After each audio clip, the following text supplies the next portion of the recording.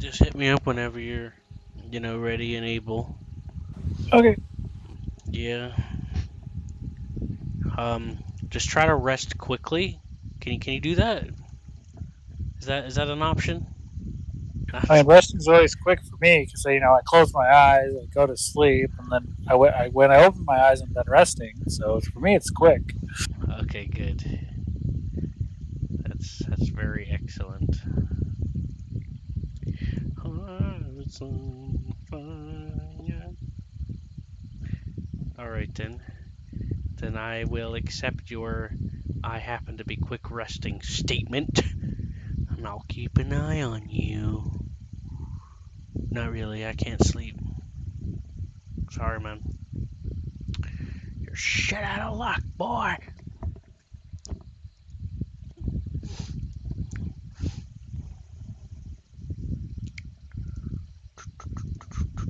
The enemy's getting closer to victory. But I'm sure you'll be fine.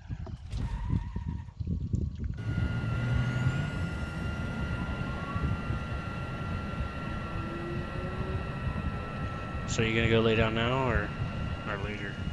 I'm already laying down. My God, this man thinks like I do.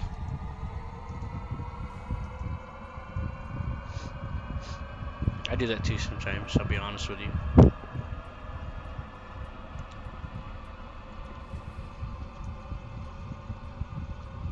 Okay, then I'll try to be extra quiet for you.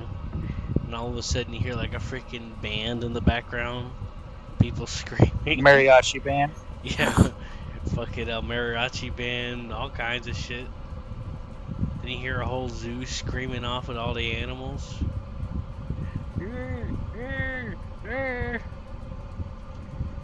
Man, I can't wait till I get out of this neighborhood. There's always police and shit across the street, and I get scared. You know, I'm scared to live here. Yeah. Always people shooting and shit.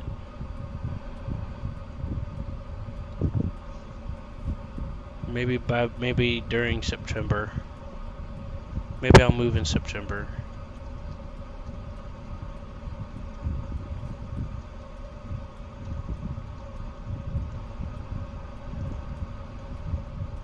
Know what I mean, Vern? Yep. Okay, good, because I don't even know what I mean.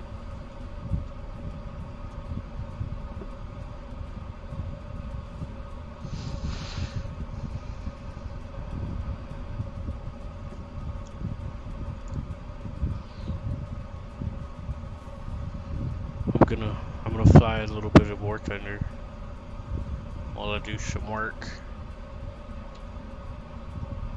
Some work, boy.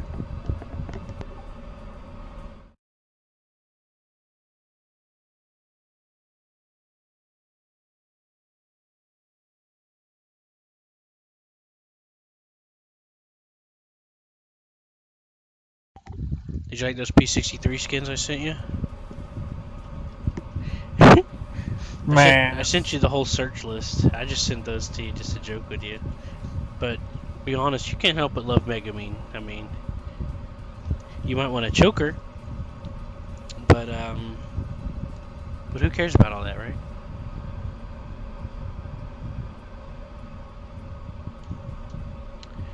Right.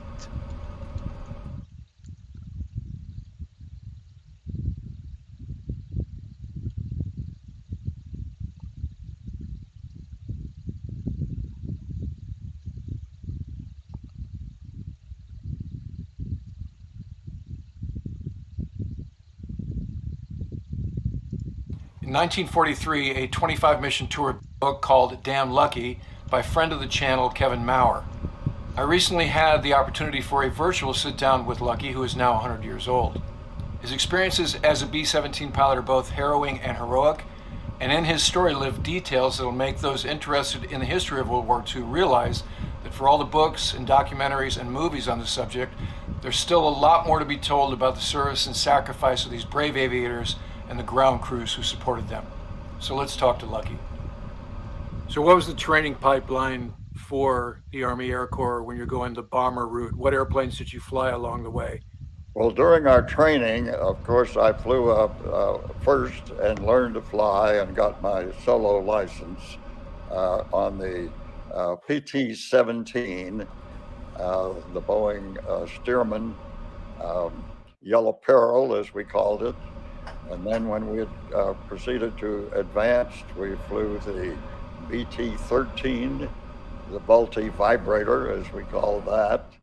And then ultimately, I was assigned to a multi-engine advanced school in Valdosta, Georgia, where I was captain of the class and flew Beechcraft AT-10s.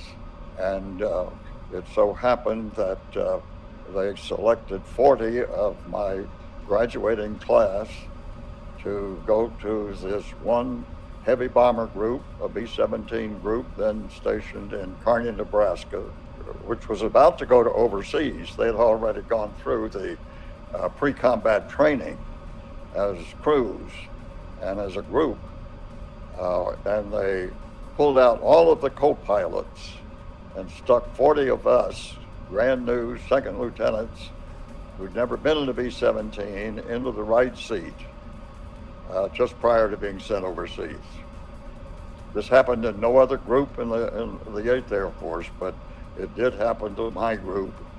And ultimately, out of that 40, only 4 of us managed to do a combat tour. Let's talk about your cooling your heels in, was it Gander, waiting to do the translant, and what happened to the guy who was supposed to be the pilot, and so forth.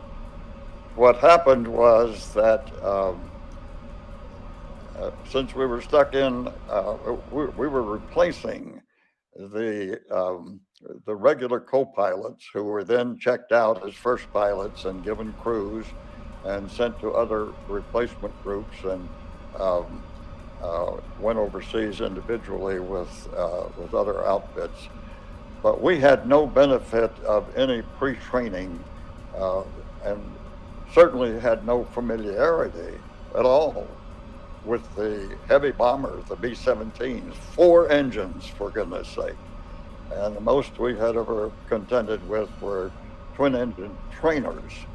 And so we were in the uncomfortable position of having to learn our position on the job. And therefore we were totally dependent upon our pilot to train us, not only as co-pilots, but as members of his crew, because as a co-pilot, you were second in command of the 10-man crew on a B-17. If the pilot was incapacitated for any reason whatsoever, the co-pilot became the airplane commander. And therefore he was responsible for 9 other lives in addition to his own. And that's the way we proceeded overseas.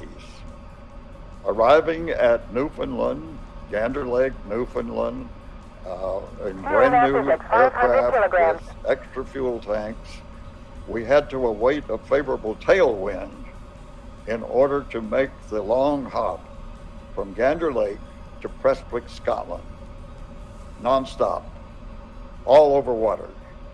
That was in a B-17, approximately 12 and a half hours. The normal range of a B-17 was about 7 hours. We had to await the weather, and as we were doing so, the pilot of my particular crew, none of which had really fully accepted me as the substitute for their usual pilot, co-pilot, because they were very, very fond of him, and particularly the navigator and the bombardier. So as we waited there, this pilot, who was not really a warm, fuzzy type, he rather reluctantly gave me some opportunity to train on the aircraft, make 1 or 2 landings, and given me some instruction as to the systems of, basically I had to teach myself what my position on the crew was. And He got a little bored one night, so he went across the base and proceeded to shack up with a British WAF and ended up in the hospital with a raging case of venereal disease. During 4 years, the only thing that they had to treat that with was sulfa. So he was flat of his back for 2 weeks, being dosed with sulfa. And as a result, the rest of the group proceeded, when the winds were favorable, to go ahead and make their long flight over to Scotland and arrive safely. None of them were lost. But we sat there as a single crew, twiddling our thumbs, playing cards, and bored stiff, waiting for the pilot to recover. Once he did and was finally released, he was so weak from having been hospitalized for 2 weeks that he couldn't stand up. And so we literally had to load him into the airplane. And he said, well, Lucky, I guess you're going to have to fly this bird because, you know, I can't. So I called the navigator and the bombardier together, and I said, now you guys have never accepted me as a member of the crew, but you now have to rely upon me to get us to combat.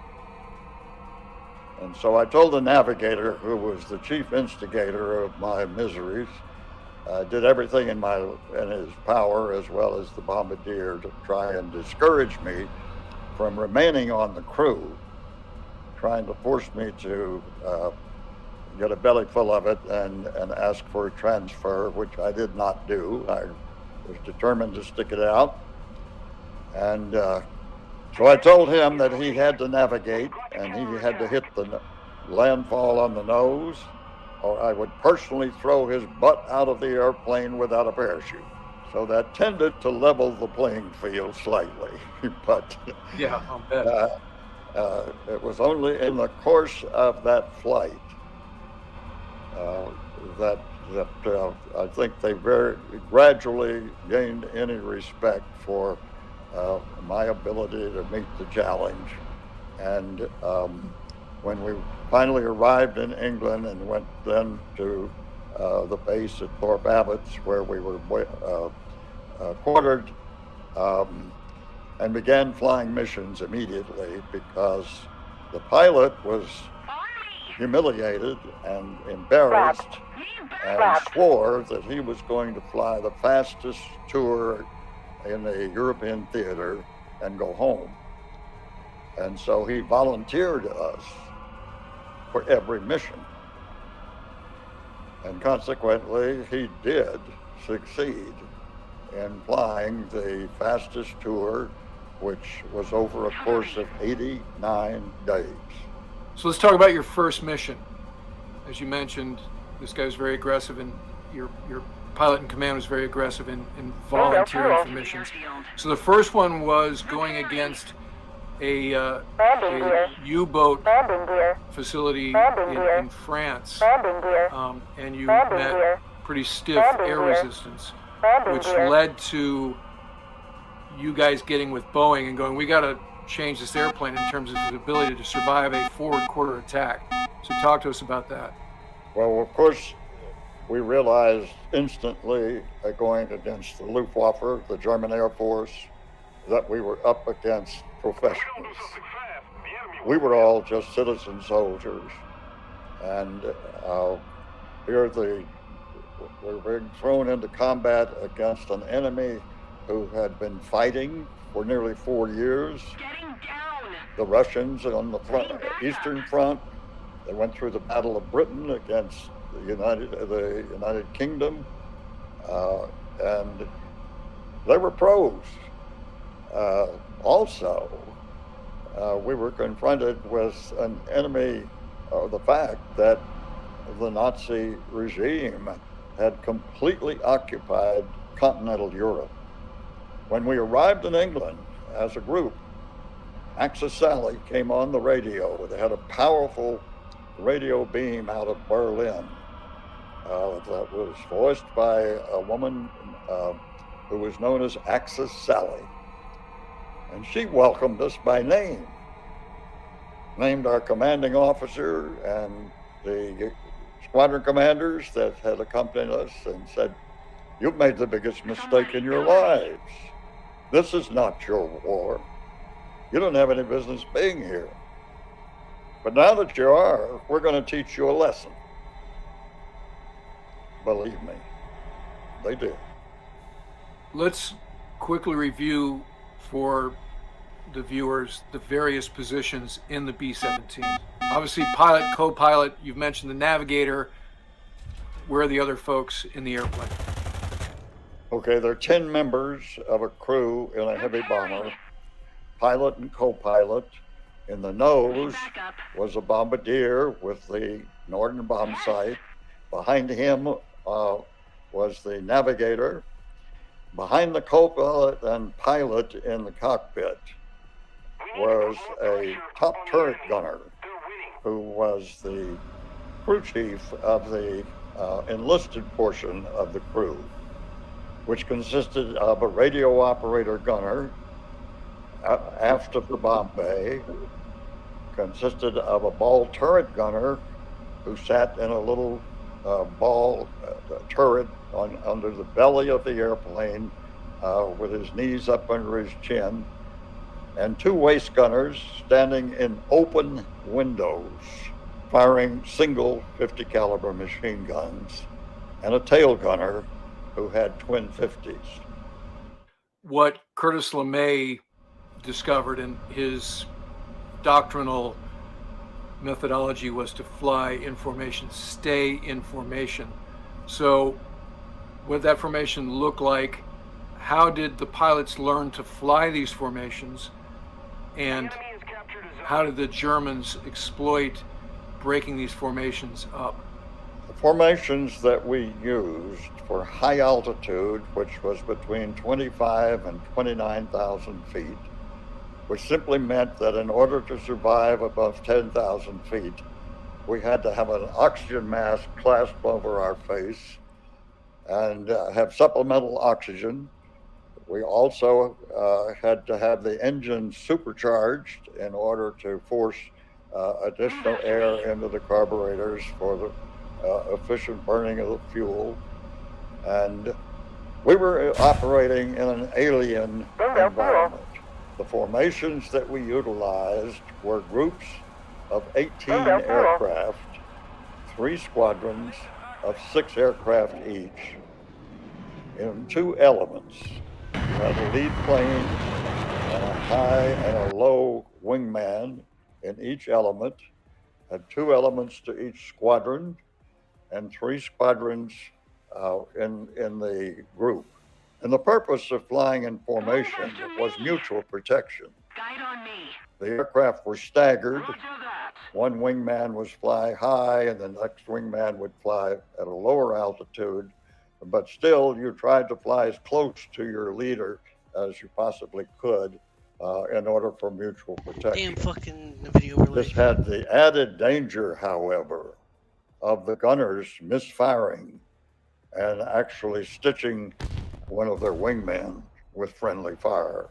The technique the Luftwaffe utilized, which was most effective, was to get out in front of the formation, just in line abreast. Me-109s, Focke-Wulf 190s, Me-110s, which were rocket ships, and they would fly directly through the formation, flying chicken.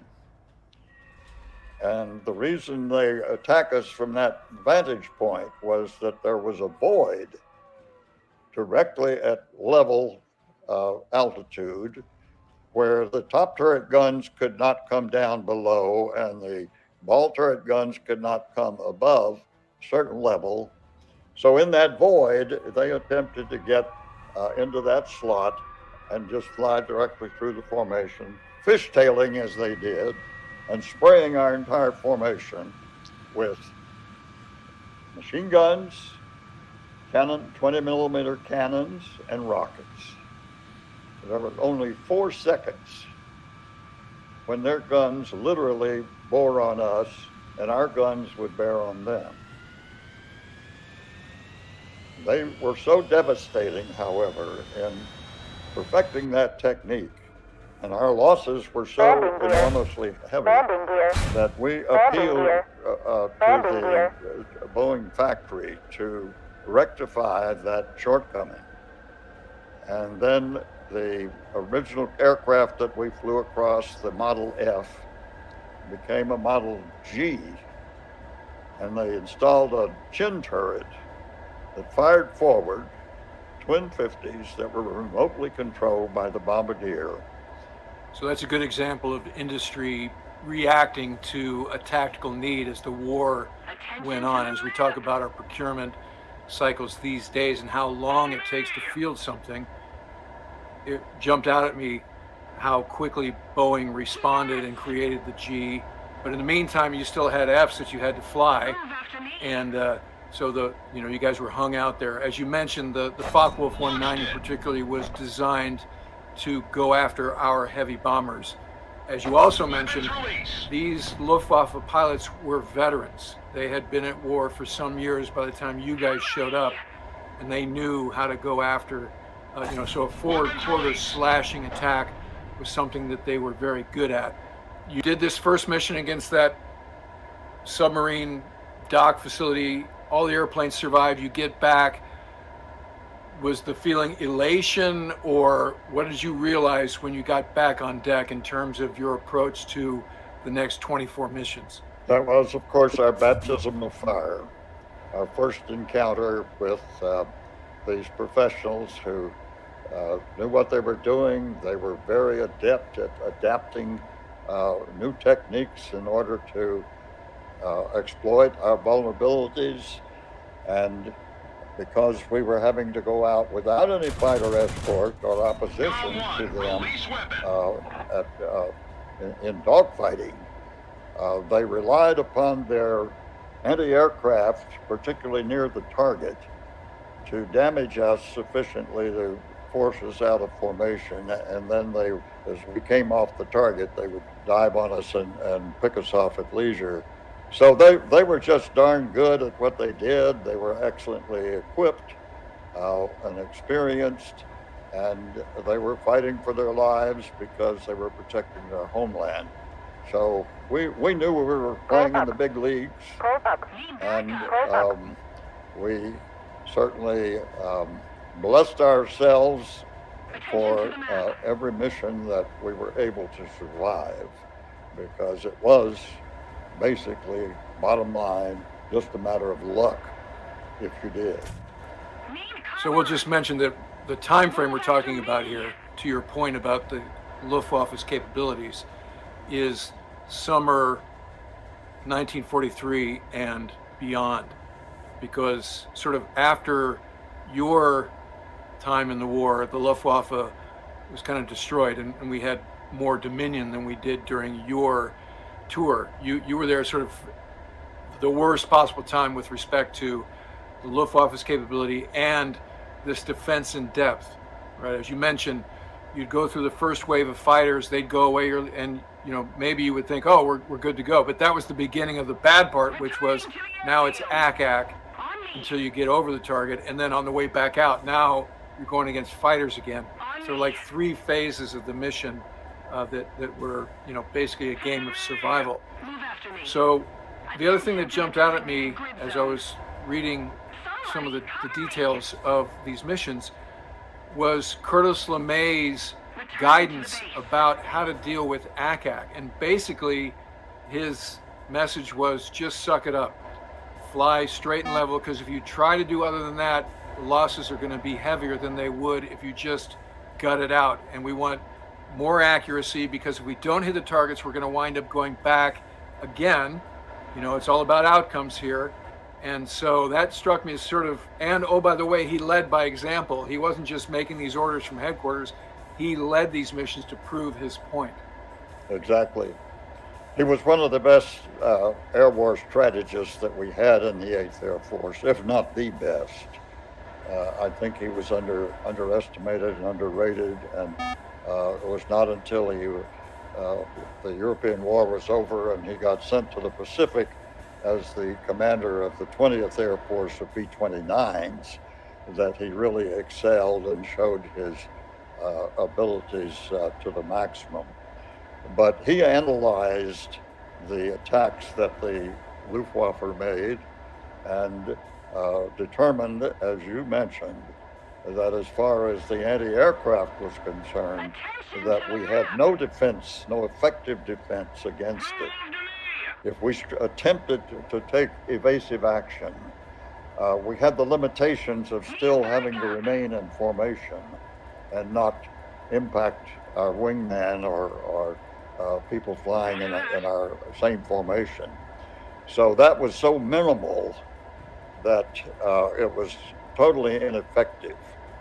If, however, the leader or the command pilot of the formation could detect the volleys of anti-aircraft fire that were coming up, they would box us in, and their anti-aircraft was radar controlled, so it calculated automatically our path, our direction, our altitude, and firing of the missile, and it was electrically fired. So all the anti-aircraft defenses that the Germans had just required Hitler Youth to load the darn guns. They were fired almost automatically. And if our commander in the formation could determine where that heaviest flak was coming, because from the time a missile was fired and it reached our altitude of 5 miles up, was about 45 seconds. So we could vary our course maybe a degree or a half a degree and maybe avoid that predetermined volley. So LeMay figured this out, and he said, you just fly straight and level and follow your leader, because your attempt to take any evasive action or defend yourself is useless. And he proved that by leading us and proving it in the air. He flew some of the worst missions, and so he didn't say, well, this is what I determine to be the best tactic, and you go out and prove it. He went out and proved it himself. So one of your chapters is called You're Already Dead. And so that's kind of the attitude you got to have to fly straight and level when you have ack-ack, flak all around you, instead of your impulse, which is to take evasive action. So I guess there's some sort of zone you get in, in those environments. It's sort of like, okay, it's all gravy now. Whatever happens, happens. Now, you flew at least one mission, not as the co-pilot. You were the tail gunner. Talk to us about how that happened, what that experience was like, and then what happened on the backside of doing that. They developed a policy that when your crew was designated as the lead crew of the formation, the co-pilot would be replaced by a command pilot who would be in charge of the entire formation. The pilot was continued to be the airplane commander, but his co-pilot was then in command of the entire formation. The co-pilot that he replaced then was put in the tail of the lead plane. Now you take a trained pilot out of the cockpit and put him in a tail gun position, never having fired a 50 caliber in his life, and expect him to defend the tail of the aircraft? He ostensibly was the fire control officer for the entire formation. But what the idiot that ever came up with this idea neglected to take into account was that the tail gunner had no contact with anybody else in the formation except his pilot over the intercom. And if he saw an attack coming in or saw some dangerous situation developing, as the so-called fire control officer, he would have to call the pilot, relate the facts to him. The pilot would then have to switch channels and radio to the rest of the formation. By that time, the danger was dissipated. A different situation altogether. In my case, I'd never fired a .50 caliber in my life. The gunners had to load the guns, and they showed me how they had a little stick and pin sight to aim those twin caliber 50 caliber machine guns. But what they didn't tell me was, for Pete's sake, don't freeze on the triggers because you'll burn out the barrels, which I proceeded to do the first time we were under attack. So I sat there for that entire mission with burned out barrels, a knot on a log, and said, for goodness sake, you didn't train me to do this. You trained me to fly the blasted airplane. And to put me in the tail is asinine. So I'm not getting in the tail again. Here are my wings. You court-martial me, you do whatever you have to do, but I am not a tail gunner. So they said, okay, you'll have to sit on the ground when your crew leads the formation. I said, I'll be glad to do that. Consequently, I did, and therefore, when that crew that I flew 21 missions with completed their 25, I, of course, still had 4 to go. And my worst mission was the following mission, my 22nd, when I went to Bremen. So before we get to those, the balance of the missions required, just want to put a finer point on some of the things you bring up in the tail gunner position, because you and I are both tall guys. And so when you're describing what it took to cram yourself into the tail gunner's station, I got claustrophobia just thinking about that. And then we were talking about the OJT, as it were, with your transland, where you know your pilot's still getting over gonorrhea, and so he's like, you got it, right? So hey, here we go, tailwind, fully loaded airplane, you make it to Scotland. Same drill here.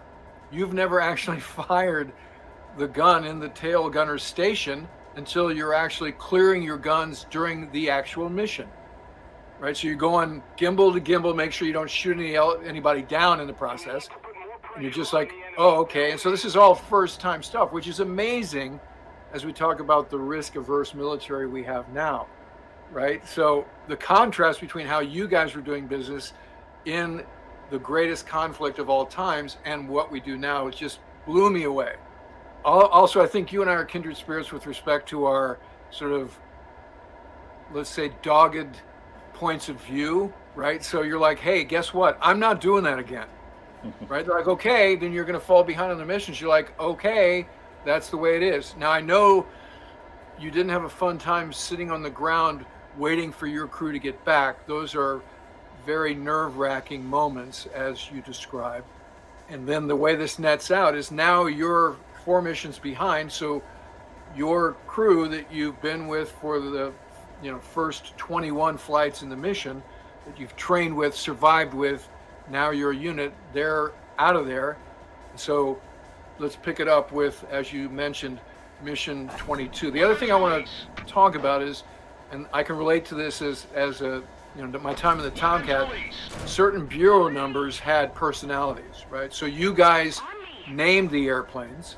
Well, of course, we did tend to name our aircraft if we were assigned one as a crew.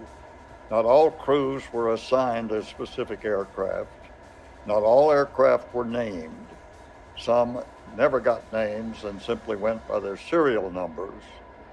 But if you had a particular aircraft and a crew chief that maintained it, you certainly were very fortunate because you understood the idiosyncrasies of that particular piece of machinery, and they did have some different characteristics, tendencies that were maybe subtle, but they nevertheless could make the difference between your understanding what you were dealing with and your ability to survive the missions.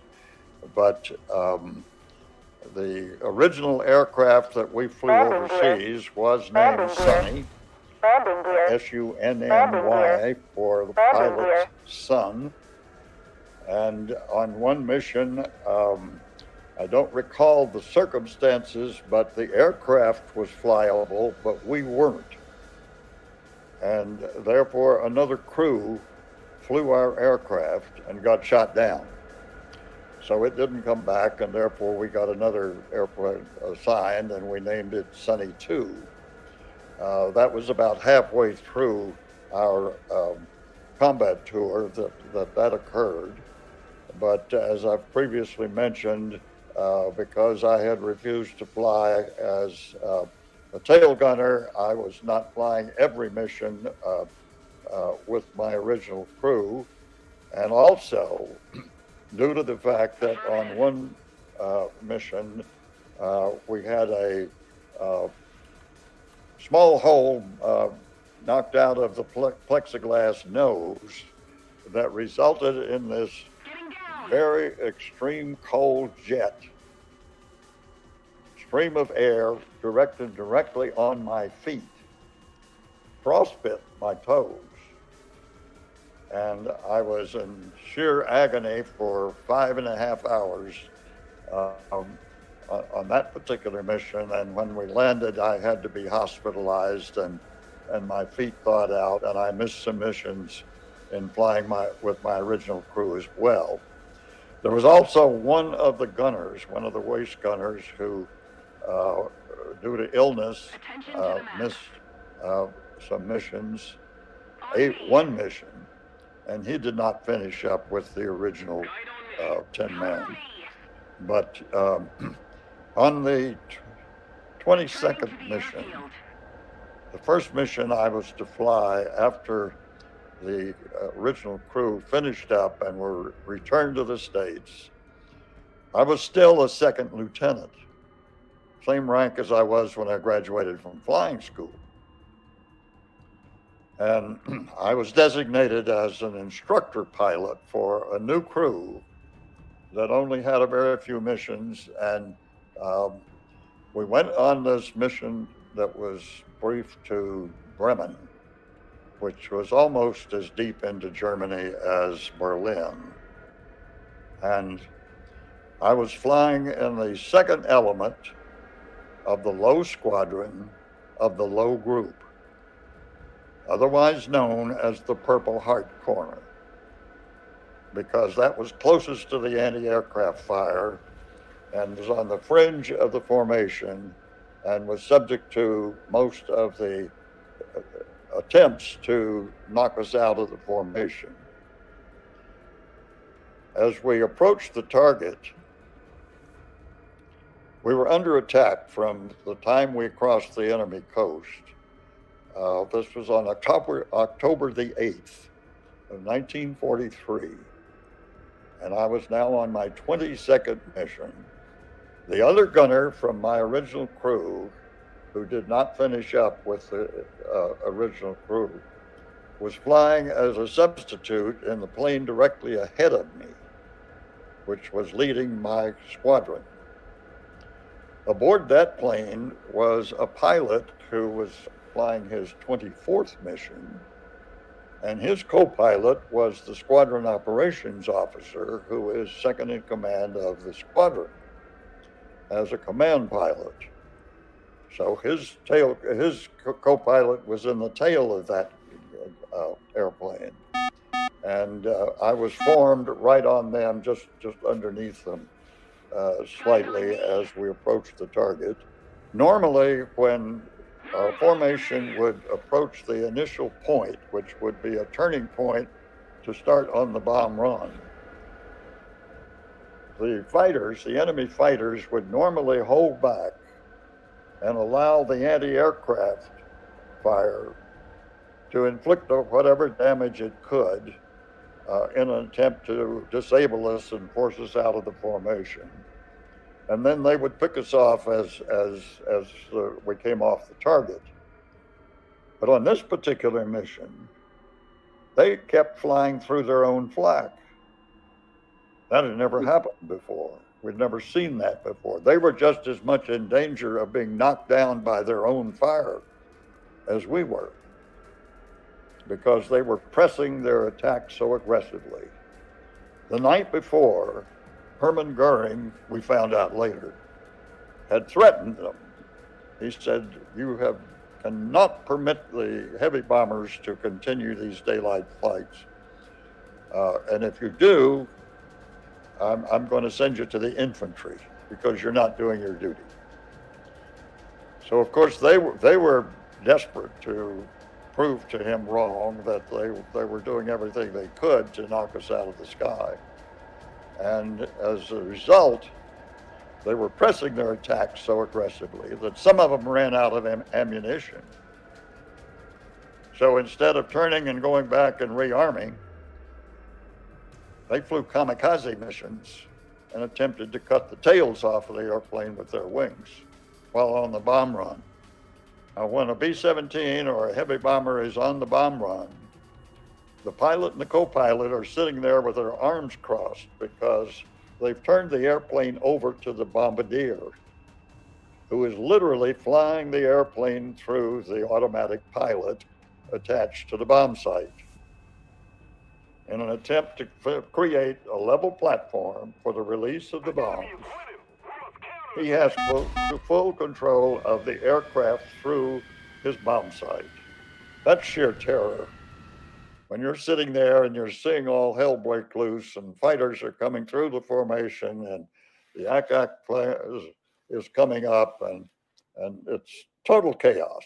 It's just a horrific position to find yourself in, and you wonder how in the world you ever let yourself get in that spot in the first place. So as you mentioned, you guys are flying an unpressurized airplane upwards of 29,000 feet. You discussed some details that maybe folks had never thought about, which is, right, you guys are urinating into condoms and then tying those off, and at altitude they're freezing, and then as you descend they unfreeze, and so if somebody didn't tie it off right, then that can be kind of a mess. And you also mentioned that if you had to take a dump, you just did it in your sheepskin suit, right? Which wasn't a problem at altitude because it's frozen. But then when you get down, all of a sudden it's like, oh my God, who stinks, right? So these are sort of the details that I've never seen before. And it's the sort of grisly facts associated with what you guys were doing day in and day out. As you mentioned, hypoxia, huge threat. You're wearing O2, that those lines would sometimes freeze up. You mentioned frostbite, and you experienced frostbite. And then when you warmed up, it was painful to kick the rudder pedals, to try to land the airplane was like agonizing pain. This is the kind of thing that you were having to do just to get through a mission, never mind getting shot down by a Focke-Wulf or a Messerschmitt. Number one was the extreme cold that we endured at high altitude because we were unpressurized. We were operating in temperatures of minus 50 to 60 degrees below zero Fahrenheit. And that so severely impacted our ability to function and to do our jobs that it was, and you can't really convey that in a narrative form. But we did that for hours on end. And that really impacted our ability to operate. And ironically, when you're struggling to remain in formation and you're fighting the elements and you're fighting the fighters and the ACAC, you suddenly find that you're perspiring profusely. And that perspiration freezes instantly. And the moisture in your oxygen flow becomes ice crystals. Move after me. And so you're having to break those up to keep the oxygen flowing, or you're not going to survive. You do that with one hand and you fly the airplane with the other. You can't really convey that either. The other thing that I think is impossible to really adequately convey is what it feels like to be shot at. To know that there's somebody out there that is going to kill you if you don't kill them. And that horror, that realization is so petrifying. You mature overnight. You mature instantly, because you're not only concerned about your morality of what you're doing and perhaps killing someone else, but your mortality is whether you're going to survive. So Lucky, more than anything else, you are the embodiment of a greatest generation badass. So thank you for telling your story here today and for coming by the channel. Well, you're quite welcome, Ward, and I appreciate the opportunity. I admire your service and envy you because you fighter jockeys have all the fun. We have the fighter attack rivalry, but thank you for what you did, because the war would not have been won without the efforts of the 8th Air Force and the other Army Air Corps units that took it to them and sustained. People forget that the largest amount of casualties the U.S. military had was among aviators in the European theater. We think about D-Day and different things like that, but there were, as we just mentioned, huge losses were taken. So you made it, and thanks for telling your story, Lucky, and be well. Thank you so much, Ward. Pleasure being with you. All right, that's going to do it for this episode. Please subscribe, like, and comment. Check the links below for merch, including details on where you can get the Punks trilogy, my first 3 novels about life in an F-14 squadron, now available both as a Kindle and an audiobook. If you'd like to help support the channel, please consider using the super thanks, the heart icon below, or become a patron at patreon.com/WardCarroll. In the meantime, I look forward to talking to you again soon.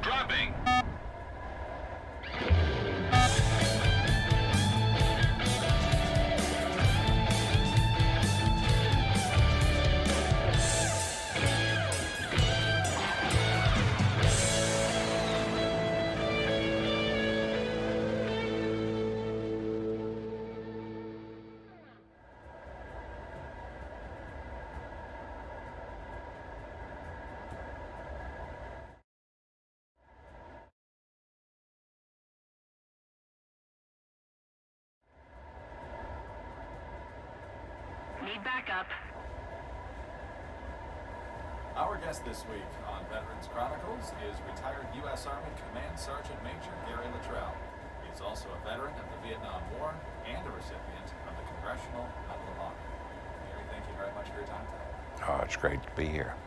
Let's start with the very first part of your story. Where were you born and raised?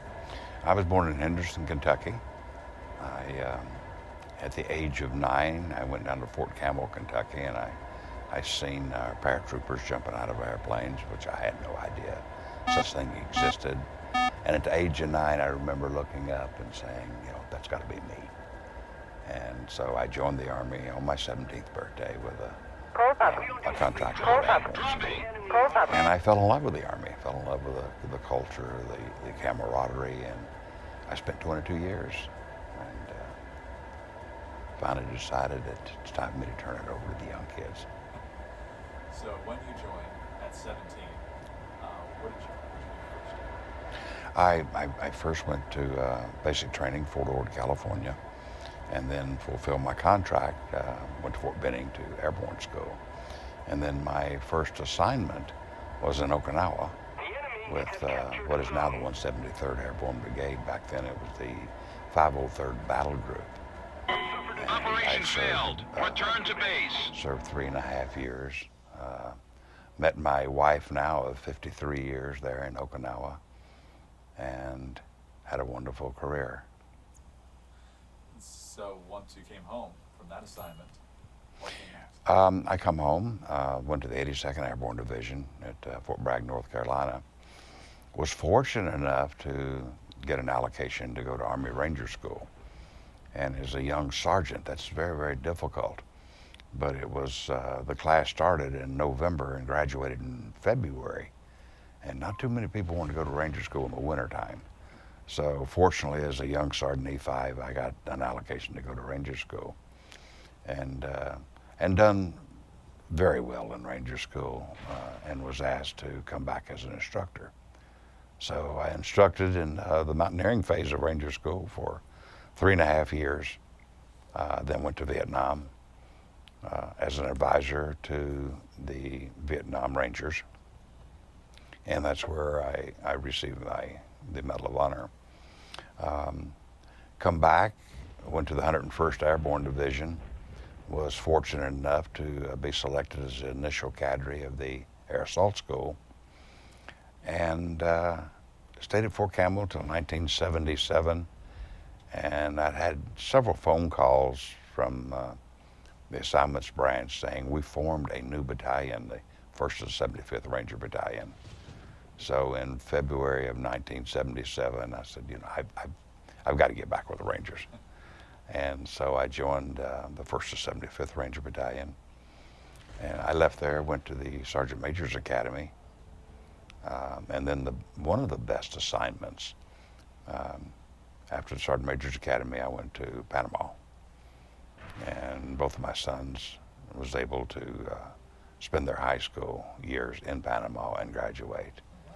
And so left there, come back to Fort Carson, Colorado, and so far away from being a Ranger that I was very unhappy. You know, I was a mechanized infantry battalion, and I was a firm believer if you can't put it in a rucksack and jump out of an airplane with it, it's too much equipment. And so I retired and started a second career with the Veterans Administration. And I retired at the Tampa VA Hospital. I was the patient advocate, and I stayed deeply involved, volunteering now with the veterans in Tampa when I'm in town and have the time. So life has been good. I had a very dysfunctional childhood. My dad left us when my mother and 3 children when I was 4 years old. My mother got killed in a car accident when I was 5, and I lived with various family members throughout. And when I went down and watched the paratroopers jump, I said, I am a nobody.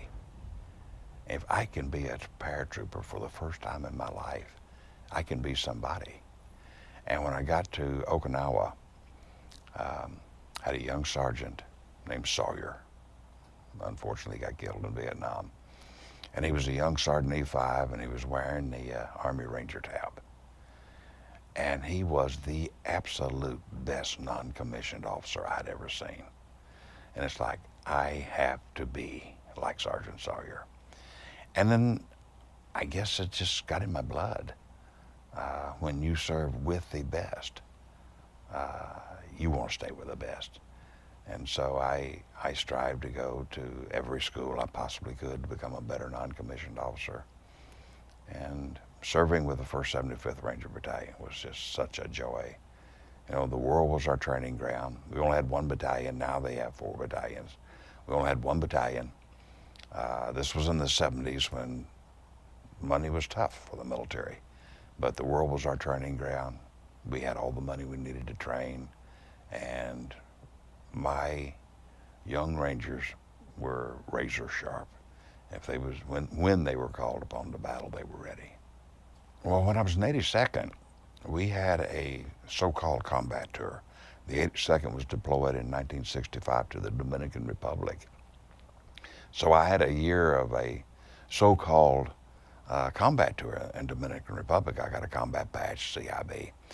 But when I was an instructor in Ranger School, all the other instructors had been to Vietnam. I had not. and just my conscience wouldn't let me live with that. I was the only instructor in the Mountain Ranger camp that had not been to Vietnam, so I volunteered to go to Vietnam. Was fortunate enough to be selected to be an advisor, so I went a year to the language school and was assigned to the 22nd Ranger Group, Vietnamese Ranger Group in Vietnam. And with a year of language school, it was just, I was widely received. And my Vietnamese group commander, Colonel Som, had gone through American Ranger School. And he remembered me from the Mountaineering Committee. And so it was just an immediate bond. And my first tour in Vietnam was an enjoyable tour, 99.9%. There's that 1% that, you always say, that wasn't fun. But I truly enjoyed it. I worked with some seriously professional Vietnamese. I was just going to ask you, what was the quality of their Rangers? Right before I got to Vietnam, I was with the 23rd Ranger Battalion. The battalion had been basically annihilated. Life expectancy of a Vietnamese Ranger Battalion was 8 months at the time, and it had been pretty much annihilated. So I linked up with a group of officers and senior NCOs. We went to their Ranger School, Vietnamese Ranger School. And so we formed the Ranger Battalion from the graduates of Ranger School. So we had a brand new battalion. And that was good with my instructor time and my friendship with Colonel Som, who I'd put through American Ranger School. It was just a perfect fit. And we started going on operations and continued to train. And 8 months later, that's when I got in the battle that earned the Medal of Honor. And by that time, 8 months, those little Rangers were in perfect fighting condition. What, in addition to the training, what was the general assignment of this unit that you were attached to? We were first ready for 2 Corps. If one of the Vietnamese units got into a situation more than they could handle, then they would call for a Ranger Battalion, similar to the Ranger Battalions, American Ranger Battalions now serving in Afghanistan. The particular mission that I got the award, the 66th NVA Regiment, the 29th NVA Regiment, and the K6 Sapper Battalion had come down the Ho Chi Minh Trail and was attacking Special Forces base camp along the border. And they had overrun a particular base camp in Dak Siang. And my battalion's mission was to move to the base camp, penetrate the perimeter, get inside, set up a reinforced perimeter, and evacuate the dead and wounded. And I got cut a little bit short. You don't move in Vietnam at night. And so we got up on a hill just short of the compound. I said, well, we'll spend the night here and we'll push forward at daybreak.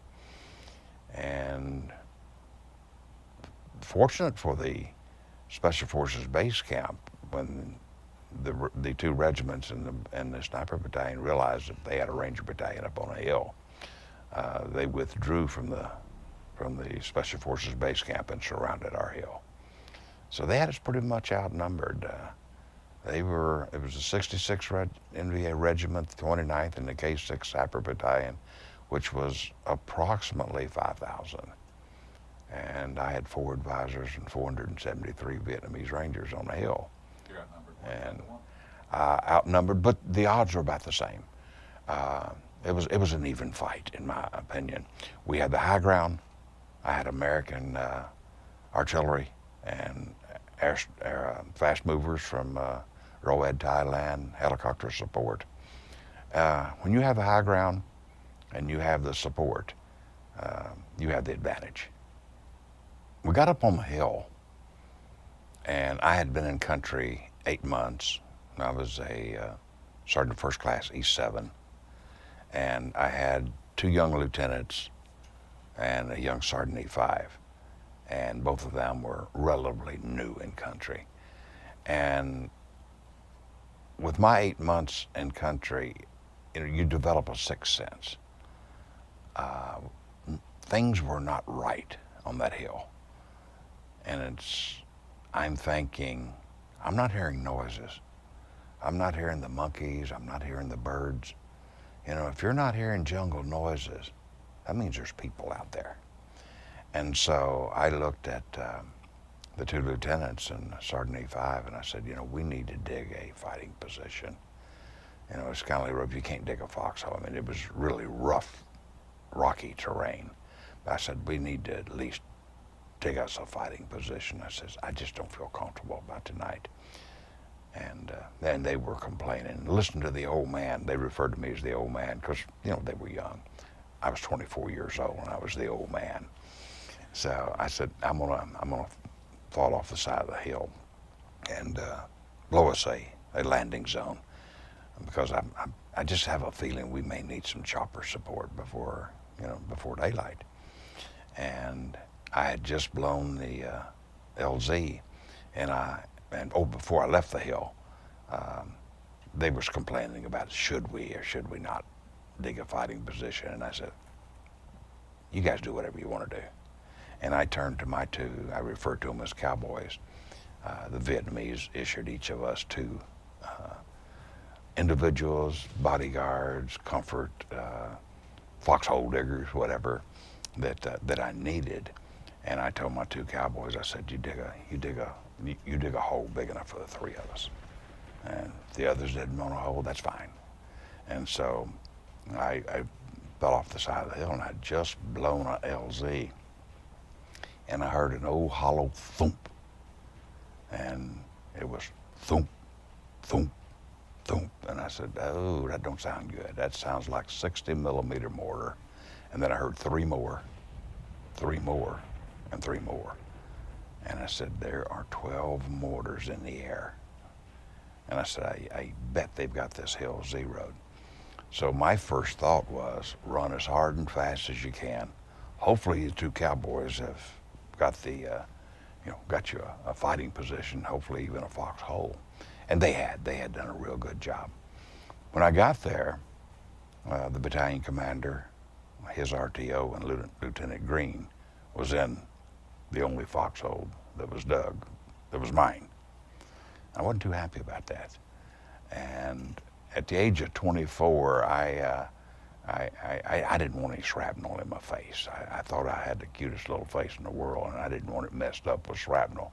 So I see this big tree, and so I go face first, body first into the tree.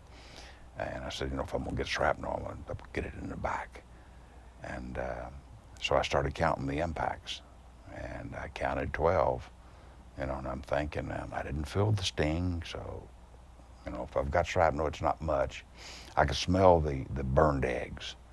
And if you're close enough to a mortar round to smell the burnt egg, it's in your hip pocket.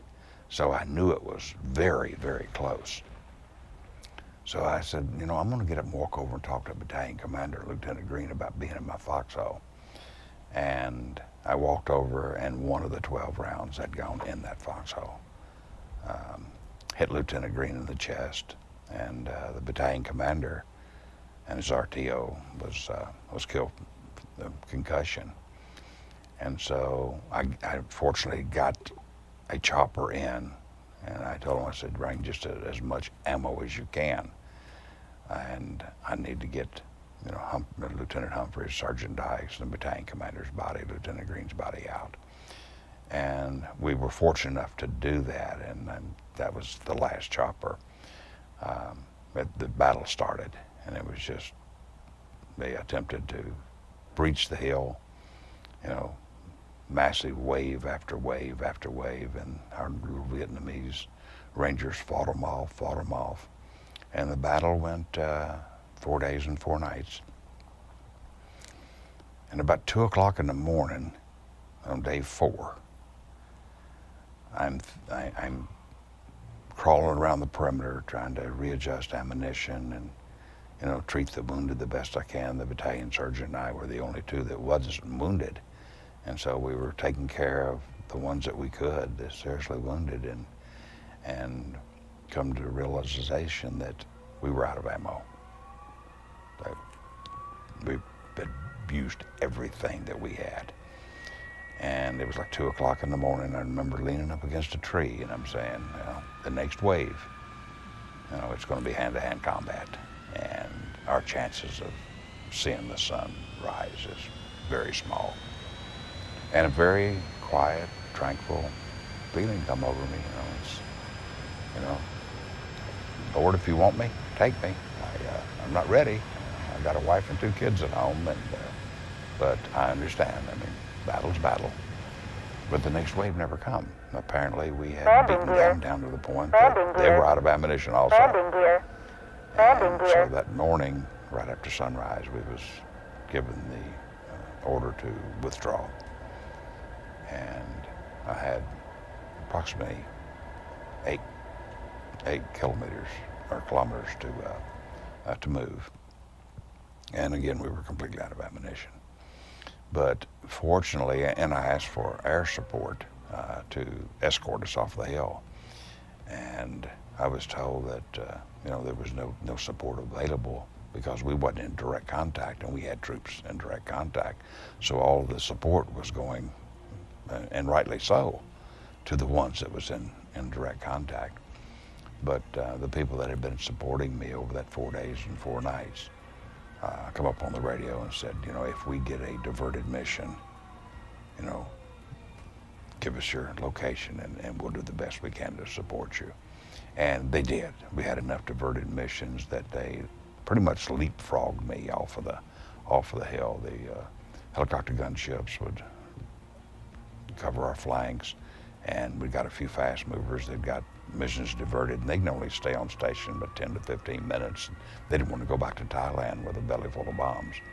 So they would literally blow me a bomb crater, and we would go from crater to crater, and we got to the LZ and got everyone in medevaced, and the next day I went over to the Vietnamese hospital and to get a head count, and we had 41 walking wounded survived the entire ordeal. And the only 2 people that wasn't wounded was the battalion surgeon and myself. And we laughed about it afterwards, saying, how did we survive?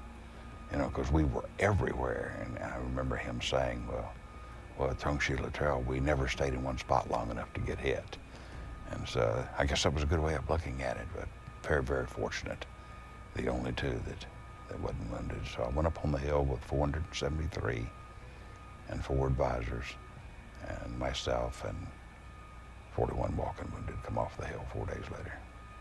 Unfortunately, at the time, the battalion XO had some psychological issues after the battalion commander was killed. And I'm calling back on the radio talking to my commander and to Colonel Som, who I had an outstanding relationship with. And he directed me to shoot the battalion commander and take command. And I said, the battalion XO, I said, no. I said, I can't shoot him. I said, I'll just ask him to stay in the foxhole and stay out of the way, which he did. And I got the company commanders together, and I said, okay, I'm the only one left here in the headquarters element.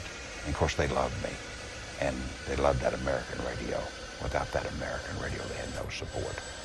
So the company commanders and the platoon leaders and the platoon sergeants all were very happy that, Colonel Som had said, basically, you're the battalion commander, rally the troops and fight through. And the trust that they gave me, I hoped I earned their trust. I hope it wasn't just given to me.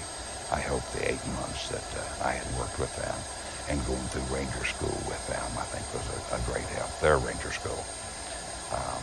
But there was no hesitation whatsoever. Pretty much I was appointed as the battalion commander, and we had a job to do. And 4 days and 4 nights later, I wish I could have brought some more than 41 off the hill, but we were credited for annihilating the 66th NBA Regiment, the 29th NBA Regiment, and the K6 Sapper Battalion. Well, we would have hot spots, I would call it, a particular side of the hill that they would try to make their advance. And so I would take the radio and crawl to that side to where I could actually see what was going on instead of, getting it relayed. And I had some issues. The fast movers out of Thailand did not want to drop the munitions close enough. They was afraid of friendly fire. Okay, and I can remember telling one, I said, you got to get it in closer. And he said, well, I can't.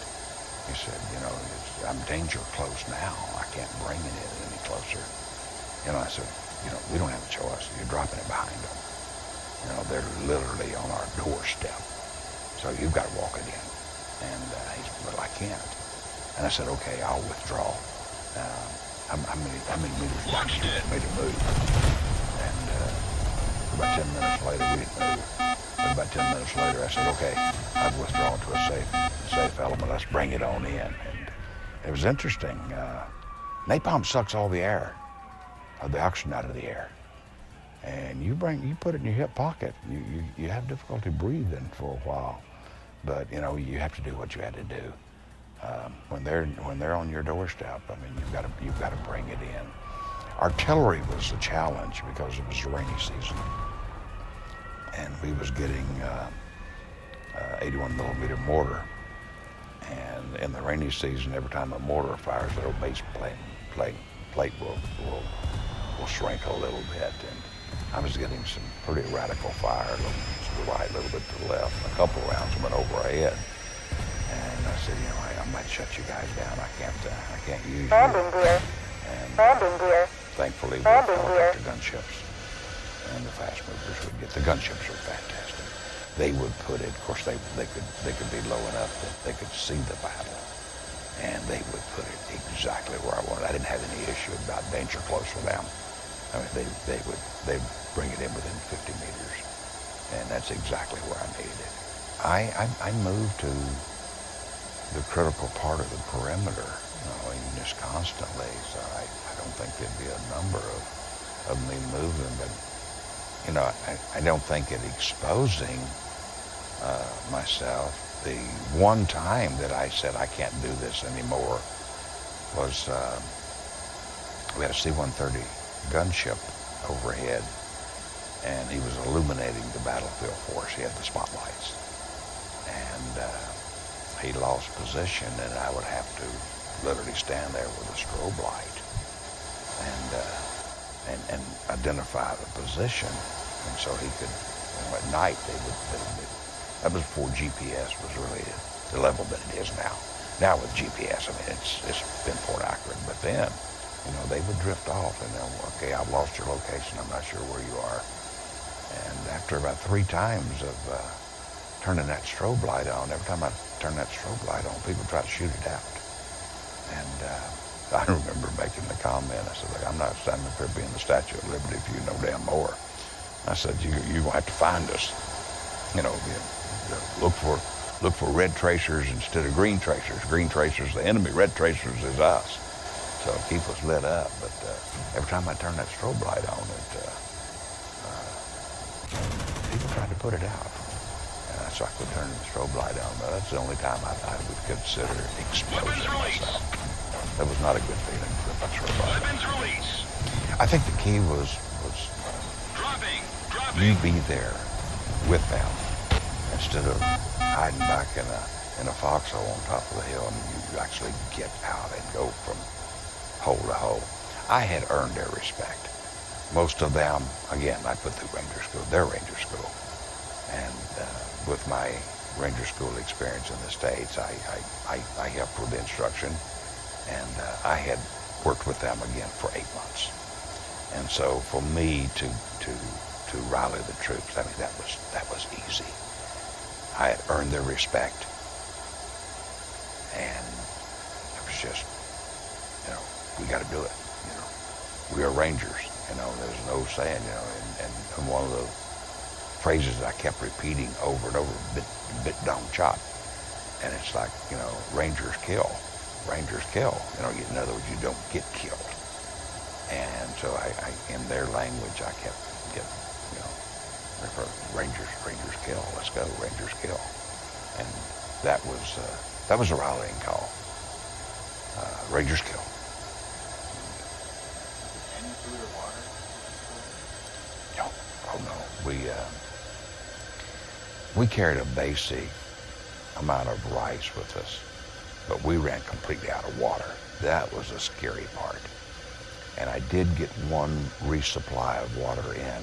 They couldn't land, but they took 155 howitzer canisters because they're sealed, they're airtight, and they would fill them with water, and they would make a low pass. They couldn't land, but they could make a low pass over, and they would kick the canisters out. And that's a little bit dangerous, You get a 4-foot canister, 12 inches diameter, full of water falling out of the sky. You gotta be careful. One of them hits you in the head and get your attention. But when I got off of the hill, my lips were chapped quite a bit because I'd been pretty much licking the moisture off of the leaves of the trees. In the morning, it's just moisture, and I guess the sap from the leaves had really irritated my tongue and lips. But no, we water was our 4 days without eating. That's nothing. Okay. We had a basic supply of food, but we didn't have time to cook it, so you can't eat dry rice. But water was an issue. I remember when I finally made it back to the LZ. Our sister battalion, the 22nd Battalion, was there, and my very close friend and roommate was advisor of that battalion. Back then I smoked pretty heavily, and I walked in their perimeter, and he had a canteen cup with a hot cup of coffee and a cigarette. And he gave me a big hug, handed me the cigarette and a cup of coffee. And, you have no idea what a cigarette and a cup of coffee would be like. You just take it for granted, okay? That meant the world to me. That was the best tasting coffee I'd ever tasted. And that nicotine was good. Thank God I quit smoking. I'm a firm believer that training is everything. And you train, and the Rangers train. Our training is as close to actual combat as you'll ever get. So I think it was my training, adrenaline, my love for my fellow Rangers. You just fight through exhaustion. And when you get tired, suck it up. Rangers lead the way. Move on. Keep charging. And so, one of the questions that people ask me is, well, did you sleep during that 4 days and 4 nights? I had to have. I don't remember sleeping. But there's no doubt in my mind that throughout that 4 days and 4 nights and during a lull and fire that I probably leaned back against a tree and caught a 10 to 15 minute nap. I don't think I could stay awake 4 days and 4 nights. But I think back and say, well, I can't remember saying, okay, I'm gonna go lay down and sleep for an hour or two, wake me up. No, that didn't happen. But I had to have catnapped because it's virtually impossible. The problem that I had, one of the problems that I had when I come off the hill was I couldn't eat. Once I got everybody evacuated, they asked me to go over to the hospital and just get a check. And I don't need a checkup, there's nothing wrong with me. But I remember getting over there in the dining facility, and they brought me out a big salad and a steak, and I'm looking at it, and I nibbled at the salad and drank the milk. Oh my God, I couldn't get enough milk. But that was the only thing I couldn't eat. After 4 days. And it took me several days to get to where I could actually eat. I weighed 132 pounds. And so it took a while to eat, and that was one of the burning memories in my mind. It's like, wow, will I ever be able to eat again? But I made it, as you can tell. I'm back to where I'm eating good now. I guess reality set in probably 2 days after the battle when and our two-star general, General Collins, invited me to his office and basically wanted to know why so many of us got killed. And so I had to basically tell the story to him that I'm telling you now, but it was the first time telling that story. And I think seeing the 41 walking wounded in the hospital that I visited, the Vietnamese hospital, then reality started to set in that, wow, this was rougher than what I thought. You know, I didn't realize all that had gone on. Then I started reading the radio telephone logs and saying things that I don't remember saying. And so reading the logs, talking with the general, giving him a debrief basically of what had transpired, then reality set in that, you know, I'm a very lucky person. I could have got myself killed. Com 1, release weapon. Weapons release.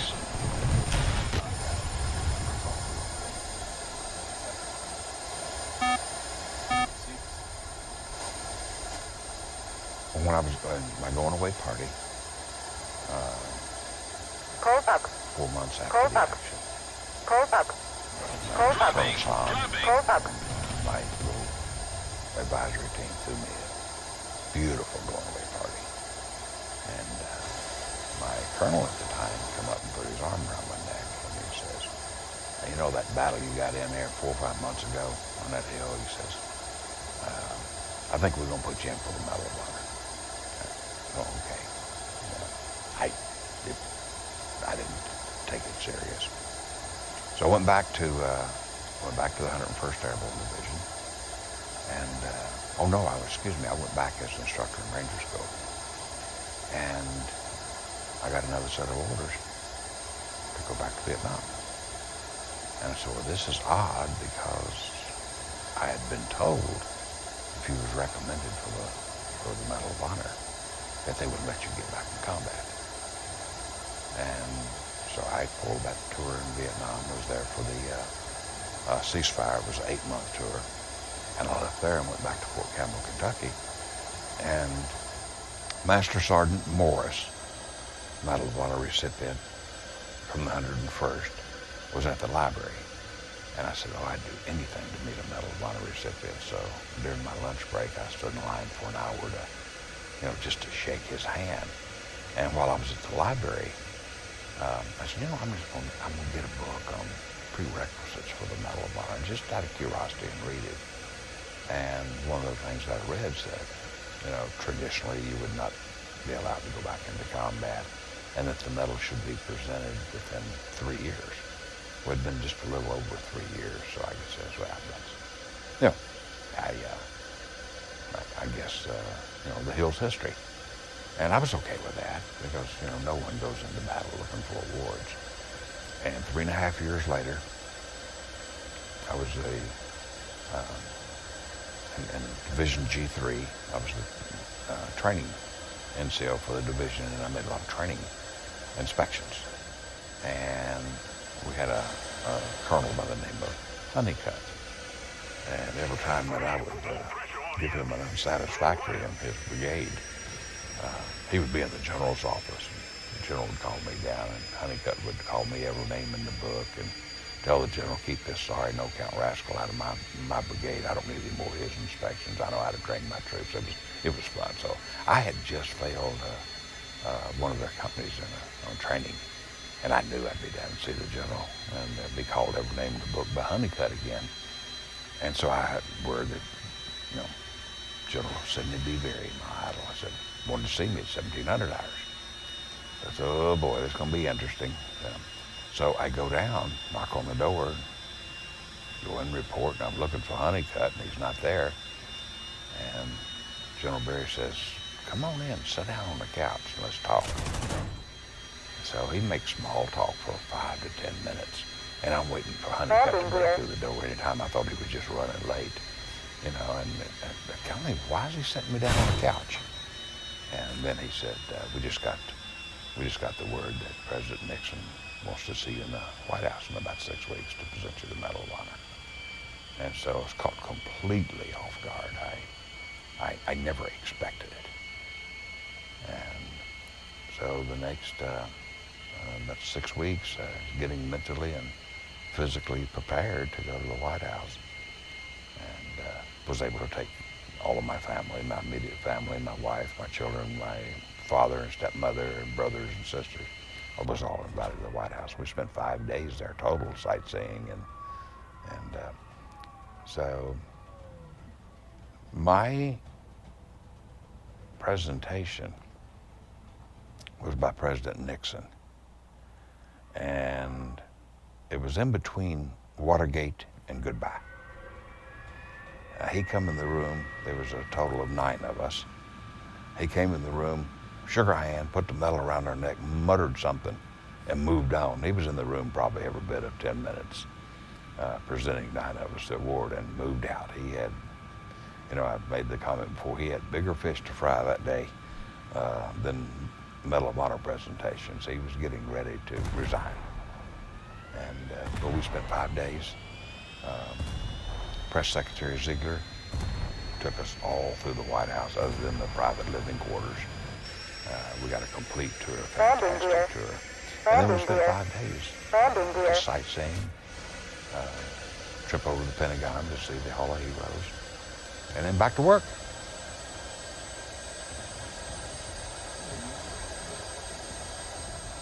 When I got the medal, I was still on active duty, and my job was to train soldiers. So I took the medal off and put it in my top dresser drawer. I tried not to let the word Medal of Honor cross my lips. I think I wore it twice, and that was when I was in dress blues. I could hear the troops talking, in the back. My first sergeant, or my sergeant major, is a Medal of Honor recipient. But it was something that it was just to me a history. And after I retired, I remember how badly I wanted to shake the hand of a Medal of Honor recipient, Master Sergeant Morris. And I stood in line for over an hour just to shake his hand. And I said, I'm depriving the troops of the opportunity. And so I took the medal out in the top dresser drawer, knocked the dust off of it, and I started touring, meeting, and this medal means so much. Every time I put it on, example this morning there in the hotel, I put the medal on, I come downstairs, and every service member, every veteran comes over, shakes my hand, and says, "Thank you, please. Can I have a picture?" And so I don't wear this medal for me. I wear this medal for those that I can be in contact with, and it means so much to them. I didn't earn this medal. I don't feel that I deserve this medal. I was a non-commissioned officer doing a job. I didn't do anything heroic. I'd done my job. But I wear this medal for those 400 plus that gave their lives on that hill. I'm the custodian of the medal. They earned it. I get to wear it for them. Couple quick questions before we let you go. When troops came home from Vietnam, this is well known. Not very well received by the public. Did you experience that? I did not. I had 2 minor incidents. 2 very, very minor. Weapons release. And I took immediate action and moved on.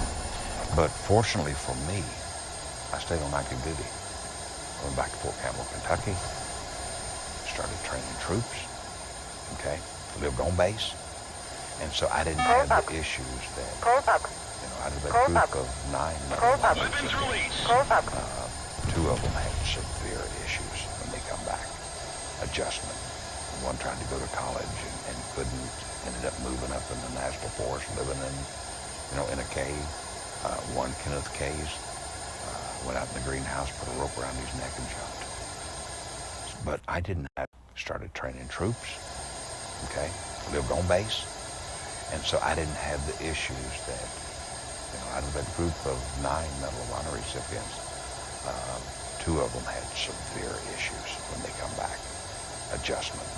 One tried to go to college and couldn't, ended up moving up in the National Forest, living in a cave. One, Kenneth Case, went out in the greenhouse, put a rope around his neck and jumped. But I didn't have those issues.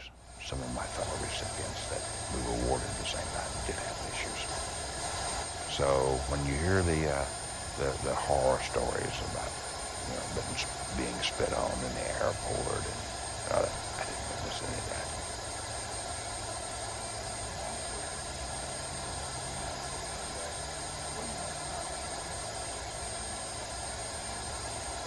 I think I'm mostly proud to say that I was in a position to where I could train troops. I've got an old saying: if you subject your troops to combat and they're not properly trained, you deprive them of their basic right to live. And I live by those principles.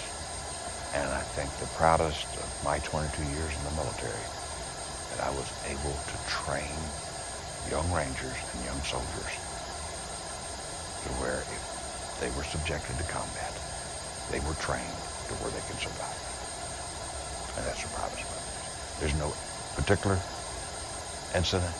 It's just an overall, I trained my troops. And very proud of that.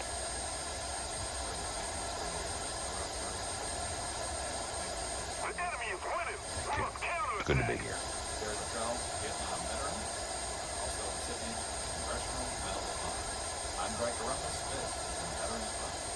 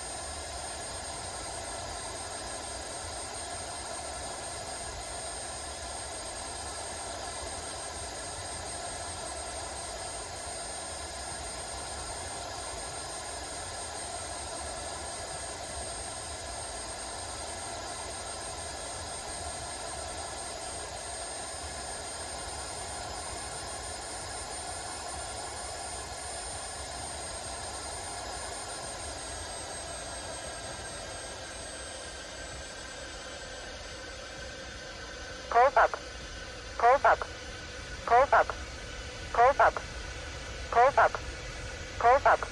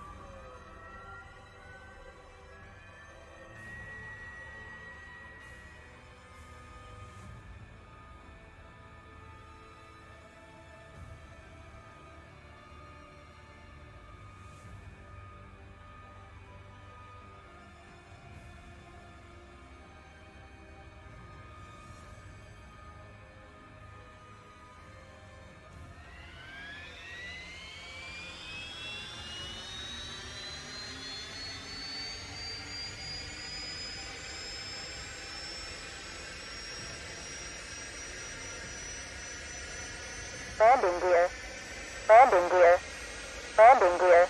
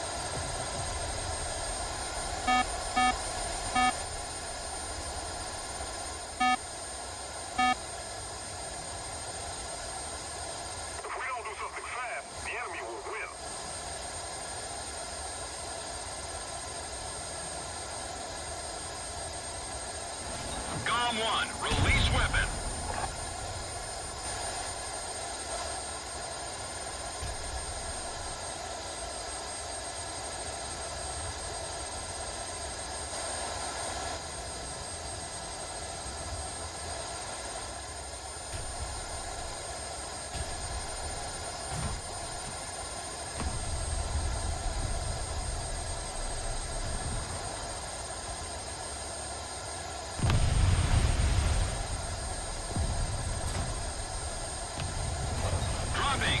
Dropping.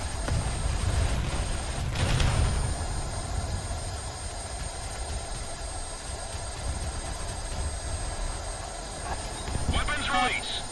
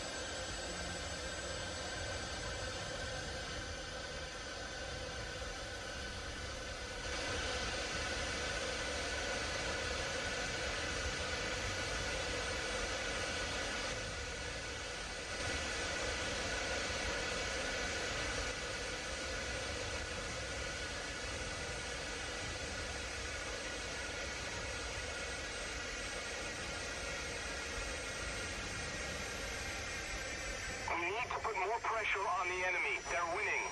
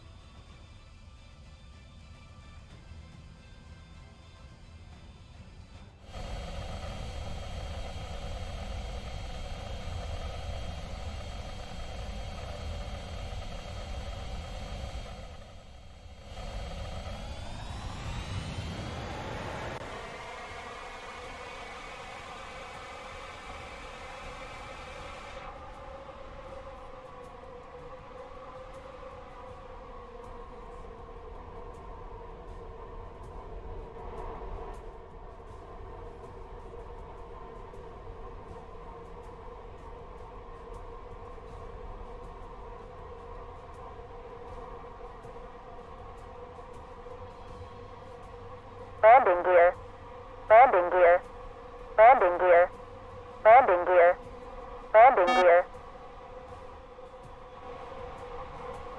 If we don't do something fast, the enemy will win.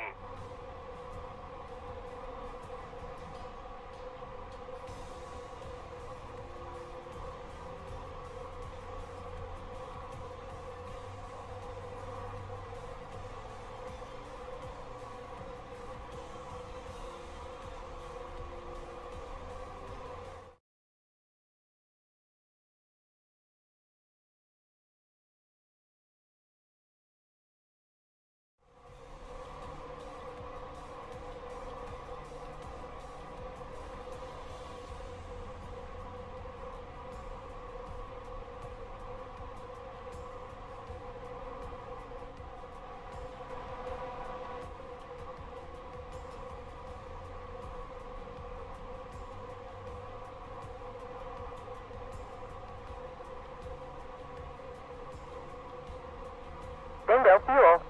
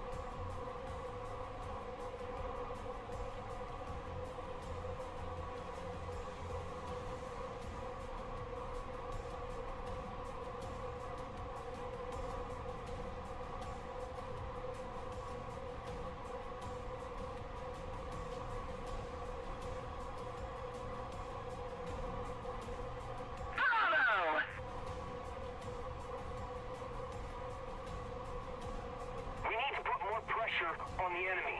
They're winning.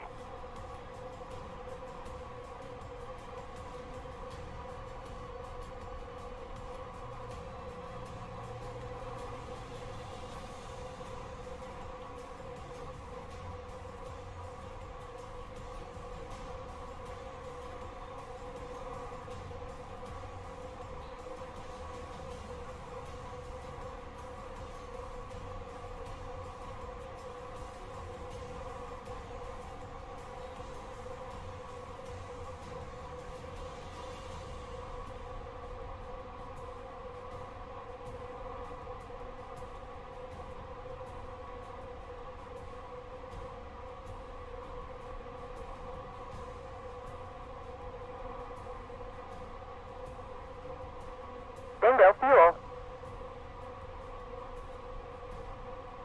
Dropping. Column 1, release weapon.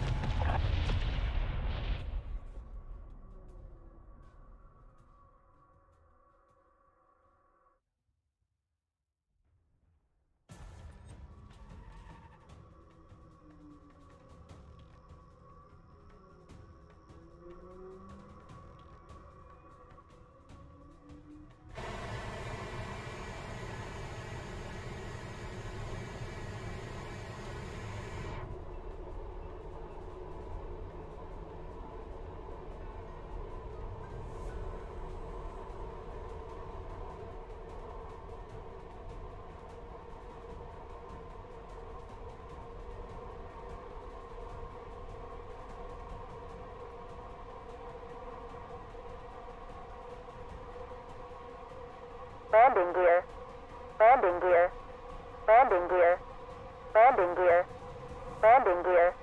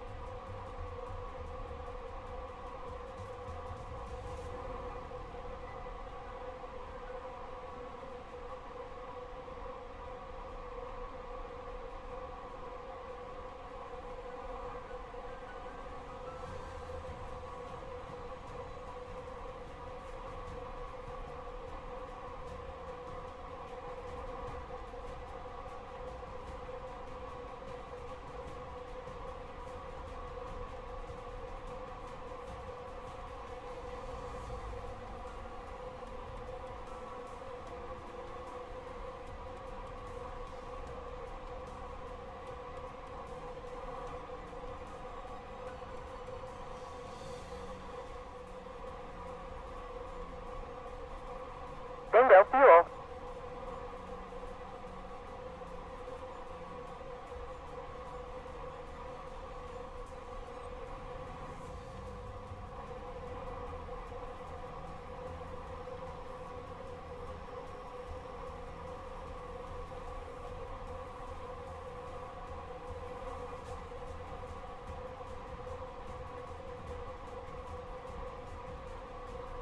The enemy is winning. We've got to counter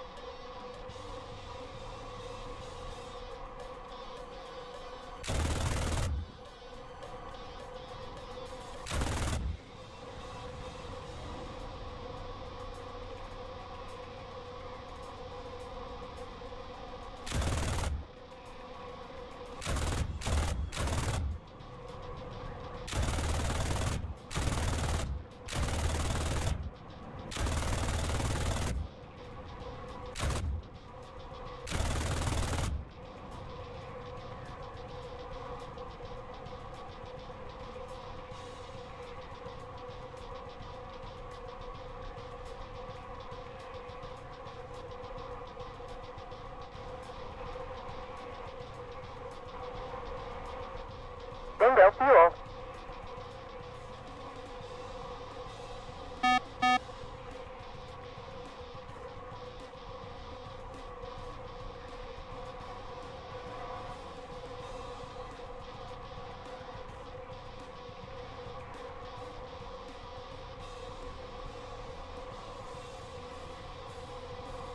If we don't do something fast, the enemy will win. Bingo fuel.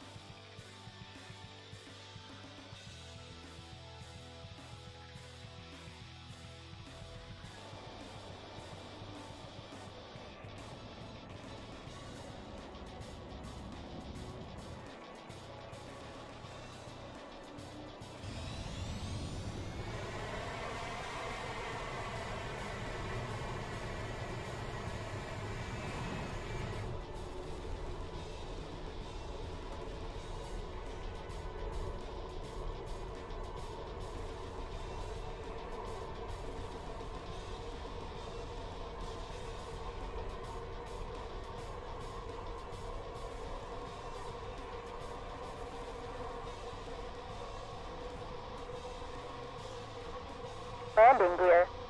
Landing gear. Landing gear. Landing gear.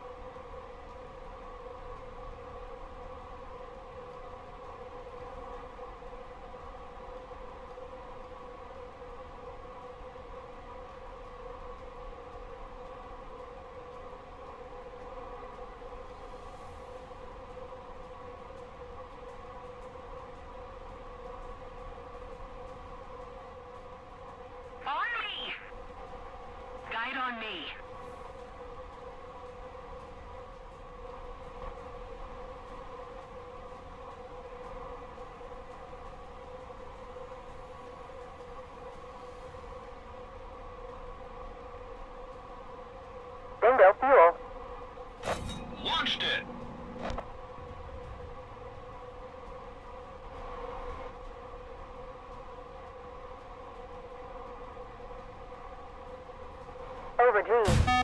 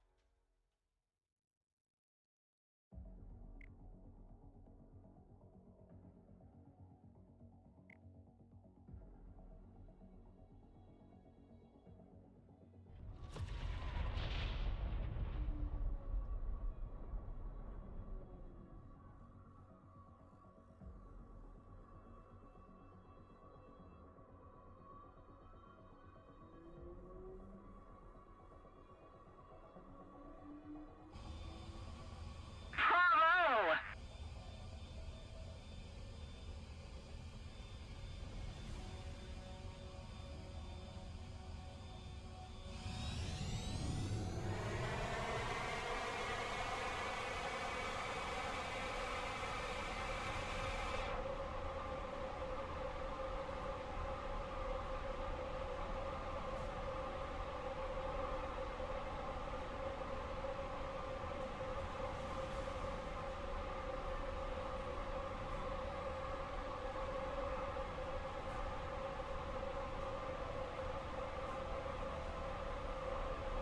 Landing gear.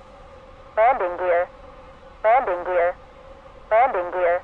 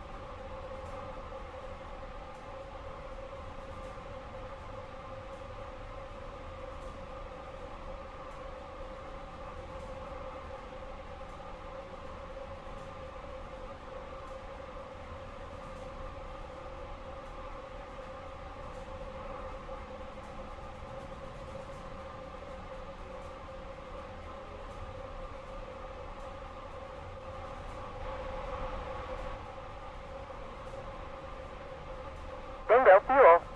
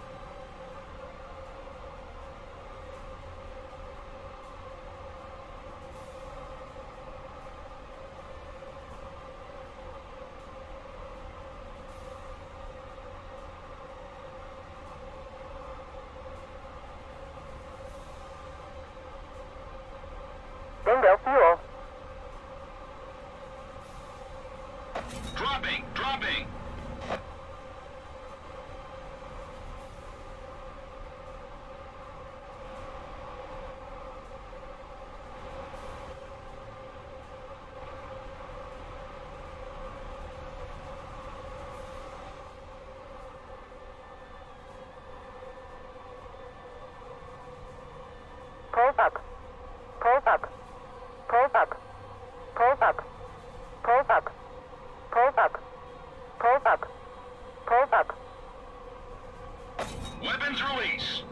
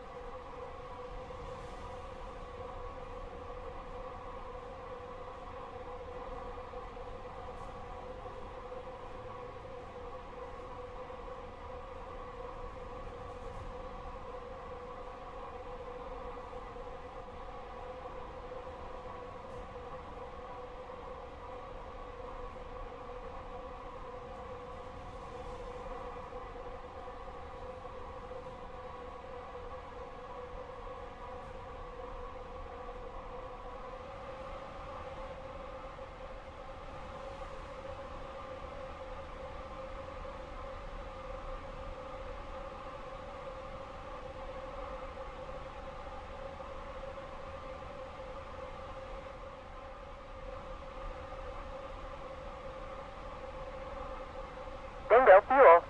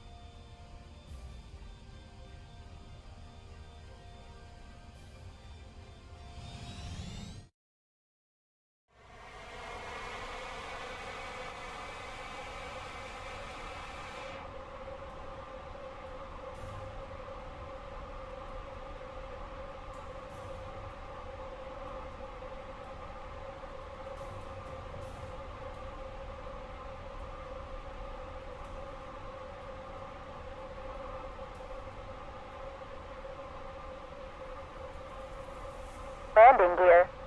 Landing gear. Landing gear. Landing gear.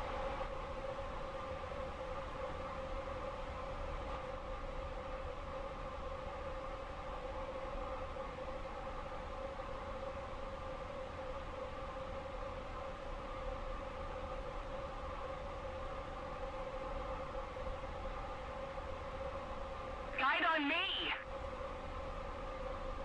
Move after me. Attention to the map.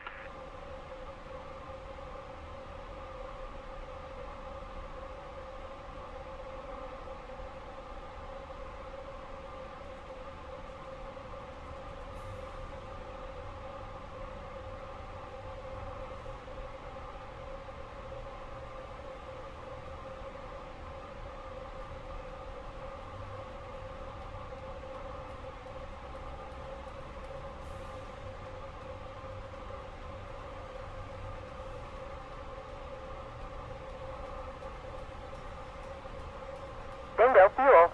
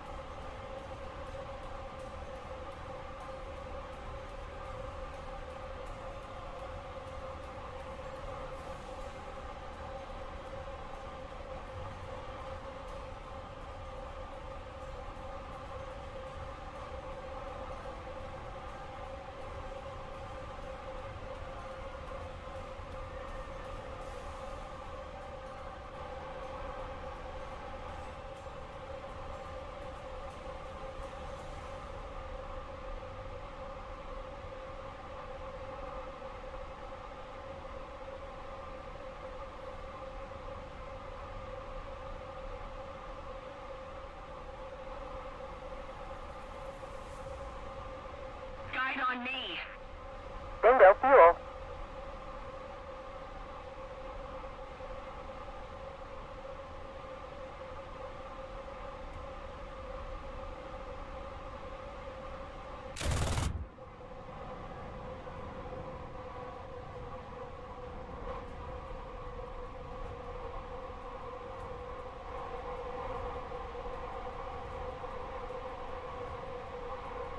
Follow me.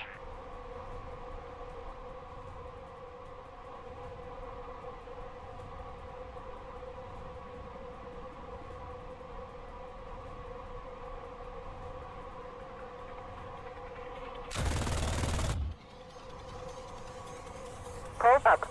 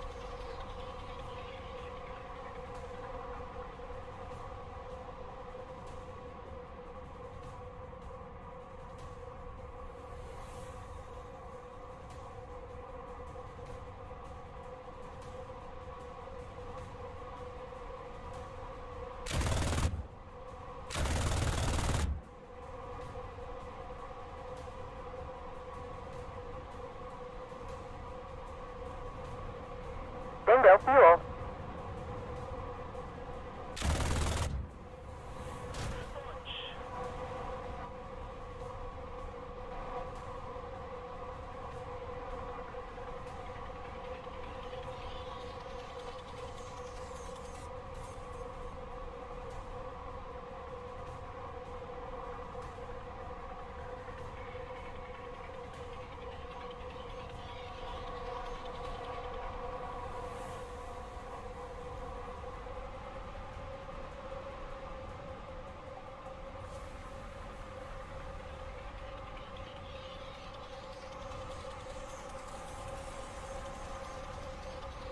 Pulls up. Pulls up. Pulls up. Pulls up.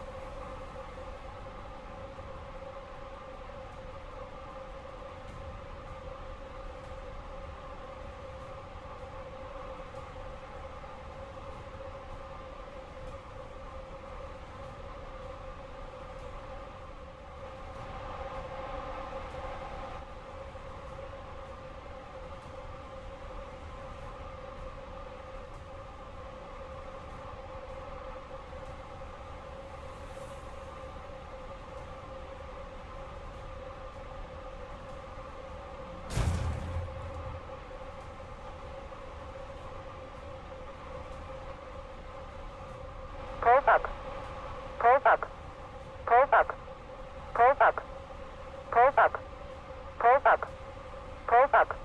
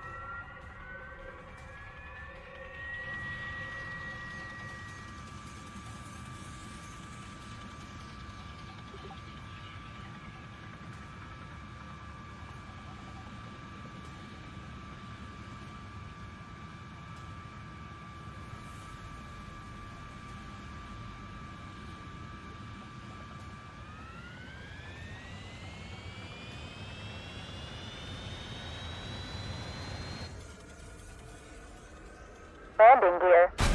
Landing gear. Landing gear.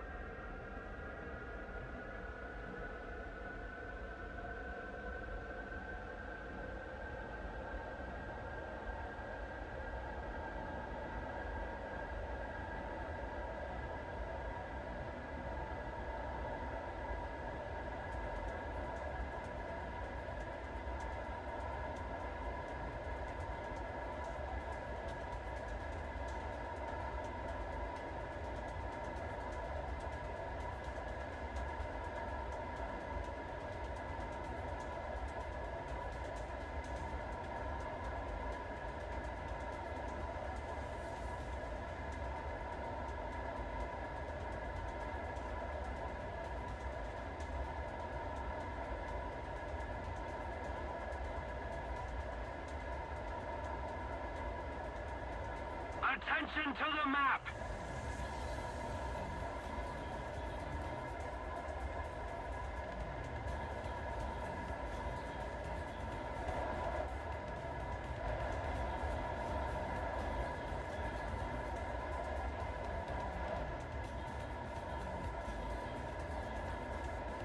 Follow me!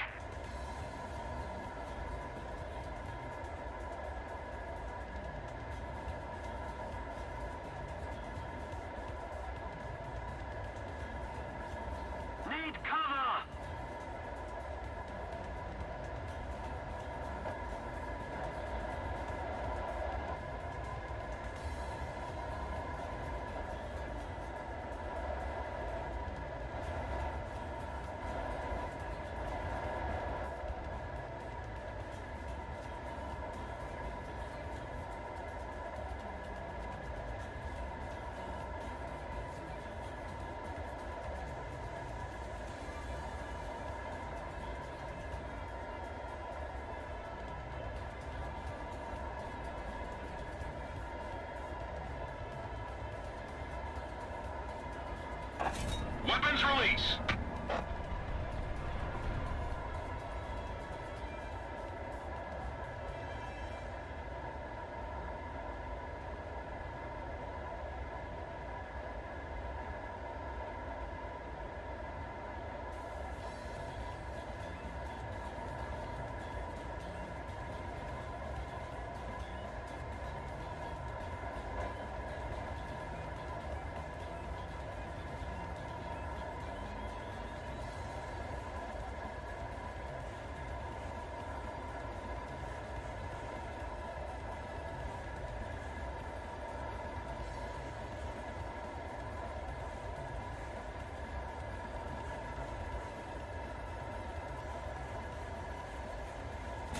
COM 1, release weapon.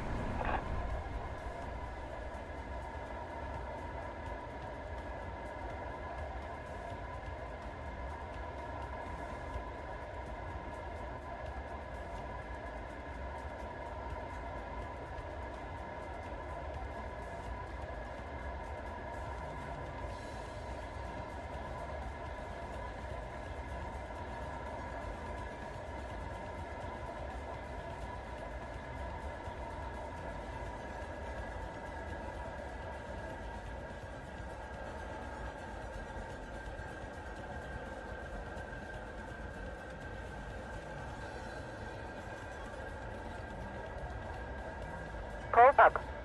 Pulse up. Pulse up.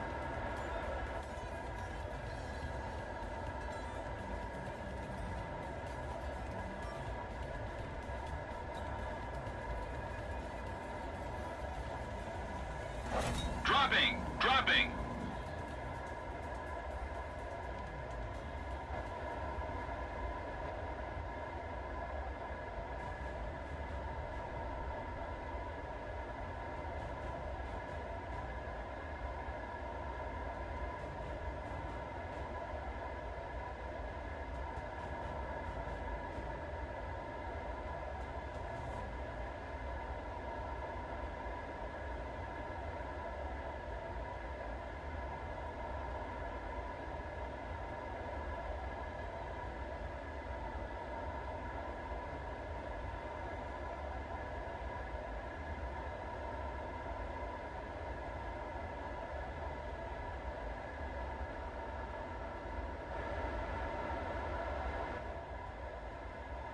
Guide on me. Guide on me. Well done.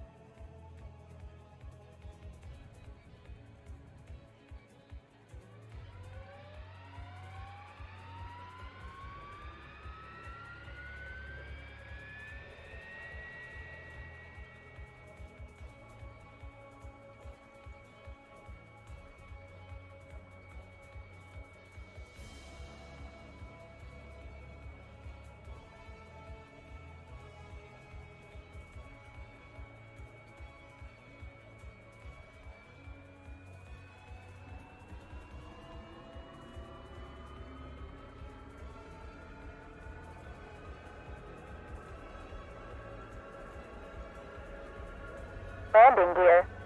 Landing gear. Landing gear.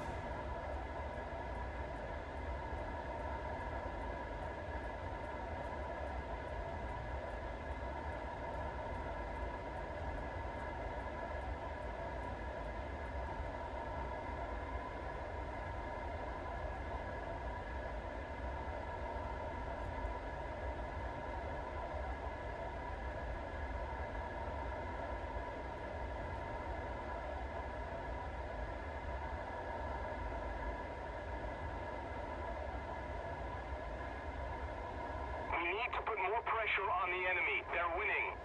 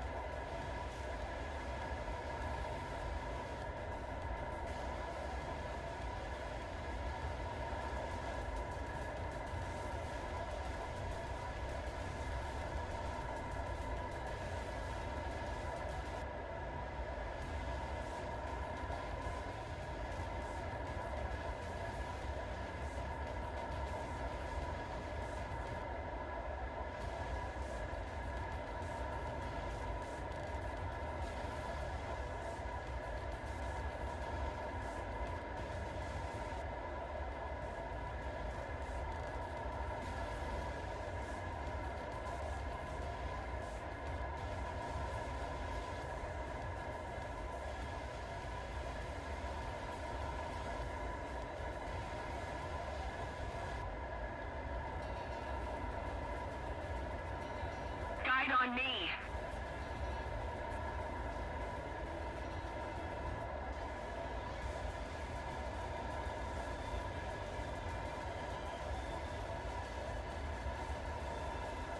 Move after me. Launched it.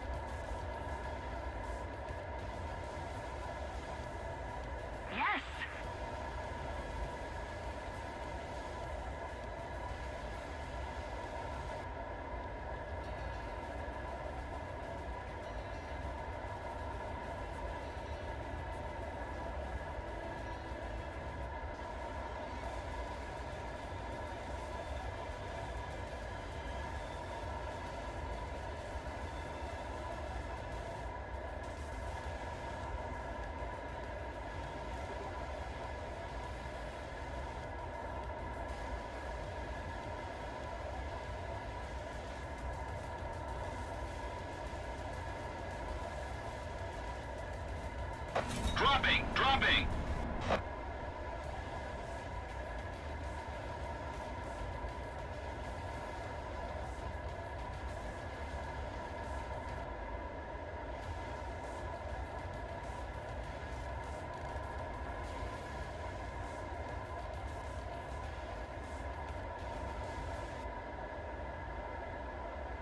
Pulls up. Pulls up. Pulls up. Pulls up. Pulls up. Pulls up.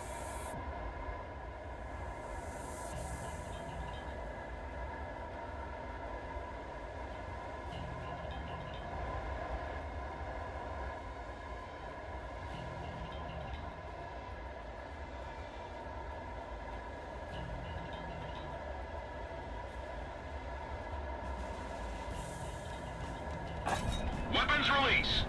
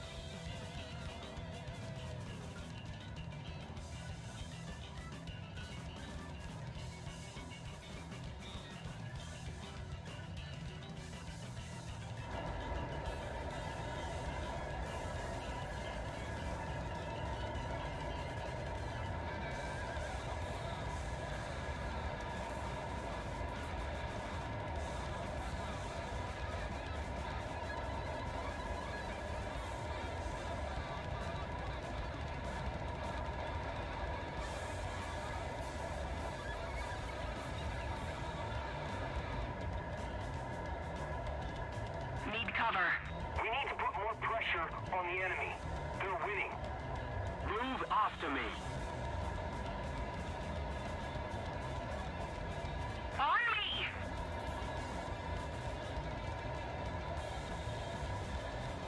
Attention to the map!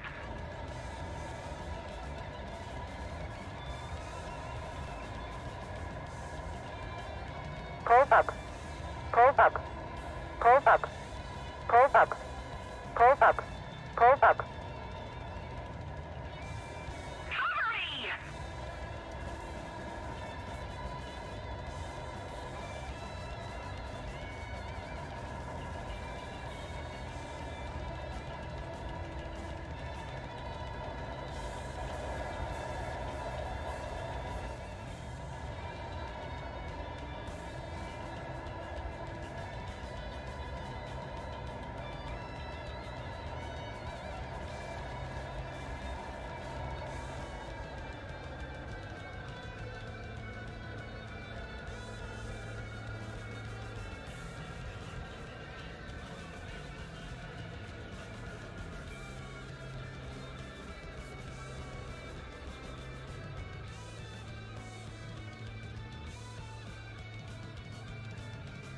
Pulls up. Pulls up. Pulls up. Pulls up.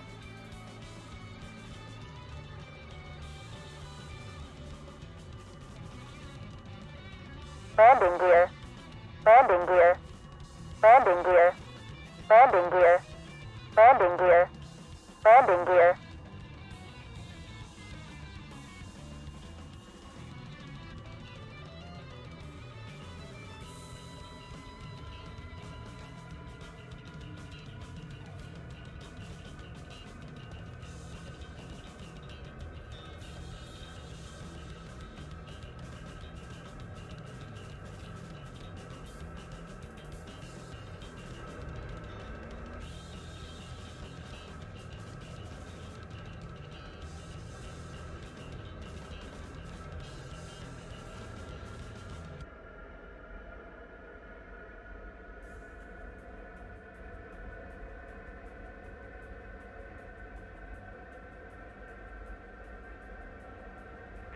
after me.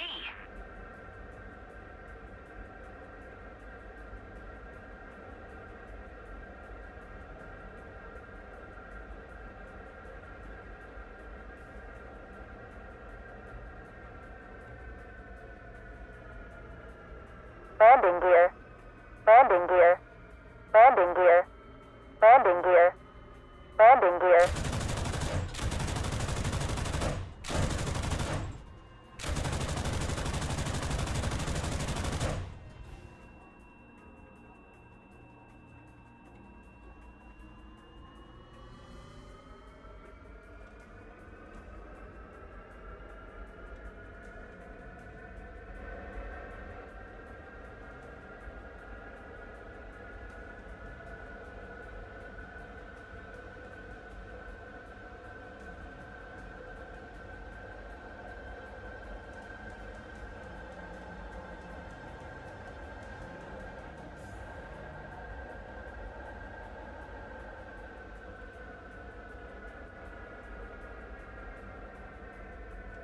Need cover!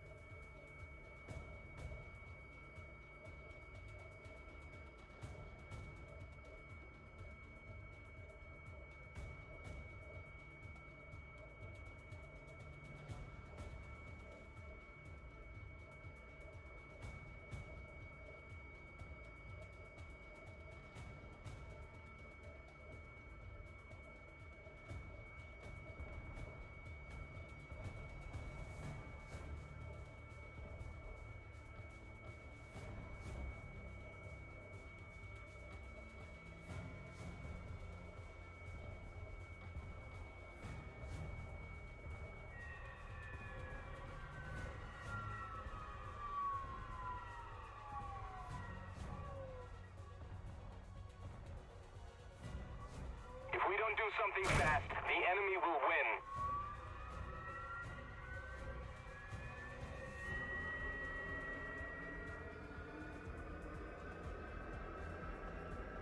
Landing gear. Landing gear. Landing gear.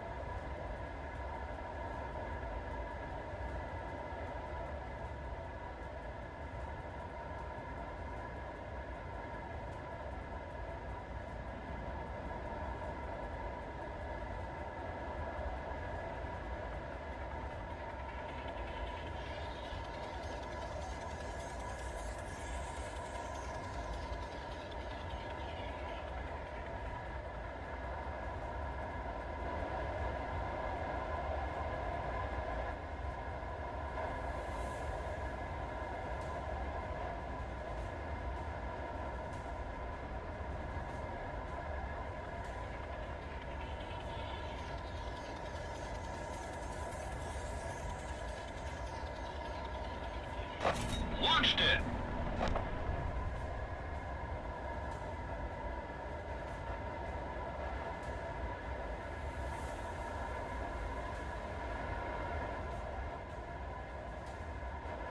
Guide on me. Follow me.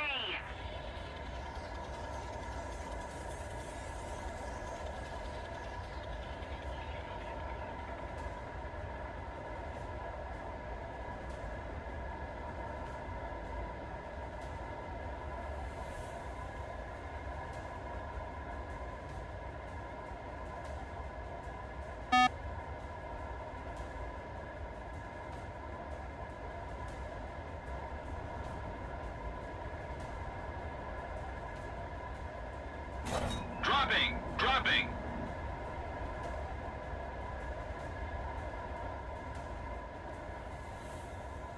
Cover me.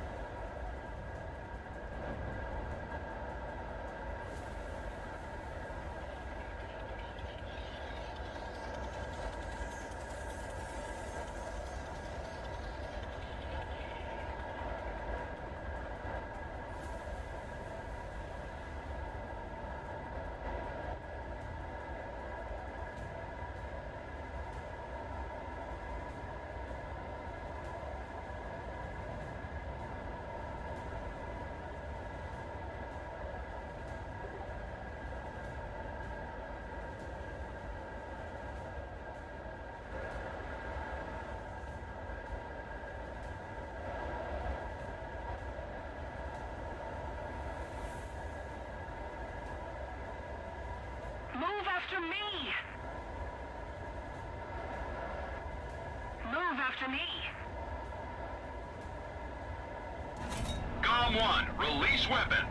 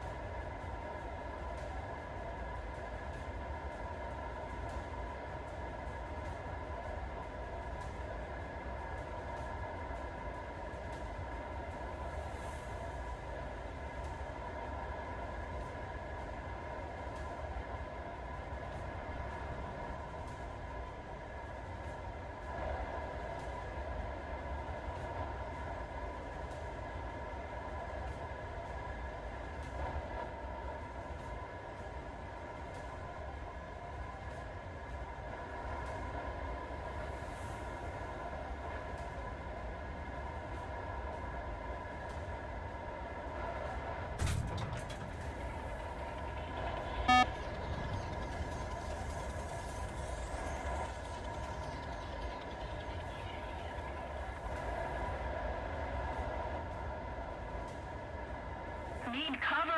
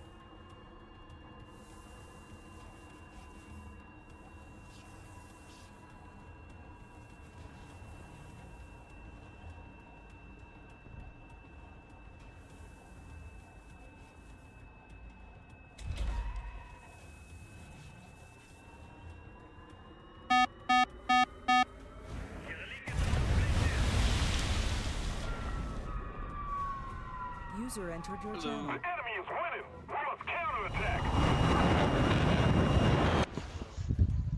I'm gonna move Nordic down because he's asleep. Okay. Just be quiet a second.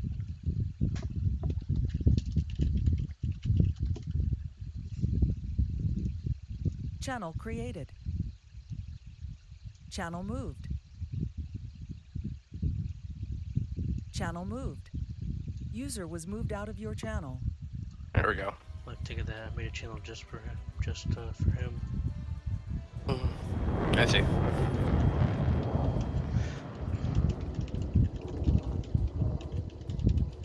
I was able to buy the upgraded B25 last night, but now I really need Silver Lions.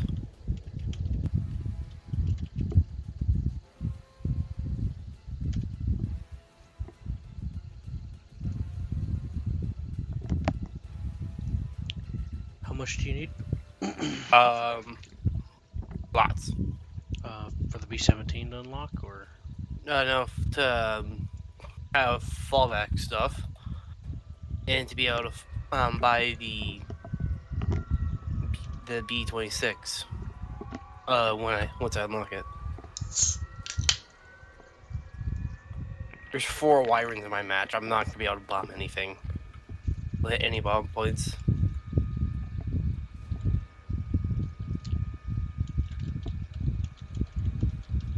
Wyron is British, right? Yeah. It's only good for ground attacking. If you try to fight in it, you're not. It's very situational. Like, you have to put them into a position to where they can't outpace you in order for you to like take the best advantage of it. Otherwise, they can just outrun you. Even though it's a Soup's turboprop, it's not. It doesn't take advantage of that, or either that, or it's a very low grade one. I don't really understand why it's so finicky. I mean, it's not terrible. I like it, especially in Sim. Oh, yeah, it's not too bad in Sim. In RV, it could be useful, but you're gonna have to be very careful. In RV, it carries enough bombs to to kill a bomb point. Which is a bit ridiculous in my opinion. No. P-47s can do that too.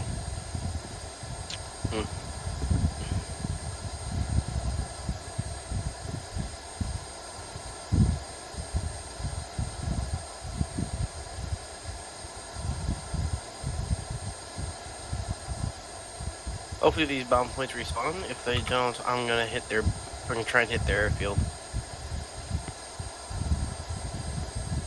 These Wyrens should have destroyed them all. If not, I can just fly around. Yeah. I got, 150 minutes if I'm on a full tank of fuel, so not really a problem for me.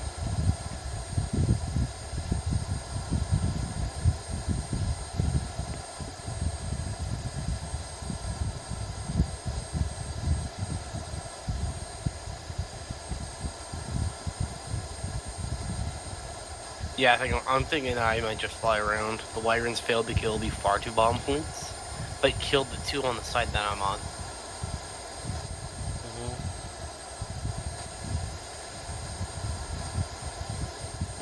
Yeah, it can carry a lot. The Typhoon can carry quite a little bit too. You could take rockets and bombs on the P-47 and take out a base or 2 or a base and a half. Not sure which, I forget. Weapons release. Because rockets do base damage too. Dropping. Yeah, although napalm does the most. Well, most over time.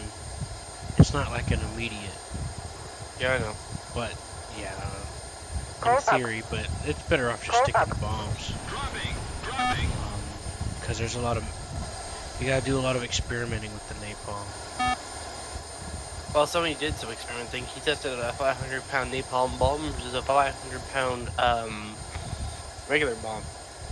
Yeah, I've seen someone do that, but it's not like actual feeling it out, Like, you need to measure how long it's going to take, how many per base, and you got to measure it down to a T, and then the convertible for each nation, or whatever nations you want to use.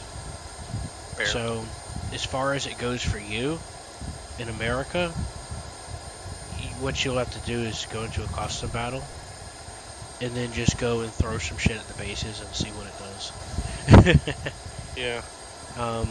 That's not a bad thing. I mean, that's part of learning the game. It's just that it's a little more complicated. Because, like, sometimes I'll watch those videos and I'll be like, oh, yeah, okay. But then I go to actually do it and I'm like, wait a minute. How much do I actually need? So, I don't know. I'm just trying to open up some food for thought there. Yeah. I like Tim's variety. He's pretty cool. Yeah. Wait, dude. Ooh, bomb points respawn on this map. Nice. Yeah, most of them do lately. It's a blessing for bombers. Yeah, it's pretty fun. Although something fun for me is I'm behind their lines, like parallel with their airfield, and spawn, so they won't even see me coming. They won't be looking. Well, yeah, they won't be looking for me. And they only have like 5 people left. And we only have a yak 3 left. Why are my teammates so bad? Why do I always get shit teammates? I don't worry about my teammates. Like, it's nice if we want to help each other out or whatever, or I use them if someone's on their tail. But I just focus on enjoying myself and my own performance or whatever I want to get out of it. Overdue. Yeah. Plus, they won't be able to climb up to me. Yeah. I'm flying a jet in Sim. When you fly a jet, it doesn't have any torque like twin-engine planes. So it's a completely different... It feels a lot different than single props. Because it's pushing. It's not like you're rotating and turning a motor. Yeah. Overdue. So it changes the game. Everything starts changing. But yeah, I've been bombing ships and stuff. It's been kind of fun. I've had some planes come after me. I did some defensive flying. But I'm not used to the plane I'm using. Which plane is that? The Seahawk. Yeah, that's a football team. I got it years ago when it came out. It was a premium. There's one in Britain too. It is a British Landing plane. gear. Landing gear. Well, it's not Landing necessarily gear. British. It's more complicated Landing from gear. what I've heard. But Landing gear. I honestly don't Landing know. gear. Landing gear. It's pretty neat. Landing gear. They Landing gear. Landing gear. I Landing don't gear. know how long it lasted. Landing But gear. it didn't last that long. No, you gotta be shitting me. You gotta be shitting me. Oh, damn. That was a perfect landing, and you mean my arrestor gear didn't catch that?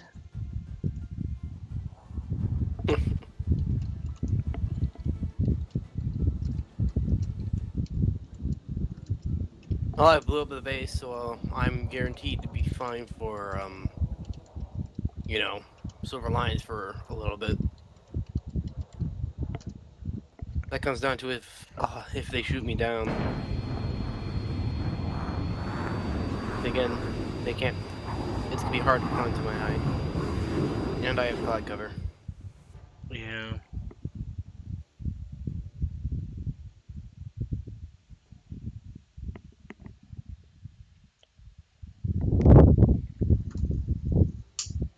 Hello. Can you hear me? I was checking my sound because everything froze.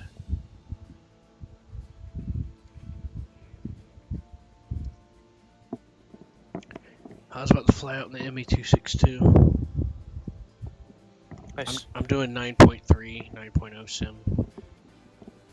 Alright, I hear you. Yeah, see, simulator, they do it in brackets. So, if you're 6'3", you're not going to fight 7'3" in simulator. But you will fight 5'3", though. And 5'3" will also fight you. Does that make sense? Somewhat. So let's say you're in the BR bracket that ends in 4-3, which is where we were going to go. We won't fight anything 5.0 and up like you do in realistic. So it balances certain vehicles out much better as far as BR and what you fight goes. Now, to be honest with you, you can fight anything in the game and kick its ass if you know how to. But if you're not getting used to certain things, leaps and errors can be a pain. In general. I hear you.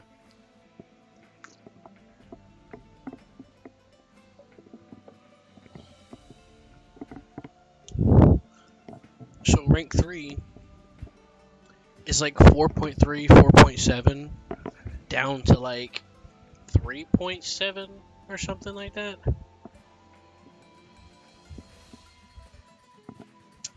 And then rank 4 simulator is 5.0 to 6.3. Yeah, that's right. So it's kind of nice like that.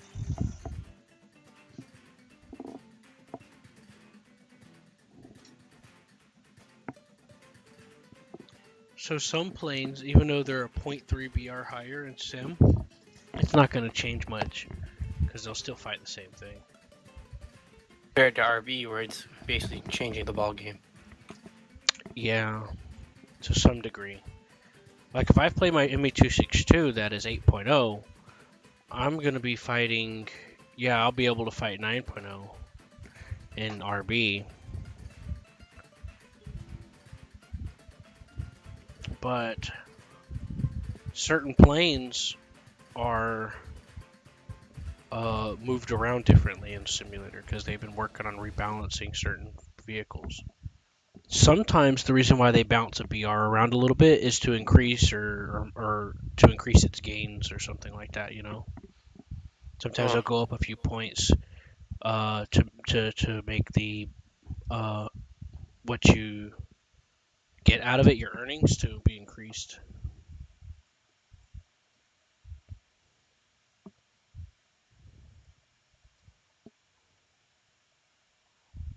User entered your channel. Who dare disturb the conversation? It's John. Ah, shit.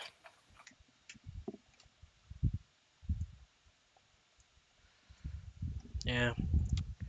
I was in sim, but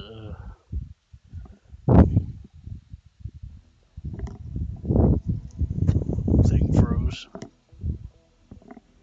I've been having some issues with War Thunder. I might just need to like just try to delete some stuff and reload it.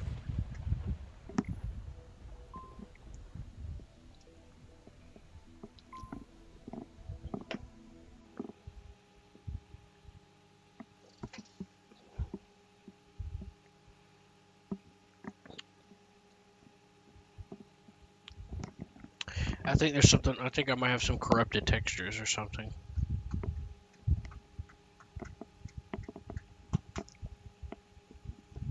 Bong digga digga digga dong digga dong. Think about your meat. Dong digga digga digga dong digga dong.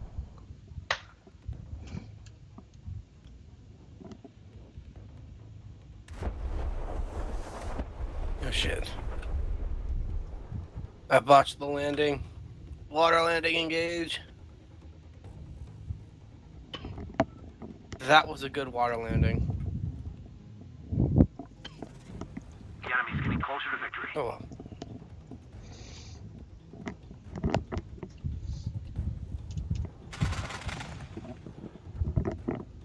I was flying earlier and accidentally disabled my HUD while I was flying the Arado 234.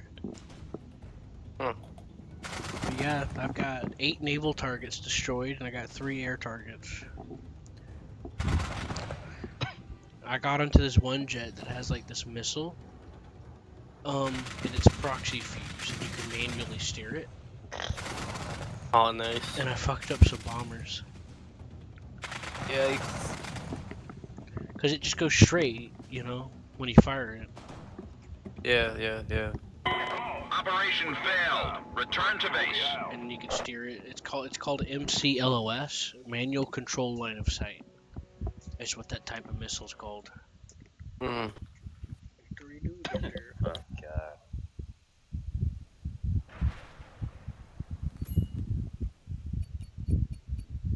You know, I can't wait for cryptocurrency to actually fucking fail.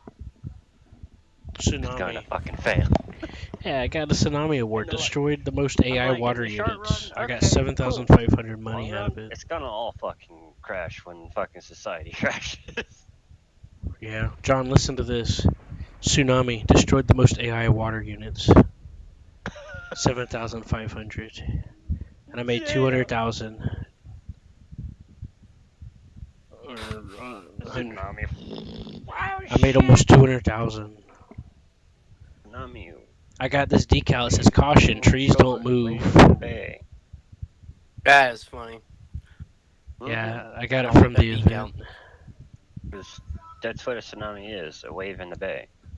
Right. Great, But somebody's. it's a really large wave. But most Yeah, you I'm playing on one of my favorite. Don't have nothing there for that.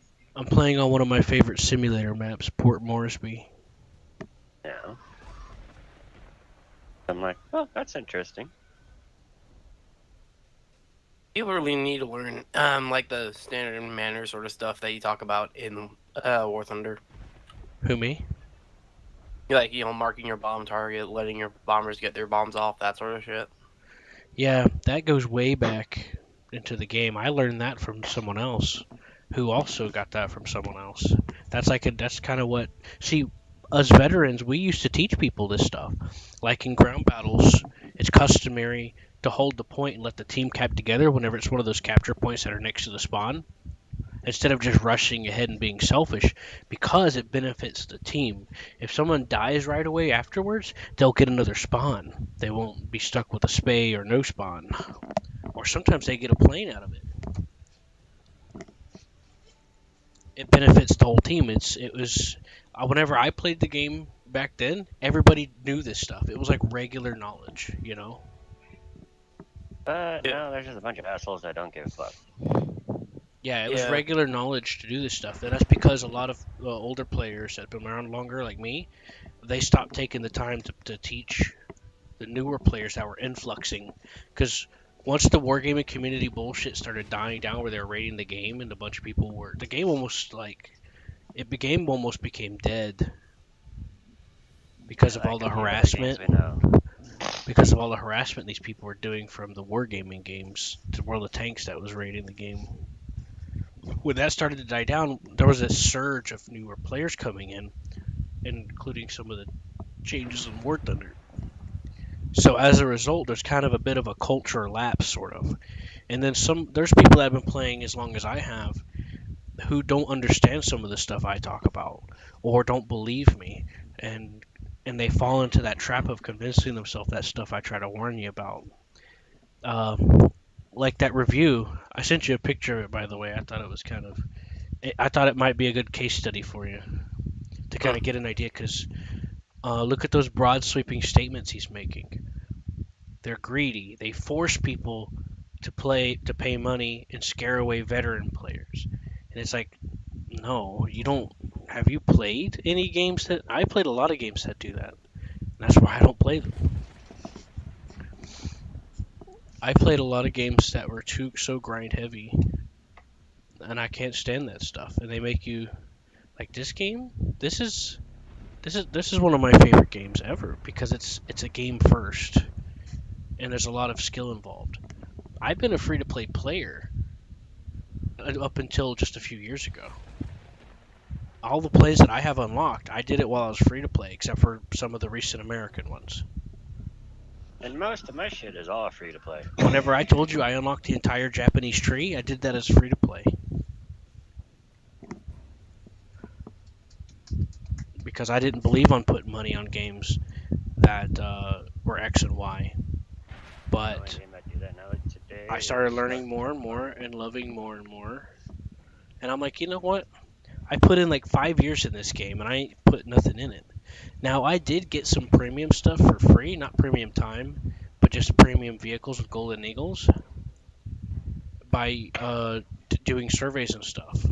So that's how I got the Porsche Tiger, and a few other premium vehicles because I did the surveys and got Eagles for free. Since when did War Thunder do that? They still do. It's called the Eagles app. Oh, that? Yeah, there's 2 of them.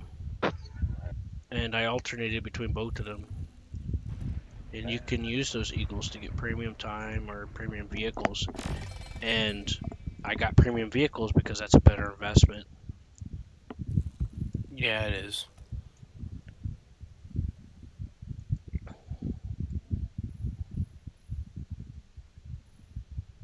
So yeah. So I spent all this time playing the game, getting all these event vehicles and stuff as free to play. So I know better. Like, I forget that I'm premium because I'm just so used to being free to play. I forget that I have premium.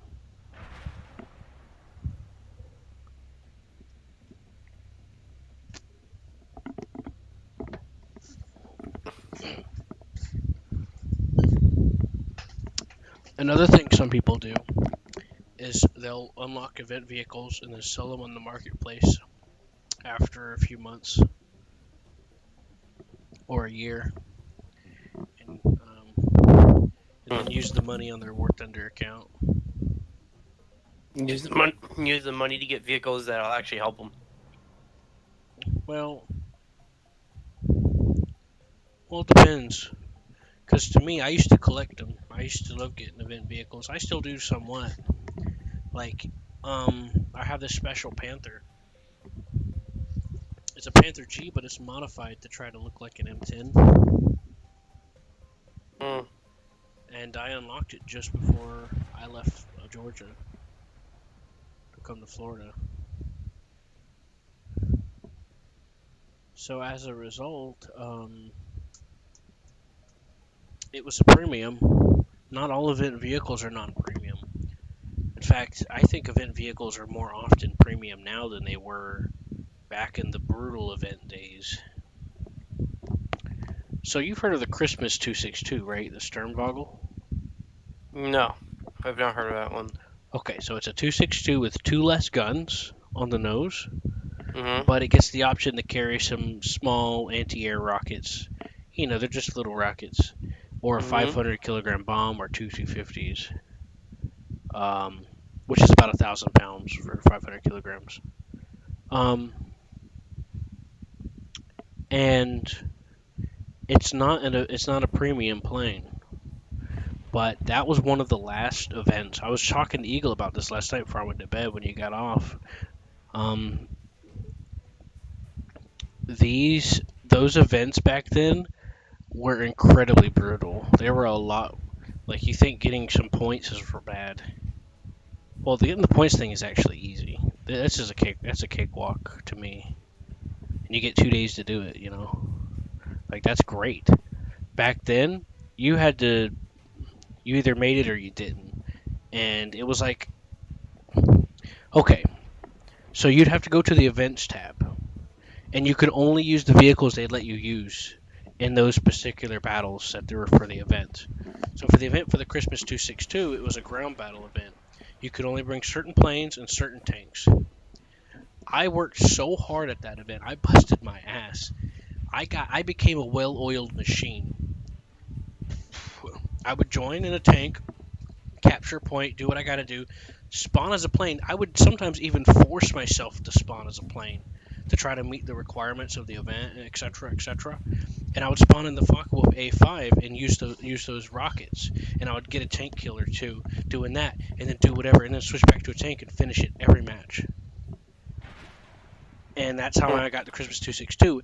And you didn't have this, once every 2 days, you could do normal battle stuff. No, you had a strict time limit. Sometimes it would be 2 weeks, sometimes it would be a month. You didn't have this drug out, you have a chance of getting it in between this amount of times thing.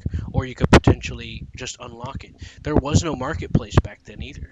If you didn't get it, you didn't get it. There was no, I'll just get it cheaper on the marketplace. Or I'll just unlock the event by buying into the event. There was none of that. You were just locked out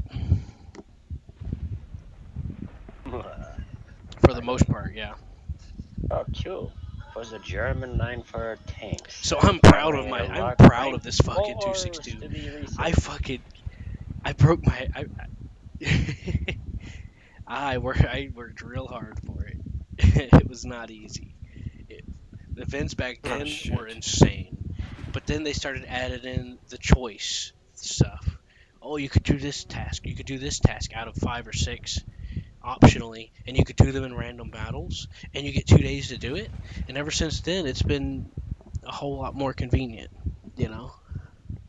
And what's that? If you didn't get it or you don't have time to get it, the marketplace, or you could buy out the event if you don't want to risk waiting to see if you can get it cheaper on the marketplace or not. You know, Yeah. like that's something that's universally an improvement from as far as events go and everything like that. A DO335 is on me. Oh, he can't turn as well as you after the initial turn. What are you in? The B-25. It's nice knowing you. Yup. No, I'm kidding. No, because try to trick him. he's about to get me. I Try got to- one of his engines. Try to pull yourself into a turn And then aim under him. It's too late. Oh, okay. What you could do is like if you turn left and he follows your turn, aim at him but slightly under him, and you'll get him right through the cockpit. Or wherever. Yeah, I need better aim for that because I'm aiming for the engines. I got one of his engines though, so he's cocked. Yeah, if he goes to land or whatever, you'll get the kill. So Yeah. at least that's usually how it goes. Sometimes people complain about that stuff, so they try to tweak it. Some people It's like say, fucker didn't even let me get my bombs off. yeah. And some people say, oh, it's not fair for him to get the kill when I land. And it's like, yeah, but you still got the repair, so you're not losing anything. But you know how it is with some people. They just want to see things a certain way. So that's part of why I try to share what I know, because I don't want to see people being mad and upset about things that don't deserve to be. It's kind of sad to me. So I want to encourage people to be positive, because it's not always as bad as you think. Part of the reason why people get frustrated is because they just don't understand what they're doing wrong. That's where a lot of that comes from. And they either don't know how to or too upset to try to ask for help. So for me, it's coming from a place of empathy. Yeah. But it does upset me whenever I see when we can't have nice things because of it.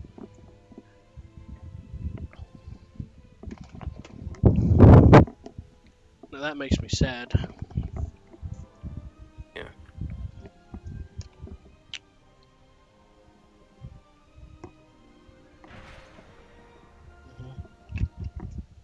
Yeah, a lot of people won't get your bombs off.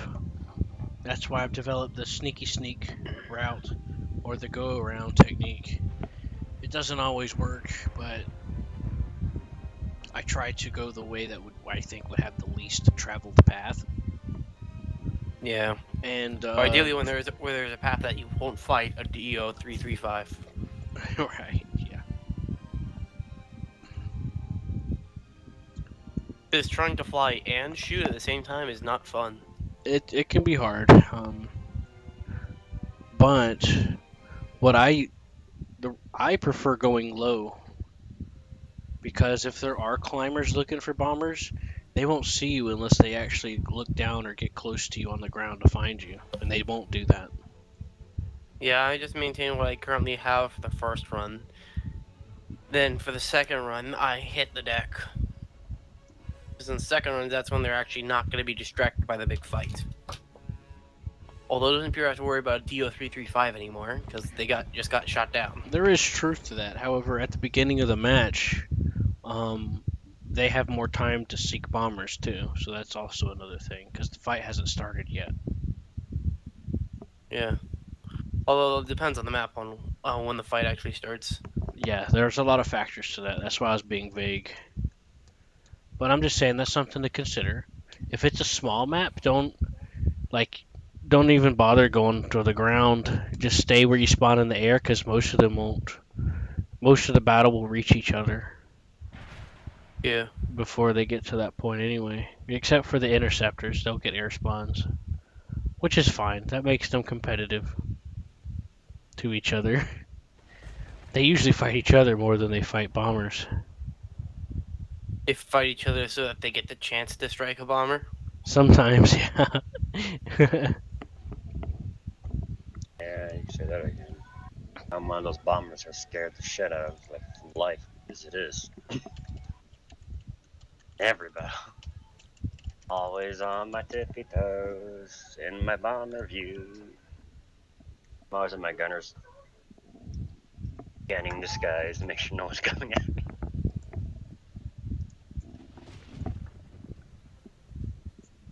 John, remember that time that I like that. Seth and I don't remember who else was with us, we got B-17s, and they're like, we're going to do it your way, Q. So we went down and low and around. This was around whenever I was starting to perfect that kind of thing. And we had people coming after us, and we just shot them down with the 50s. Remember that? That was pretty fun. That was a while back. This one time with the B-17, I used the water chasm to sneak around the map. Last time we were doing that, I was still with the B-18 playing around. I'm not sure, John. Maybe. It's a few years back. Yeah, a few years back, I was still in the B-18. I have I didn't footage really of it do on a my lot old of the computer bombing. somewhere. Yeah. So here's the thing to keep in mind. Here's something to keep in mind, Salty. They can't spot you through terrain because it's realistic like that. So if you're in a trench, sometimes what I'll do, and I'll do this in Sims sometimes too, I'll look at the map, and if I see a trench that leads up to the spot I want to hit, if I'm using a small enough plane, I'll go in there.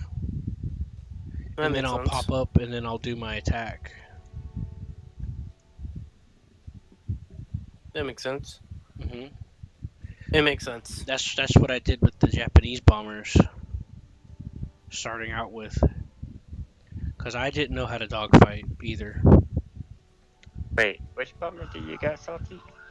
25, B-25. Which B-25? The first one. He's got some German ones. I'm skipping the second one. He has some German ones too. Oh, you don't have to plot at least have to buy it before you move on. Trust me, it's gonna make you. I'm just looking forward to when I get the 17, because then I'll be able to take higher altitudes. Well, I've got the B-17, the PB4Y2. Currently working on the B-17G. Another version of the Flying Fortress. Oh shit. The first one. Oh wait, never mind. I'm currently. Oh, I have to. I'm head-oning all Focke-Wulf. Haha. Yeah. The first B-25 is not bad. Got guns. Yeah, there's one B-25 that's got like a big ass cannon in it somewhere. Oh, he fucking That's killed my gunner. No, it's not the J1. I don't think. I didn't see one when I looked at it last night. It's got guns in the front, and there's no. I fucking hate Germans. With the J20. The J20's got 4, while the J1's only got 2. Maybe you should start shifting to going lower. There might be some better players on at that moment. No, I'm alone.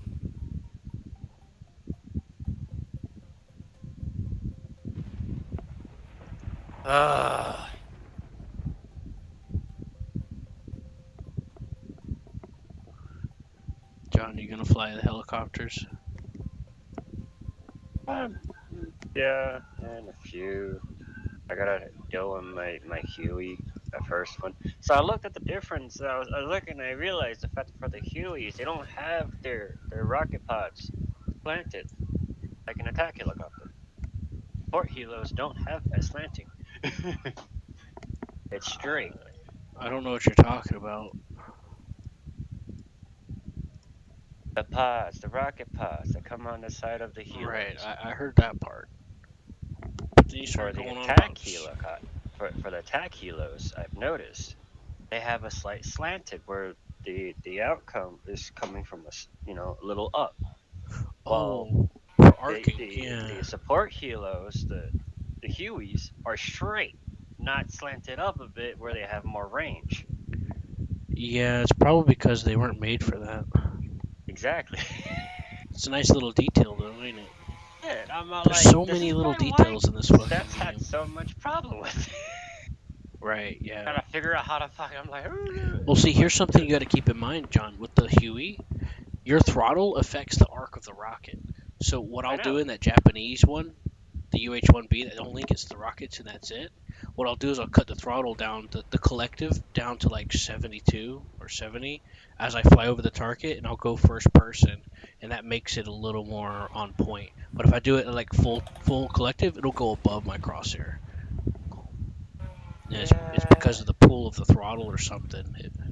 There's some form of physics involved there that I haven't studied about yet.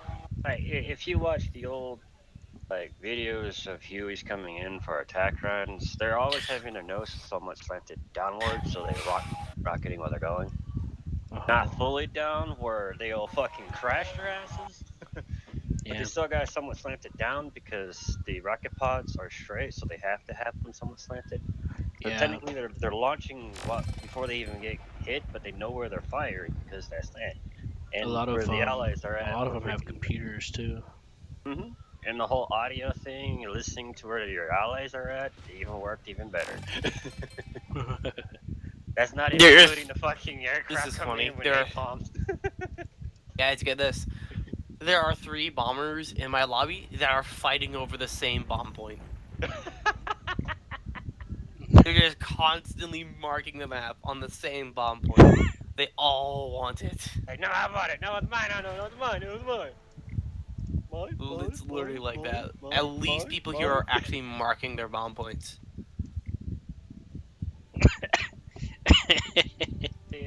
Usually when in the matches I get in, it depends on how many bombers there is. If there's enough, well, I'll just grab one each. Well, it looks like someone's gonna try and steal my bomb point. If there's more than that, they'll like, okay, we'll split That's fine. Just shift to another one or wait for the airfield to become available. Because to be honest with you, ideally, if you're going for tonnage, you want to bomb the airfield. Because some of your tonnage is actually lost on the point because you're usually dropping more than what's required to destroy it. Yeah, but there's not enough bombers to break all of them. Yeah. Not enough payload. Well, if they're the respawning one, yeah, and usually the case.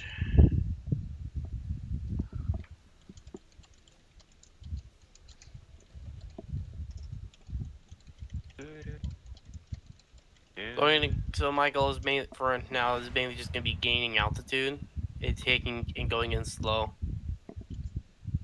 I'm gonna go use the restroom. Yeah, because sometimes, see, this is one of the things that I warn about whenever people are flying, is you got to pay attention to where you are relative to the people around you, because if you're the only one there, you're gonna get singled out. Like, you know how they fly up through the middle of the map, all the fighters do? Well, some people fly ahead of the others, and they don't realize that they become the only target. There's like I have 0. Yeah, you should be able to. Hold on, I gotta use the restroom. There's a 0 that was running interception on the far side. I'm gonna have to head on him before I can hit a bomb point. He's the only one out here though, so. You know what you could do is angle yourself to his left and go down or up by about like 5 or 10 degrees, and then get your guns ready so that if he has, whenever he goes to turn, you'll get a chance to get him while he's tailing you. Because he'll have to actually aim at you first. I think he lost me. apparently. He doesn't know I exist. He's focused on other targets. Okay, I'll go pee. Which means I can sneak up behind him and hit that base. No? Does he see me? He still doesn't see me. This is perfect.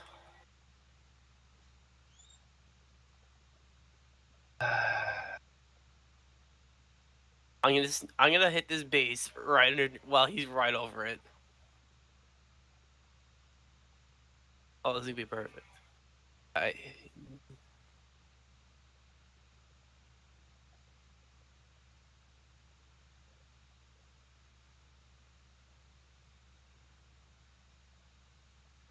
You see me now. Oh no, he's shooting at the other B-25.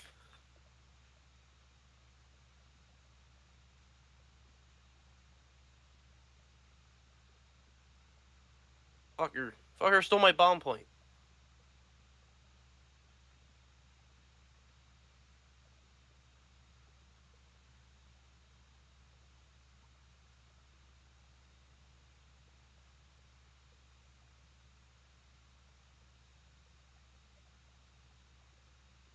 My bomb point, asshole.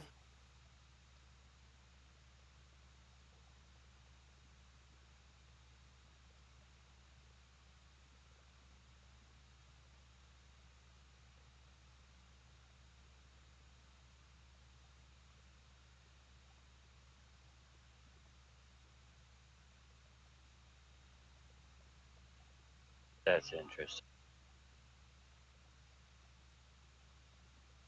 Well, because I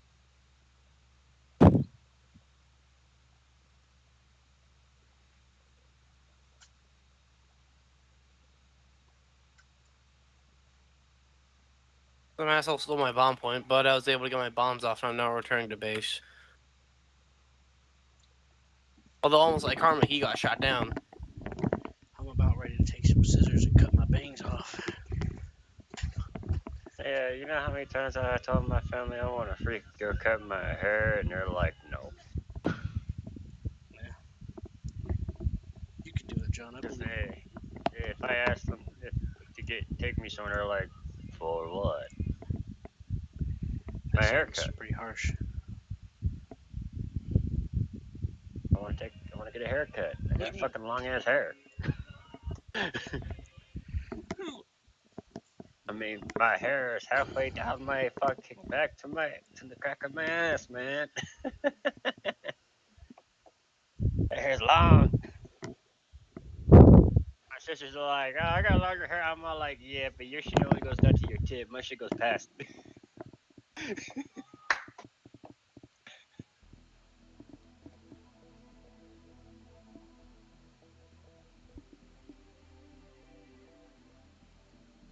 just putting some decal on my Huey.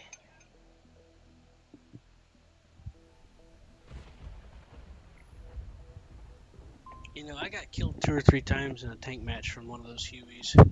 The guy put guided rockets on it. It's the UH-1B. Yeah, The Japanese one don't get that though.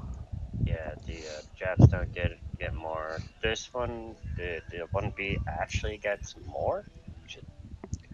Yeah, this was actually just yesterday. I was like, what the hell? I didn't know you got all that. Air-to-ground missile, 22.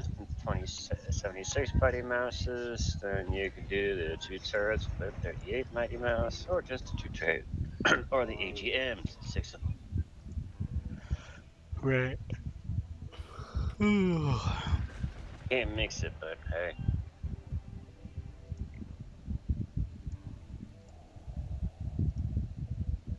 What's my problem? Haha.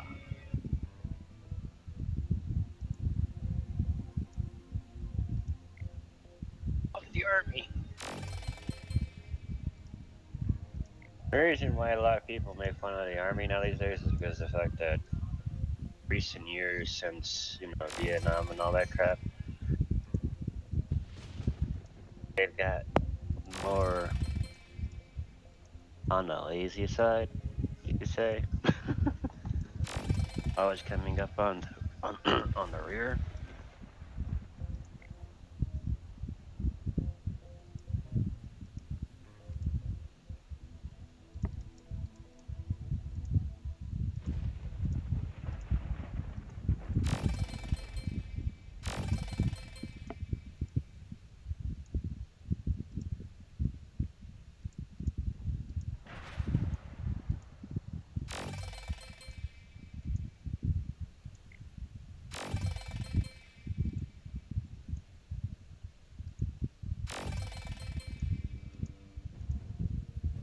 Let's see, Desert Storm. The only casualties we had was due to friendly fire.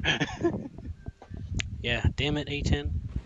So I'm like, The that A10 was strikes funny. again. Oh, Nah, it's kind of funny. It so was the army that had that did that too. So this is another reason why they got a lot of criticism and shit on them right now. yeah.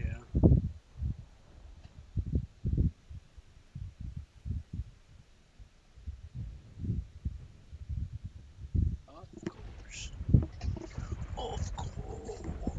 Of course. I'm on my way to get fucking the ass. Tank destroyer. 7 players in a tank destroyer. At a speed.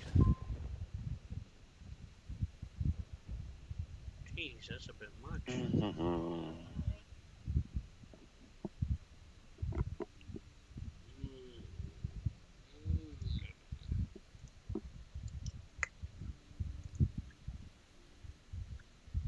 Balthazar. Hey. Hey. Give me that. Landing was a bit hard, but I got the repair. What the fuck? Was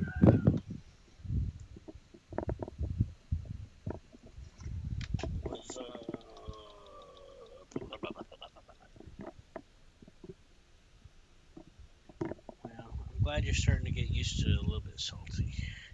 It makes my heart feel like I just had to hit the deck a little bit for the landing. Lost one of the gear. As you go up in BR and get used to certain things, it gets a lot easier to figure out. Oh yeah. You know how you want to go about it. I can make good landings. Well, I just mean in general. Yeah, it's just that sometimes when it's the airfield's in the middle of a mountain range, I have to hit the deck of it. Yeah, like there's some BRs where you're like, man, that was terrible, but then you come back to it later on, you're like, man, this is not so bad. You know, it just comes down to skill, knowledge, practice, experience. That's happened to me actually. I was like the F5C, man. I don't know if I like this plane. I think it kind of sucks. I'll just put it I'll put it on the chalkboard for later. Well, the A10 comes out. I get the A10. I unlock, and I'm like, okay, I unlock like a plane, and then I get the F105D, and then it just starts clicking. I just finally starting to understand how to use these damn things. And yeah, I did try to look up guides and advice. None of it helped.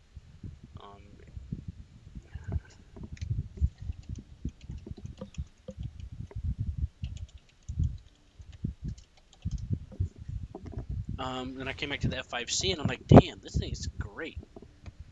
But that's because I was using the knowledge, of course. It's not faster than everything.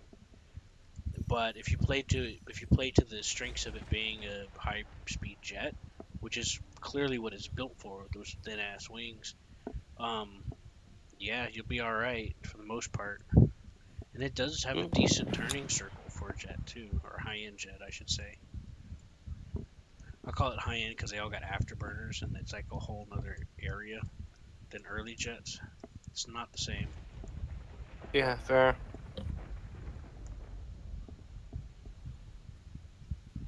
You know what's fun in an ME-262 is whenever you see a P-51 and you don't know how to fight them or use your plane. That's pain for a lot of people. They're like, how? They get mad. They're like, how can it catch up to a 262? It's absurd. And it's like, it's okay, buddy. Let it out. got pretty good in that thing. Tell me, it's the game mode operation where bomb points respawn, right? Don't know. Are there 4 of them? Yes. It's very much possible.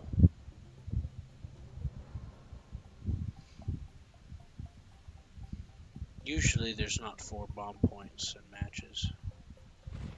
Usually it's 3.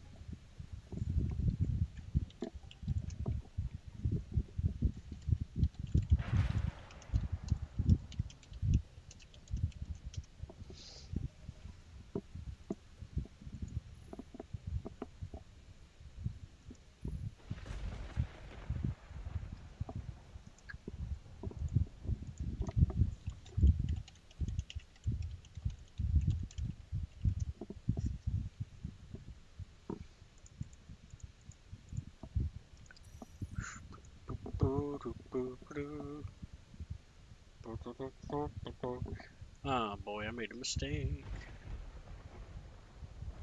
Oh well, too late. Alright, you little shit, come here. Compressor? Yeah, this morning I was able to unlock the B-26 Marauder. Right. Except I now need 110,000 just to buy the damn thing. Going to get me started on crew train cost, which is a stupid mechanic. The crew cost? Yeah, it's a stupid mechanic. It can be. The economy would do a lot better if they just removed crew costs. Well, it used to not be such a big deal. Well, it gets to a big deal after you get through rank 2. Well, no, what I mean is like overall, like it was so cost ineffective that it didn't matter. But there was for over the years, there's been demand to try to like. Sometimes people think that certain things are imbalanced, so they're like, oh, you need to make things cost more so people don't use it and stuff like that. So it was in. So there was like this gradual, I don't know how to describe it, but there's like this thought process of using crew costs to balance out part of the vehicle's use, and it just inflated from there a little bit. Now it's an actual problem. Well, I was always against it from the start. Like people bitching about the B-29, and they're like, "Oh, you gotta make it cost so much they won't want to use it," and it eventually got to the point to where it became reality. Yeah, that came through with repair cost, not the crew train cost. Well, they're two in the same. Like for me, if I want to unlock it, if I want to buy a jet, it's 1 million to buy it, 300,000 to train it. Yeah, I'm against the train cost, not against the repair costs. Repair costs make sense because they encourage you to do well. Although I admit they could be lowered. Some truth to that.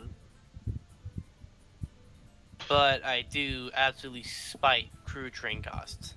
Well, I was talking about all the above. All the above was much lower before. But it is what it is. I just live with it. It's been like this for so long. It's kind of part of the game. And there, in some ways, you do make more money than you could before anyway. So it's not all bad. Like the B-29, it might be expensive to fly, but it pays for itself once you get the hang of it, and then some. I used to hang out. There's this guy that I talked to recently, and whenever he just got it, and he was loving it. I'm like, oh, I'm glad that your first experiences with it were good. Mine were terrible.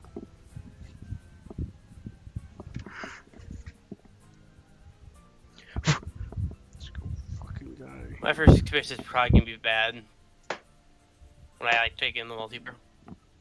Yeah, go on. Sorry. What were you saying? My first experiences will likely be horrible. I'm predicting. Probably. For what?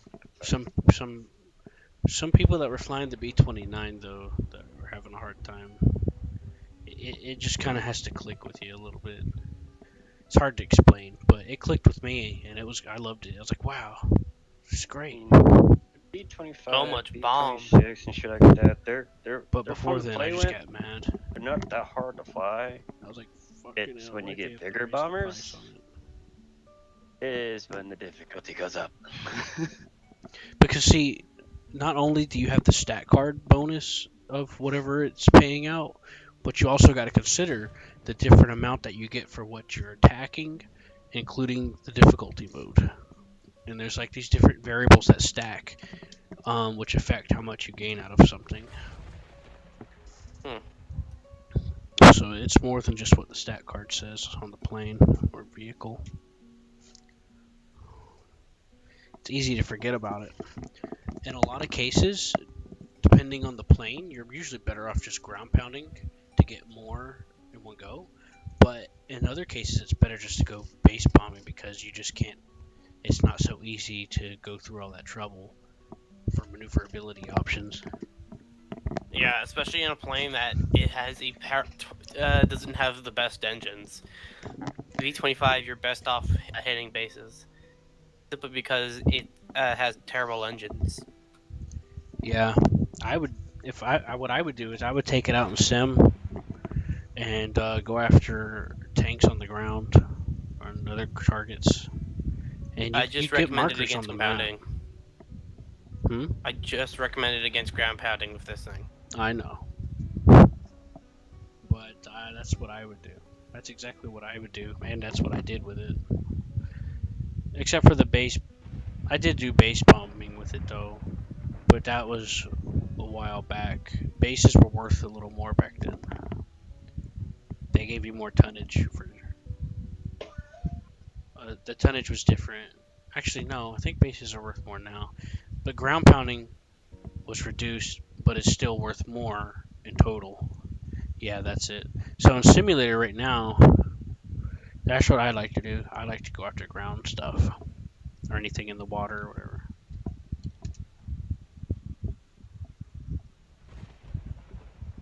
Yeah, fair.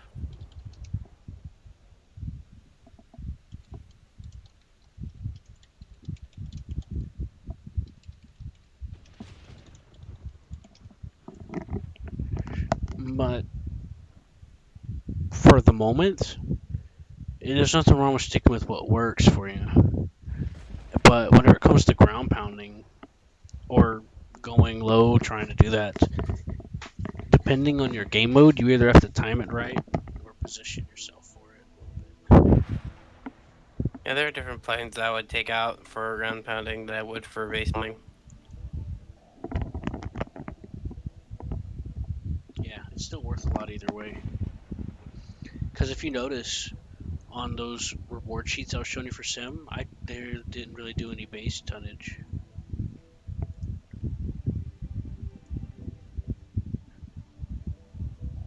It is easier to destroy the bases, though. Yeah. Plus, I got base blown, so I can land and leave this game. Although I'd rather land it and get the mission failed. That way, I don't have to pay the repair cost. You feel me? Yeah. Yeah, if you know you're not gonna make it, sometimes it's better off just to take the knee. That's what I'm gonna be doing here.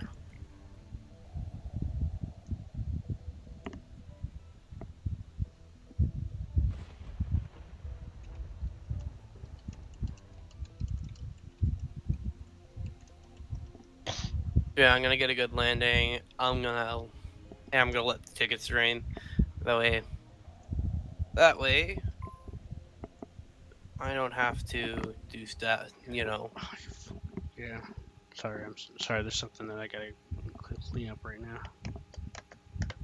Okay.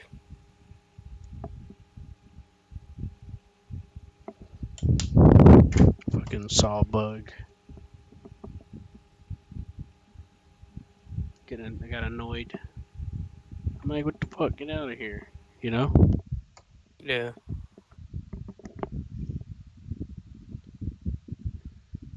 It's like, just go crawl under somewhere else. Don't make me have to look at you. I'm not in the mood.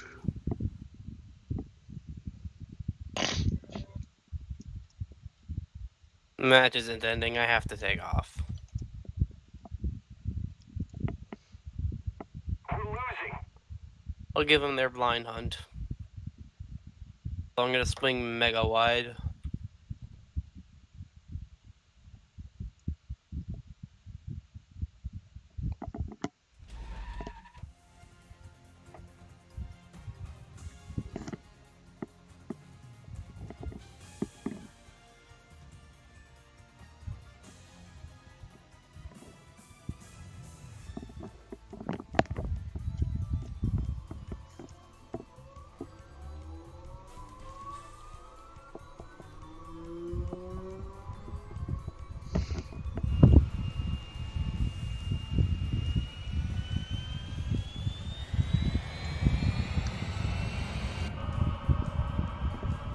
But the economy's a lot better Flag, now. please don't kill me.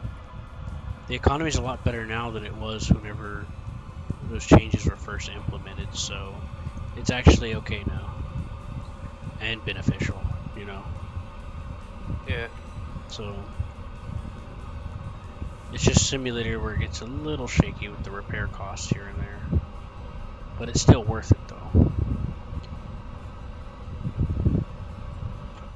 That match where I got I just got objective completed, which gave me points. Okay, cool.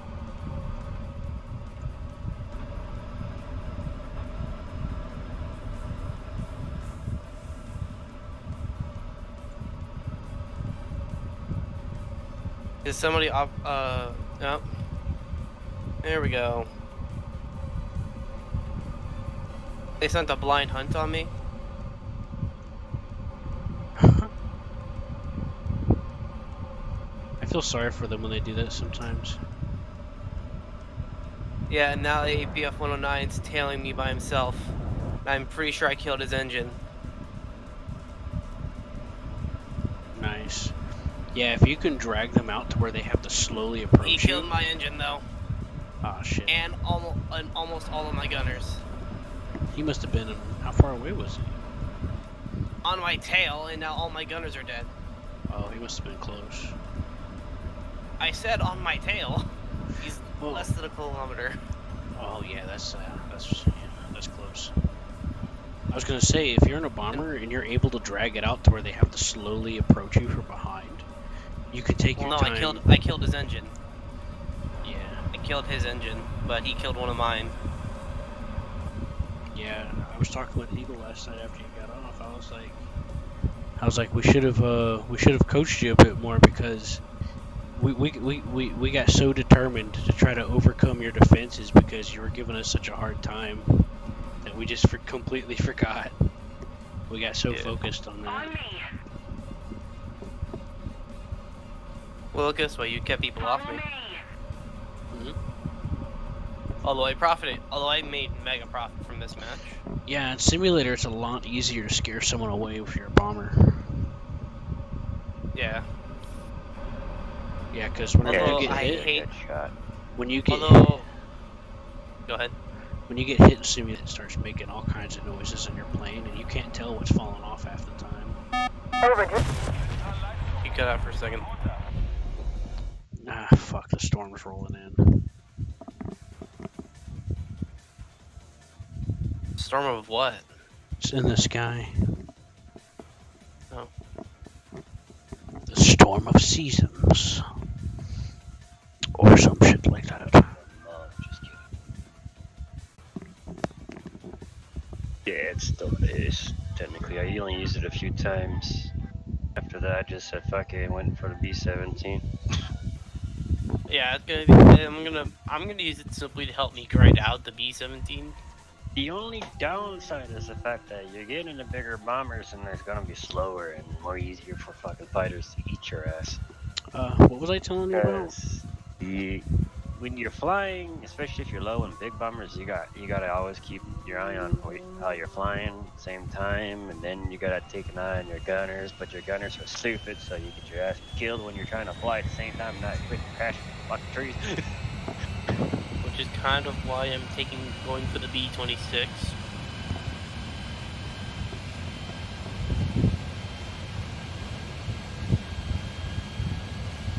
I got even something that's even heavier than the fucking B-17. The PB-4Y2 is heavier. Although I'm And its looking at armors the, are even crazier. I'm looking at the B-17. It is not armored very well. No, I gotta warn you. Don't perform any serious kind of turns in the B-17. Its body structure can't handle the strain from any major turns. That's what I was saying. It's real hard to fly in big fucking birds as it is, especially the B-17, the first fucking flying portraits. Yeah, That's hard. it's not designed for that. It's designed to be flown as straight as possible. The PB-4Y2 isn't really meant for good turning, but it's got good turn. It's just it's slow. You know what's cool? In War Thunder, you can actually do an engine turn with the B-17 and some similar planes. You know, in real life, what they would do sometimes, if they're having issues, controls, they'll lower an engine and increase another to generate like a long-range turn. Yeah, it's pretty dope.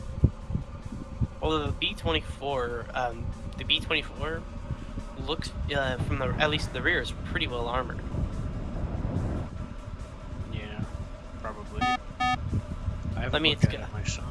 It's got the biggest piece of armor there is a 63.5 millimeter thing of bulletproof glass, which has an effective thickness of 69 millimeters. That's pretty damn good. Yeah. Below that, it's also got another armor plate of 22.23 millimeters of steel, which, if you're attacking it directly from the back, offers 27 millimeters of effective armor. Mm-hmm. And then the ball turret, the ball turret, if you're in the ball turret, you're screwed. It's not very well armored, but that back armor alone will keep your rear gunner alive. Follow me. And the B-17 G60 has really good rear armor too. It's got a bulletproof glass with effective thickness of 39 millimeters. Although the plate below that is not gonna take many hits. Yeah. But the ball turret gunner is very well protected.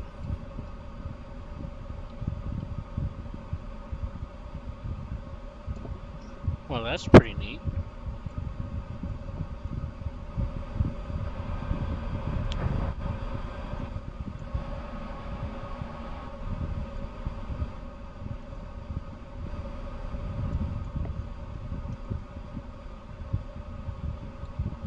Guide on me.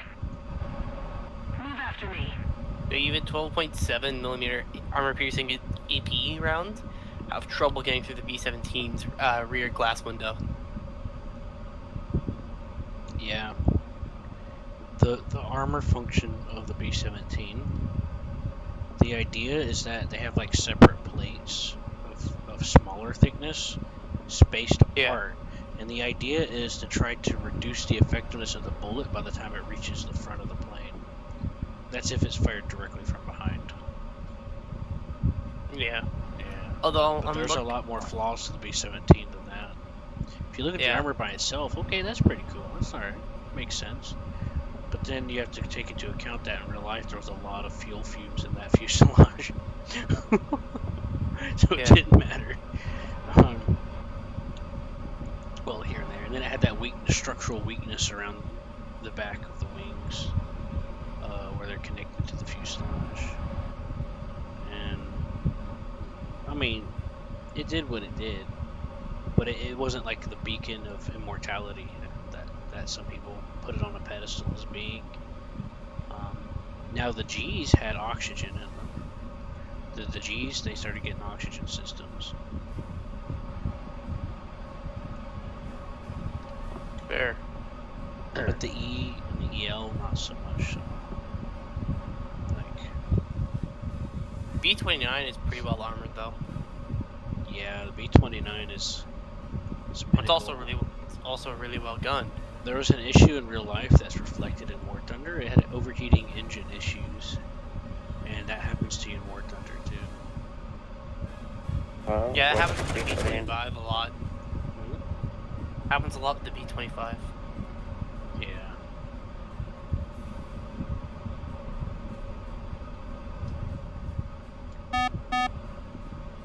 See, the auto radiator changes the radiator settings based on your throttle. When you have it. Although I imagine the B-29 sucks in head-on engagements and side engagements. It's got a lot of turrets. I don't know. It's got a total of 3. Well, it's got 4 total turrets. The B-29? Mm-hmm. Yeah. They're remote controlled too. Canaveras. They get 50 cows. Are they still good? Are they still good bombers? They're B-57s. Yeah, they're not bad. They carry a decent bomb load. They're not too slow. Okay. Now the question is, I'll how have to long go back until and look again just to make sure we're on the same page. Although, the question is, how long until we get the buff? Buff? Big ugly fat fucker, the B-52. Oh, don't know. Someone's been working on a fan model for a few years. So yeah. maybe it'll get added to the game through the fan project. Man, because you know there's a few planes in the game that fans have made and they put it in the tech tree or as a premium, right? No. Yeah. Which ones? Don't remember. I just remember 2 of them: the TA-154 and the HE-219. But there was a couple others, including some of those skins that we have that you can get off the marketplace. Yeah, I also know somebody made a fan model of an F-35. Yep. I've seen a fan model of a cruise missile too. Excuse me? Not a cruise missile, but like a long-range missile that you can launch from a plane. I forgot what the hell it's called.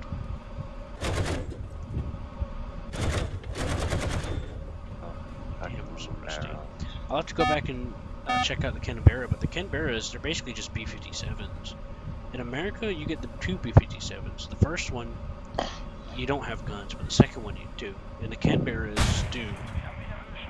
What? Oh, you gotta be kidding. I did not expect that. So the other reason why it's easier to scare off players in simulators because they hear all kinds of noises when they're getting hit. Yeah. And sometimes the plane jolts a little if they get hit hard enough. And they can't. Yeah, at least it's hard to tell what's flying off. Yeah. Look at this way. I got a few good hits. Enough to kill the engine of that BF-109 that tried to tail me. The second I saw a critical hit, I knew I had killed his engine. Follow me! Yeah.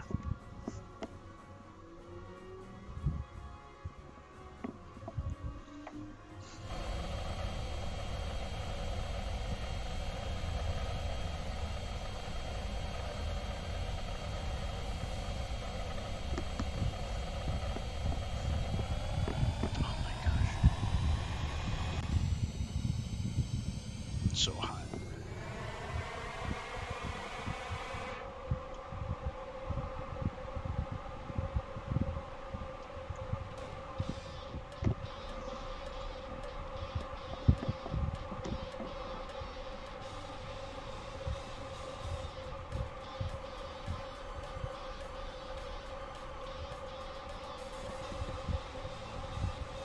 Landing gear. Landing gear. Landing gear. Landing gear. Landing gear. Landing gear. Landing gear.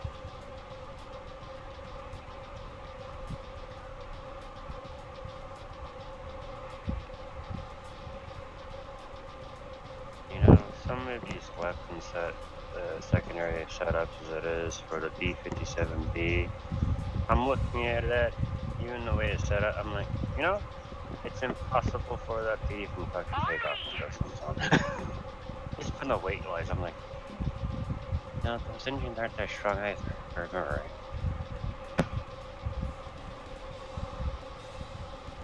Attention to the map. Guide on me.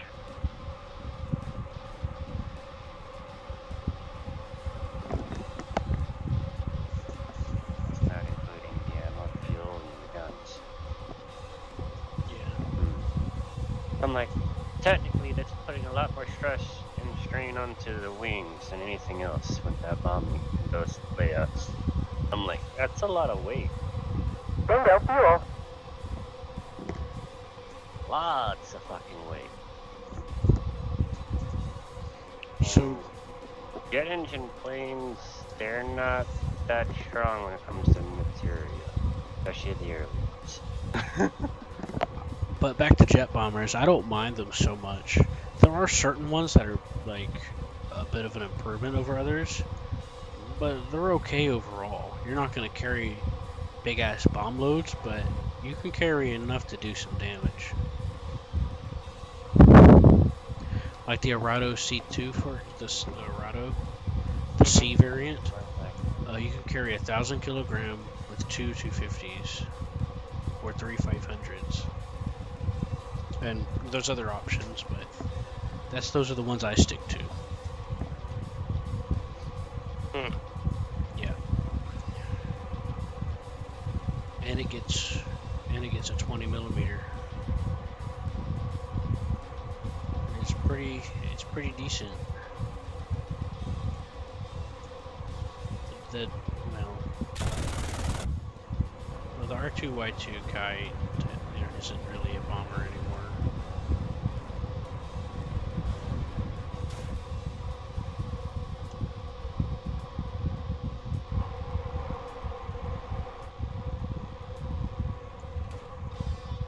But when it was, I enjoyed it for what it was, because you can go fire mode. But having that one bomb on there was kind of I would always bring the 800. That was kind of a drawback to me. But now it's considered a fighter, so it doesn't matter anymore. Interesting, since B-57 and both of them are considered attackers and not bombers.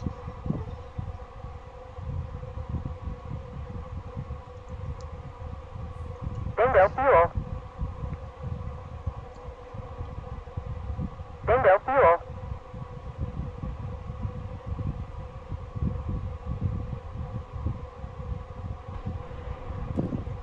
Well, the B-17's going down, so I'm gonna take his bomb point. It's Air Force all the way for Tomcat, but alright.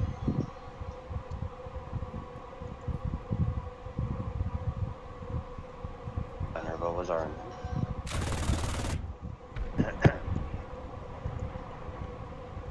Over G.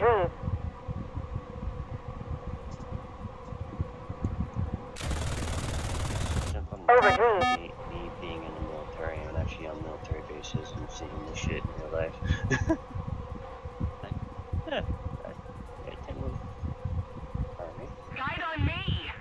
Tomcat was the Air Force. That moment when John starts theorizing. That the devs can't get shit straight again? Yeah. I always complain about when they're going to put the Tomcat in, but I'm like, that's the Air Force's shit, not the Navy's.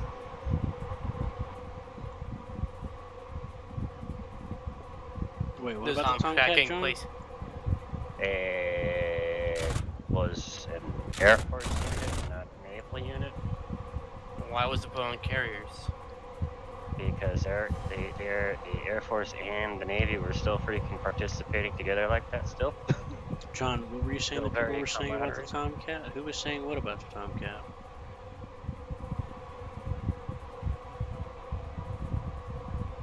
I was saying, from my own personal experiences and all that shit, from going Right. to military bases and seeing this in real life, Tomcat isn't Navy. By, cargo, or break them down and put them on transport planes, or use the Navy. Perfect, use the Navy because we got the space.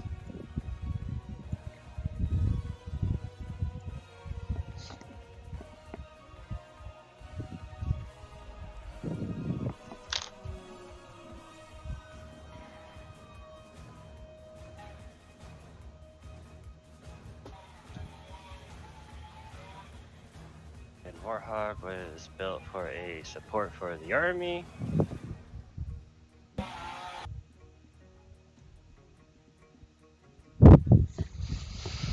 Yeah. If I remember right, my little brother's dad worked on the newer aircraft after that. If I remember right. He works for Boeing. He doesn't want to tell exactly where he likes to work at.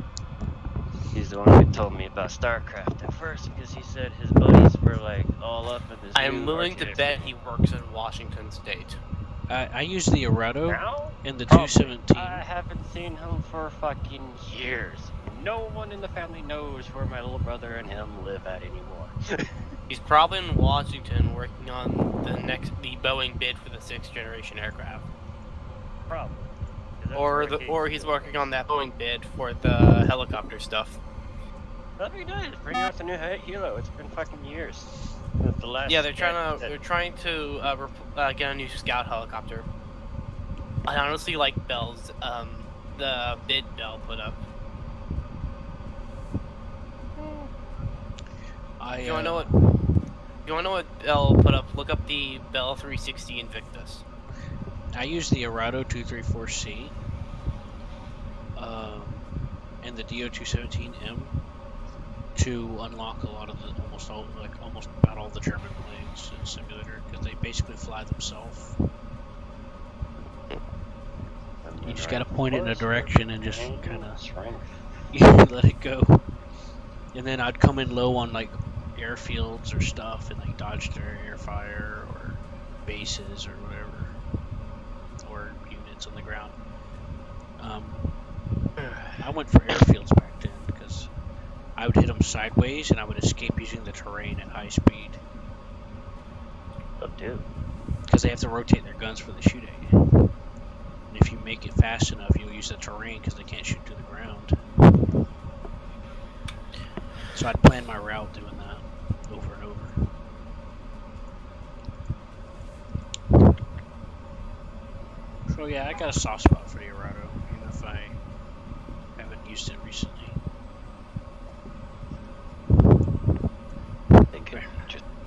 We've been together. Oh no, there's a destroyer trying to come into our port, John. We can't have that. We can't have no enemy destroyers coming in. They need a multi-pass. What the hell are you doing? Playing air sim. Flying the Arado.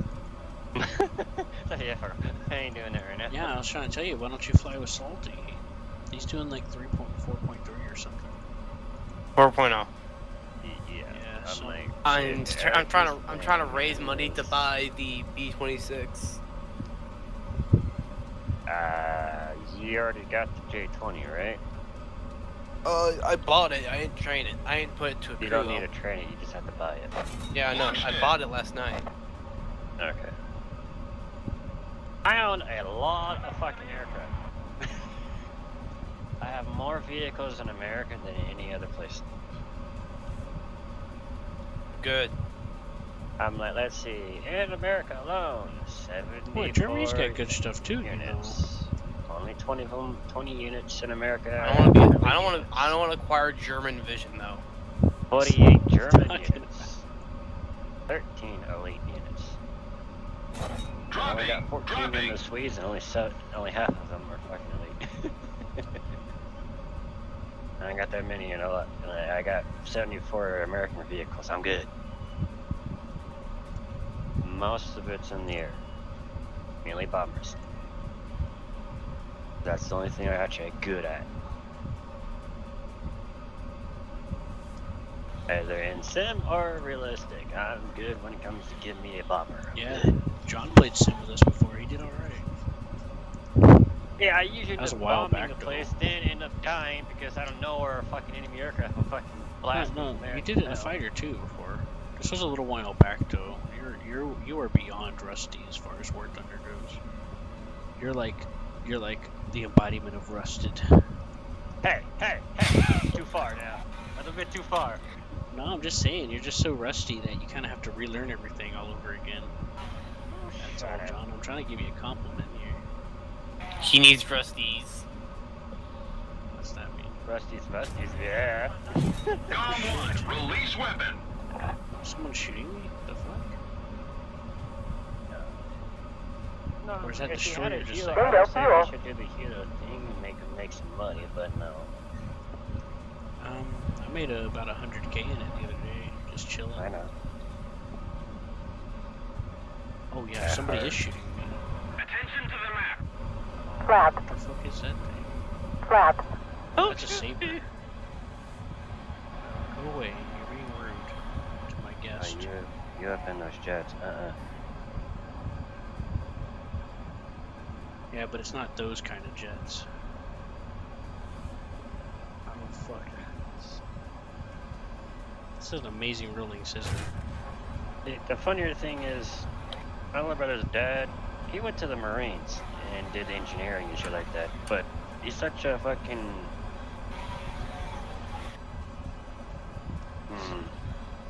I don't know, he doesn't have the mentality of a Marine. To be honest.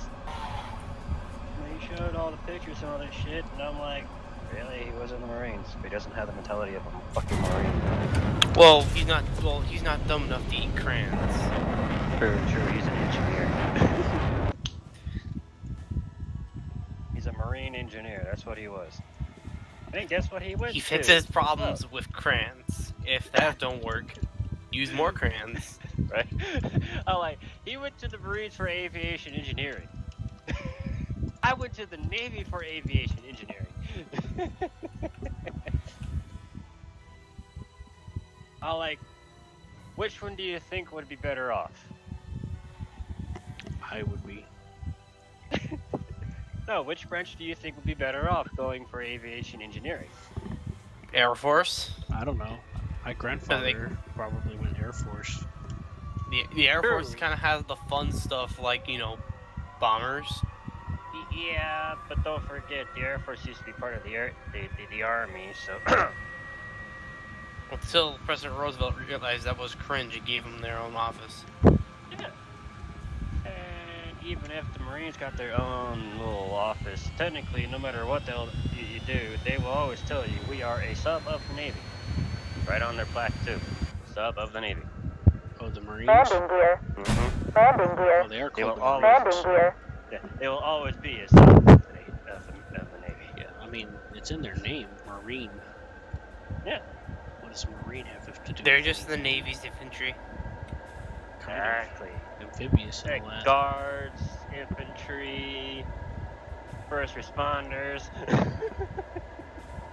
National Guard is just the militia. It's just it's the Navy's militia for fucking home defense. Yeah, so The Navy's militia is the Coast Guard. well, the Coast Guard is policing too. They're not strictly. They do they're a not the lot same, of policing yeah. too. Yeah, they're not the They same don't do as a lot. defense. They're not really defense wise. They do a lot of policing, like That's right. anti-drug dealers and shit like that. They don't really Oh, yeah, have I've seen guns. They also do like charity events and shit. Like if there's a hurricane. Yeah. You know, they Although, come in believe it and- or not, they actually get to shoot shit. I did. Well, What? they got little machine guns, but they don't got nothing like a Yeah, fucking naval base. they got shotguns and machine guns to disable boats. Yeah, that's it. That's only to disable small boats. Yeah. Like I said, they don't really got any real. I just big envision an guns. investigation into the Coast Guard. If you ask me, So those this cutters place- should get a 70. If you ask me, those cutters should get a 75mm cannon, disable large boats. I mean, to be honest, if you want to fucking terrorize the cartel out of your waters, you're better off having something bigger.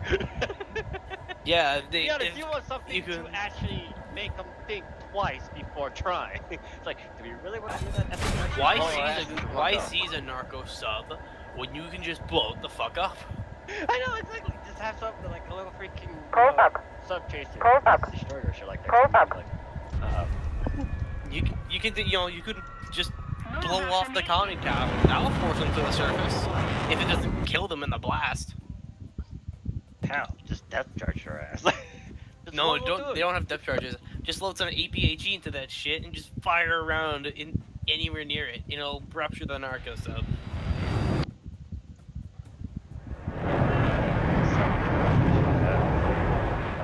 fucking death charge.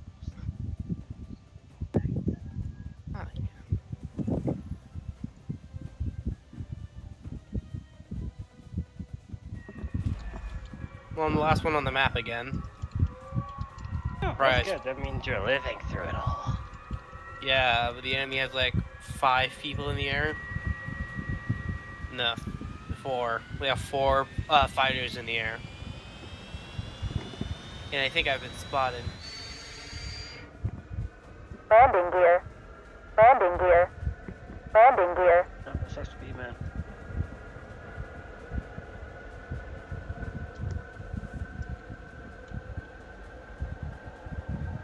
His ass, he fucking broke. I see it. Yep, I've been spotted. It's a Yak 9.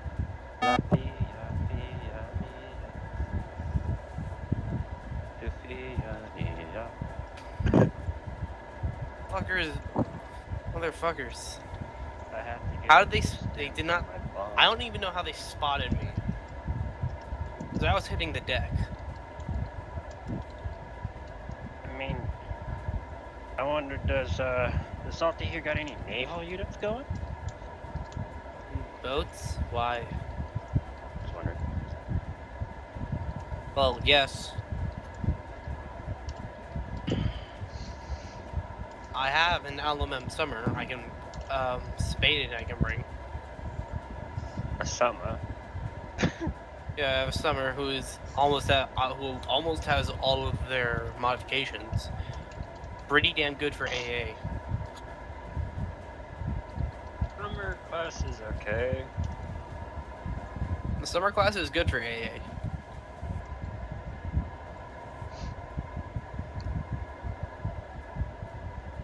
Other than that, I have a USS Fletcher. Don't we all? And I'm currently researching the I just Mitsure. have the battery classes of those at the USS Column. Budget class. Yeah. And then there's the quarter class, the Moffat. Everyone loves the Moffat, huh, Q? Everyone likes the Moffat? I The guess so. Moffat. Do lots of guns. It's kind of popular. Oh yeah, very. Everyone loves bringing that sucker out. The amount of fucking gunfire you can just rain the fuck out.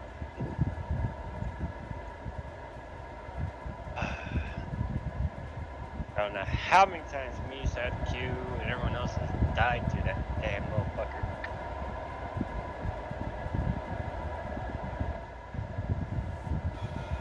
Ah, Q. What about me? Being murdered by the Moffat. Yeah, it can't take very much damage though. The Moffat's pretty No. weak. But they can dish it out, but it can't take Yeah, it's got low caliber, high rate of fire guns very high rate though. with varying types of shells that may benefit. Oh yeah.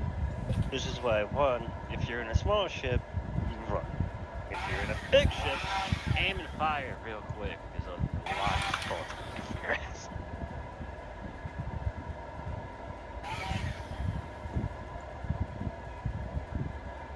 And when I say a lot of bullets, I ain't kidding, a lot of bullets. Somebody This cover should be me. riddled like fucking Swiss cheese. Close up. Guide on me. Close up.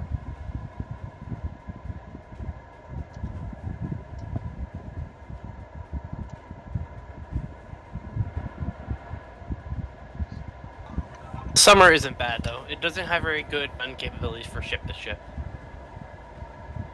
No. You guys know more about that stuff than I do. I haven't studied it as much.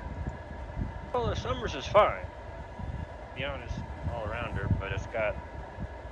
It The can't low engage caliber. on surface ships that well. Yeah, it's the low calibers.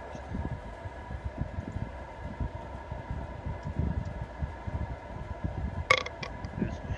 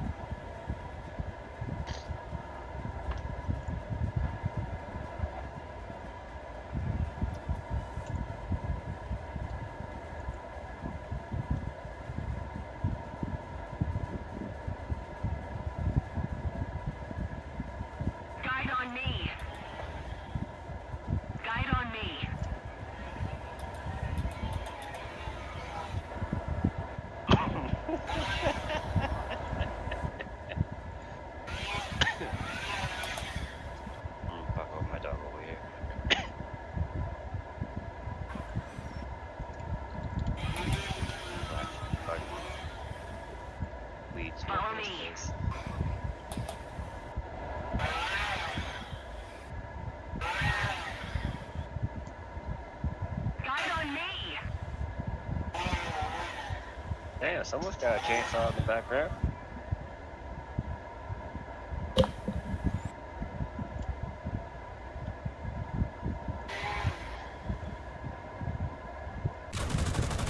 Someone's carving or someone's chopping.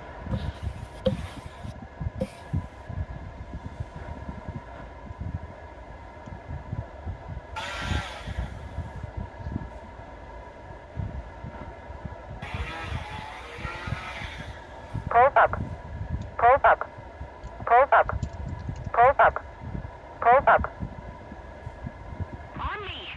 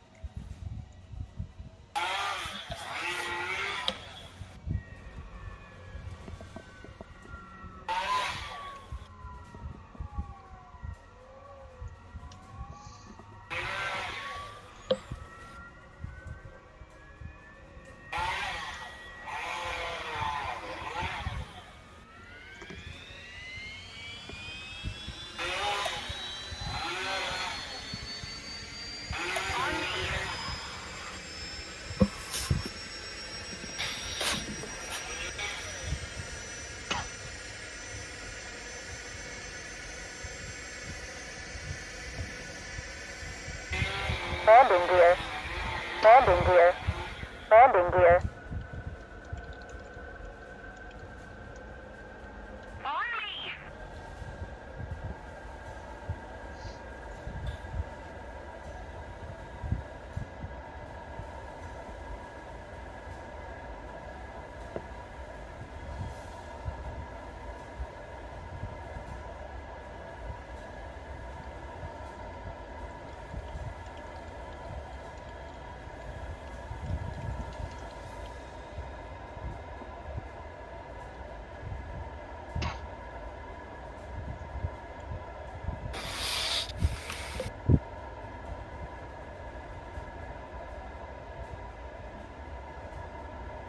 We need to put more pressure on the enemy. They're winning.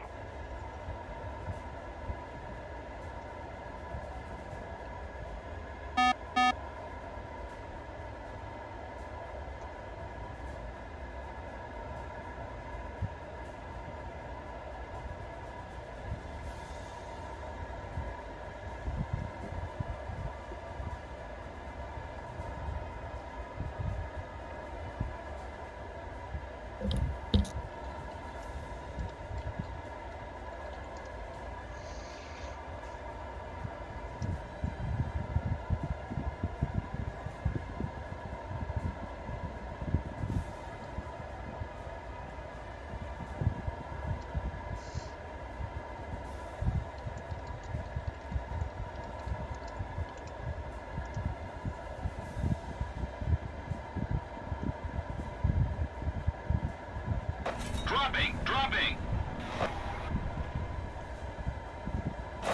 Launched it.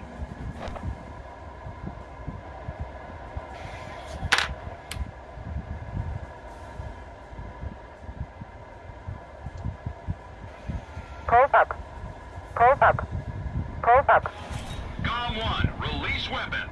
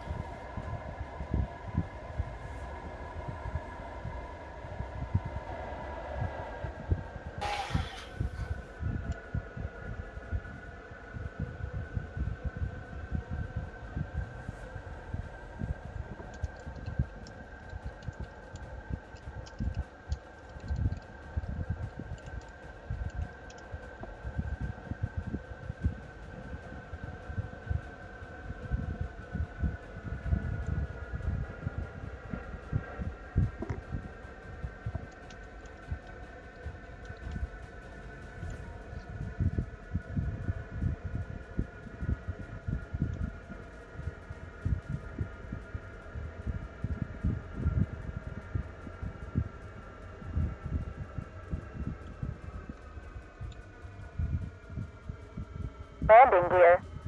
Landing gear. Landing gear. Landing gear. Landing gear.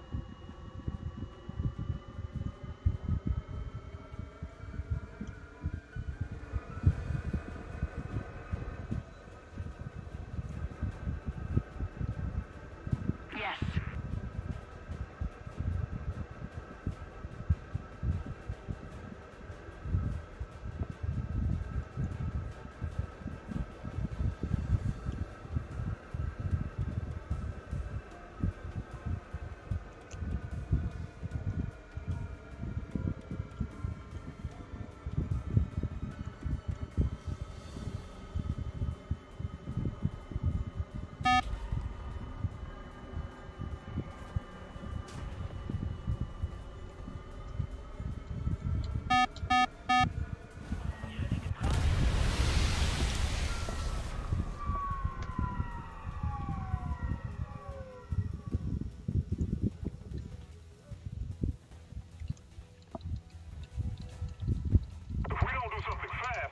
You guys want to fuck around with prop planes with a custom edge? Let me know. Yeah. John might want to do that too. Right, John? I don't. All I'm thinking is, like, I could take out a summer class. You guys can try and sink me with some prop planes or something.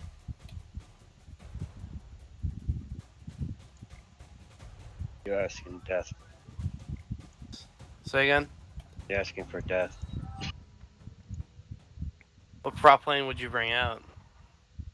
Well, you said prop, not engine, not jet, so that includes bombers too, right? Yeah, bombers count.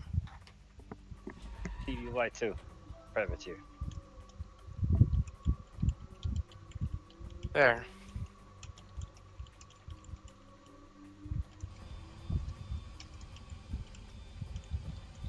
Assuming I don't shoot you down with proxies first. I don't know. How far can your rounds go?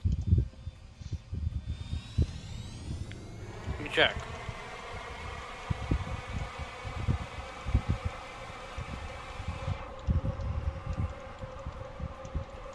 Minimum of 457 meters. Yeah, I'm fine then.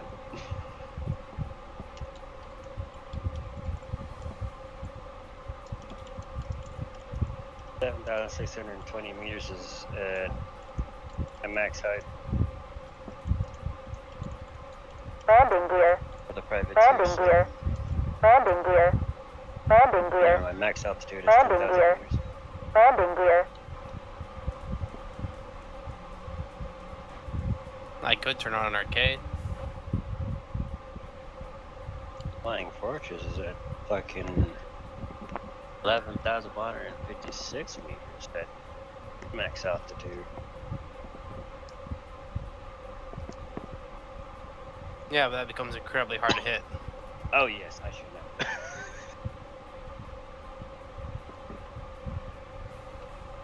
Not only that, it's not just hard for you to hit, it's hard for the person flying to hit. Yeah. Like I said, I should know. I've already took the fucking battle, and it's a bitch to fly. Well, the B-17 bombers at Midway know that very well. And bad on the turn, it's well, besides because the fucking devs buff the fucking AI for your gunners, it's shitty. You gotta do it yourself, but at the same time, like I said, you gotta, you know, fly at the same time. Bingo fuel. It's like her wobbles. Okay. Maybe you can always go ship to ship.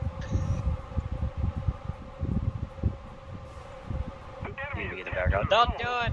He's just teasing you! Got big guns!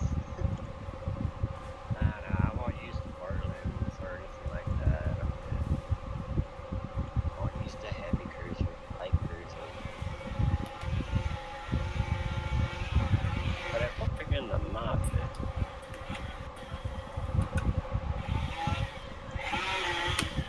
Although in all honesty, it would be hard to get through a Summers AA. if you try to go for like a close torpedo or dive bomb.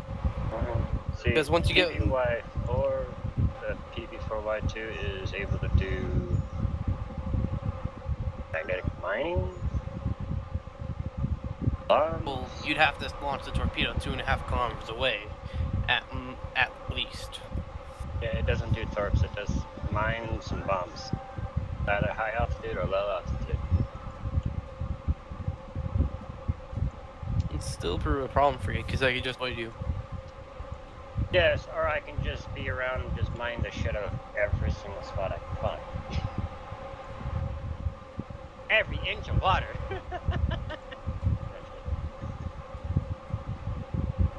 Like I said, or I bring in my own ship and just duke it out. I'll bring them off it. Not real good on the anti-ship part, but hey. Plus, we got to learn on the weekends is when. Well.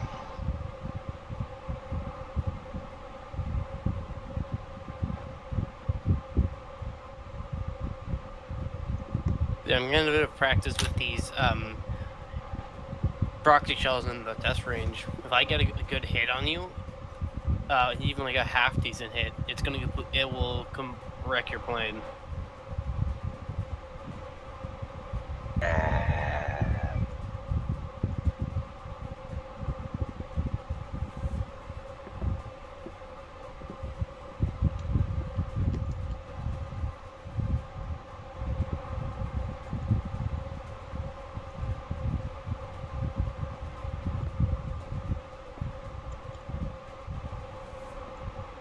Move after me.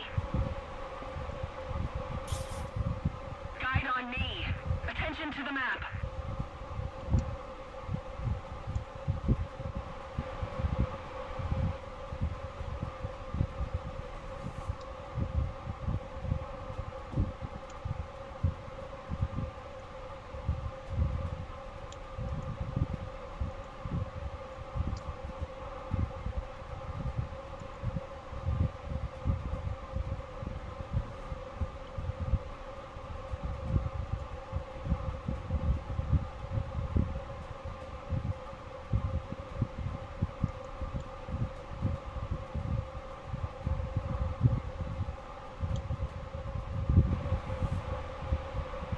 Pulse up.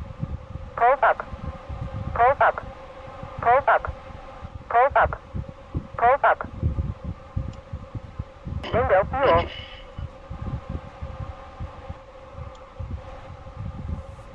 Cover me.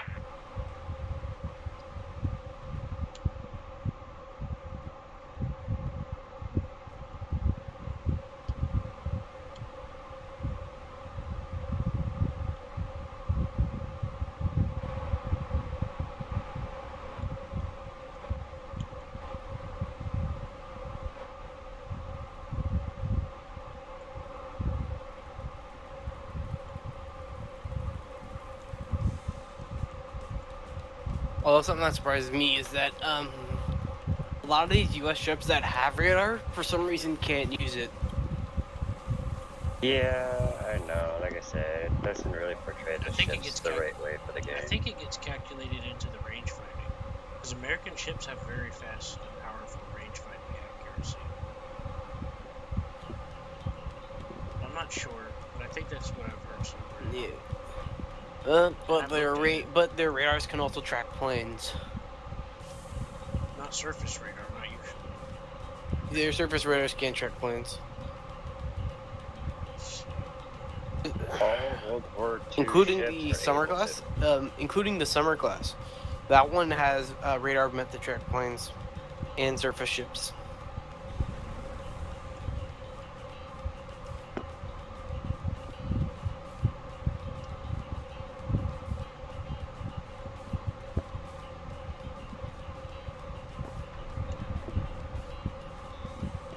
I'm gonna go get some lunch. I'll be right back. Bingo fuel.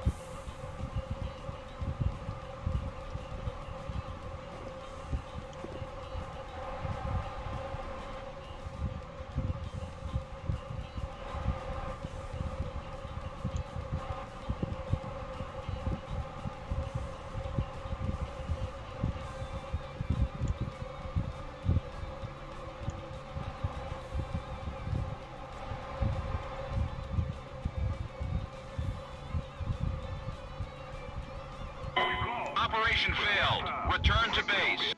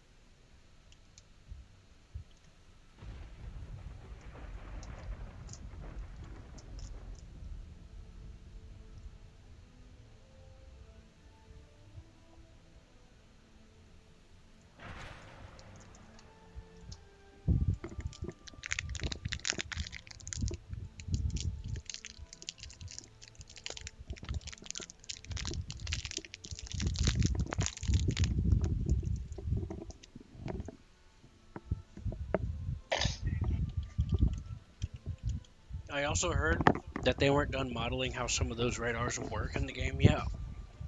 And that's also the case. I have a couple of ships where the radars do work, but it's only for air because they're only air radars.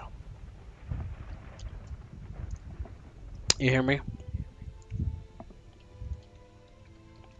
We went to go get something to eat. Oh. It's funny, I don't have him on my friends list for some You don't have a what? reason. He's not on my friends list. Not even on my Steam friends for this. Fucking weird. He's called Boat Noise.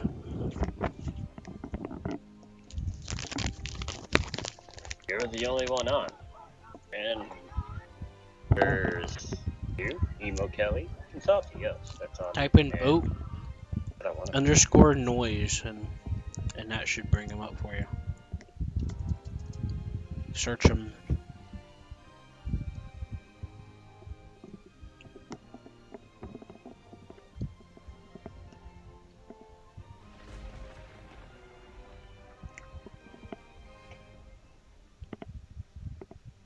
What? It's boat _ noise.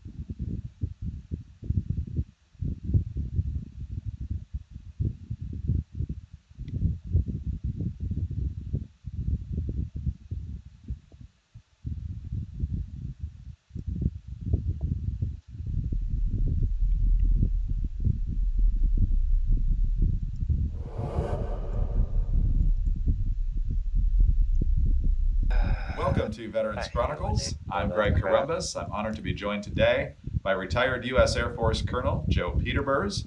And sir, thank you very much for being with us.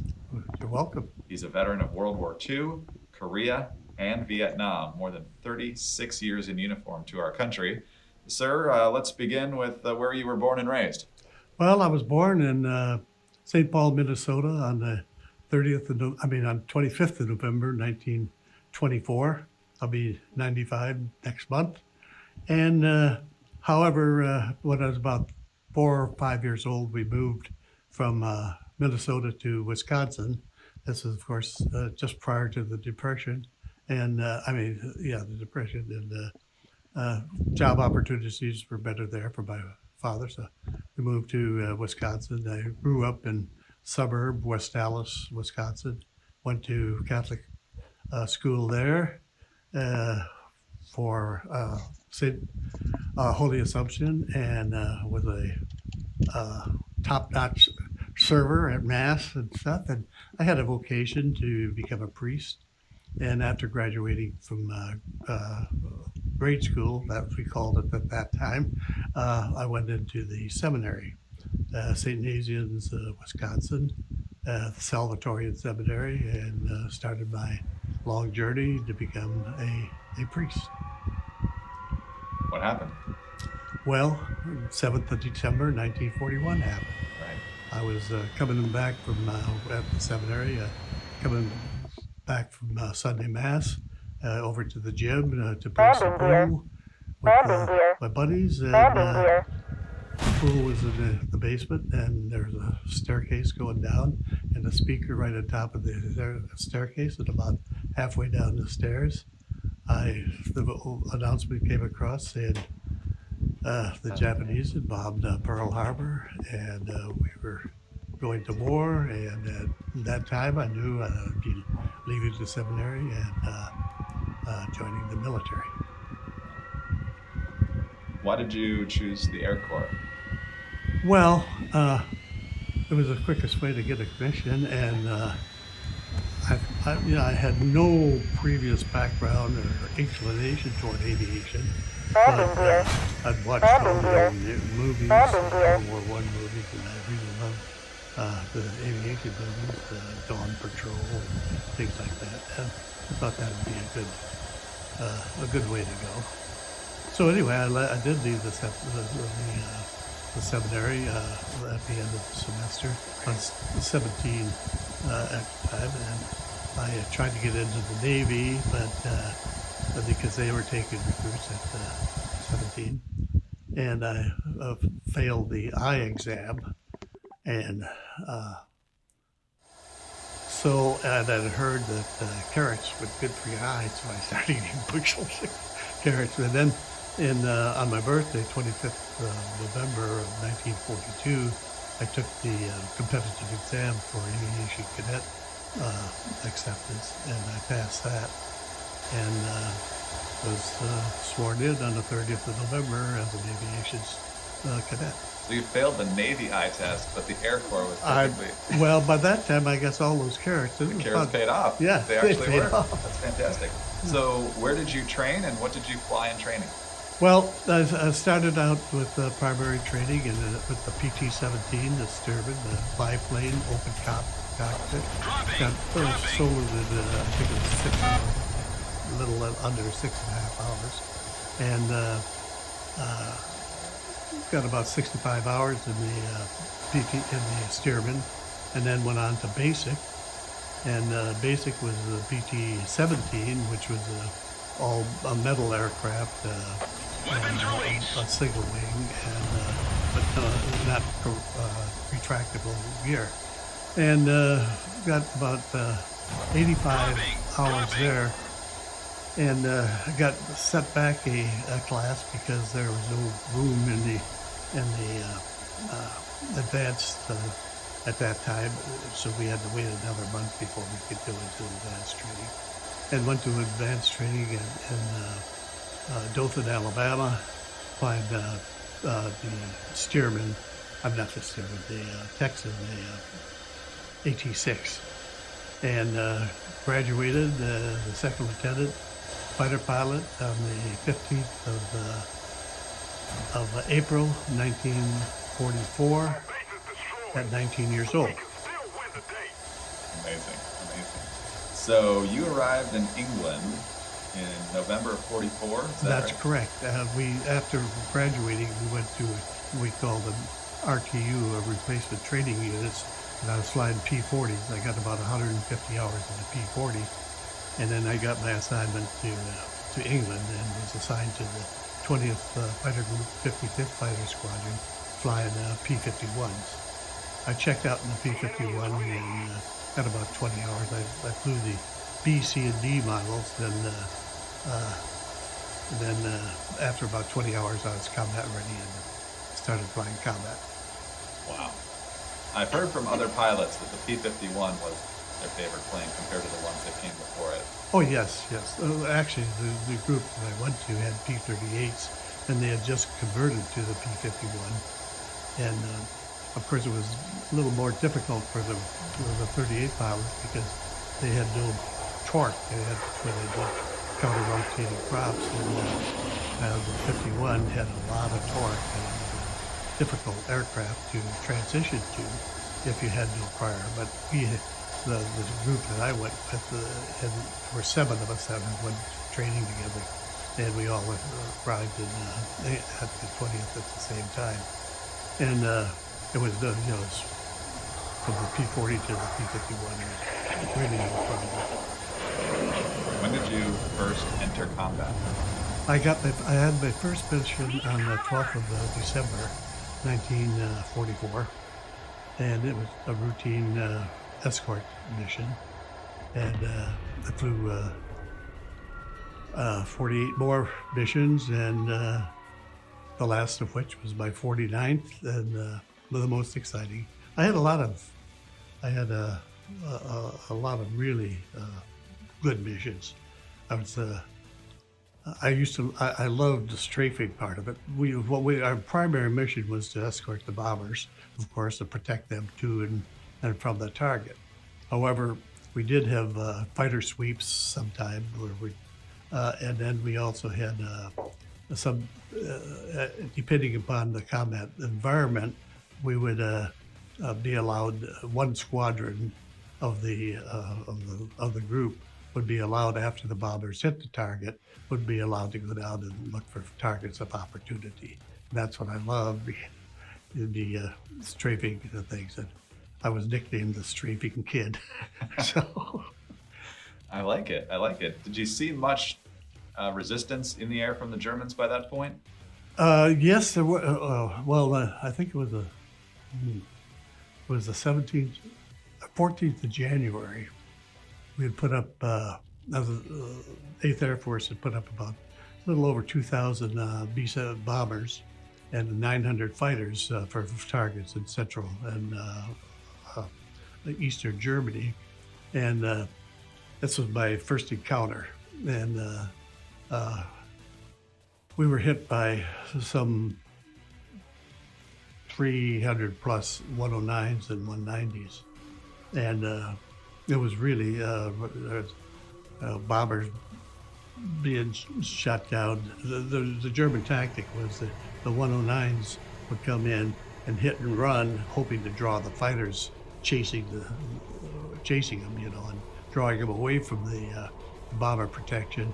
And then the 190s would be circling up, and after the 109s went through, the 190s would come down and chew up the bombers. So we had a lot of losses of B-17s that day. And of course there was engines and wings and parachutes in the air, and you had to not hitting somebody, and then you had the other fighters coming in. I had a head-on with a 109. It was coming at me, and I was basically chicken, and we were headed towards each other. And my flight leader, he was on the tail of the 109, but he couldn't fire because he may have hit me. So we passed about 50 feet. I passed about 50 feet under him, and as soon as I left, I got some hits on his wings, but nothing enough to destroy it. But after I passed under, my flight leader, he zapped him and got him. So that was my first encounter. But it did remind me of how brave the B-17 pilots were. I mean, they would just plow in there 150, 160 knots onto the target, flak all around. And you hear the expression, the flak was so thick you could walk on it. Well, that was how it was. And they'd have their bombers, their buddies falling from the left and to the right, and they would be on to the target. Now, I thought then that they're the bravest of the brave. It's a very, very perilous job. Yes, right. And at one point even didn't have the fighter escorts. That's correct. That's when the 51 came into its the savior, basically. Absolutely. They were able to. My longest mission was 7 hours and 20 minutes. Wow. And my longest combat day was 9 hours. When we were crossing Remagen Bridge, I was doing I did 2 fighter sweeps missions that day over the bridge and protecting the forces.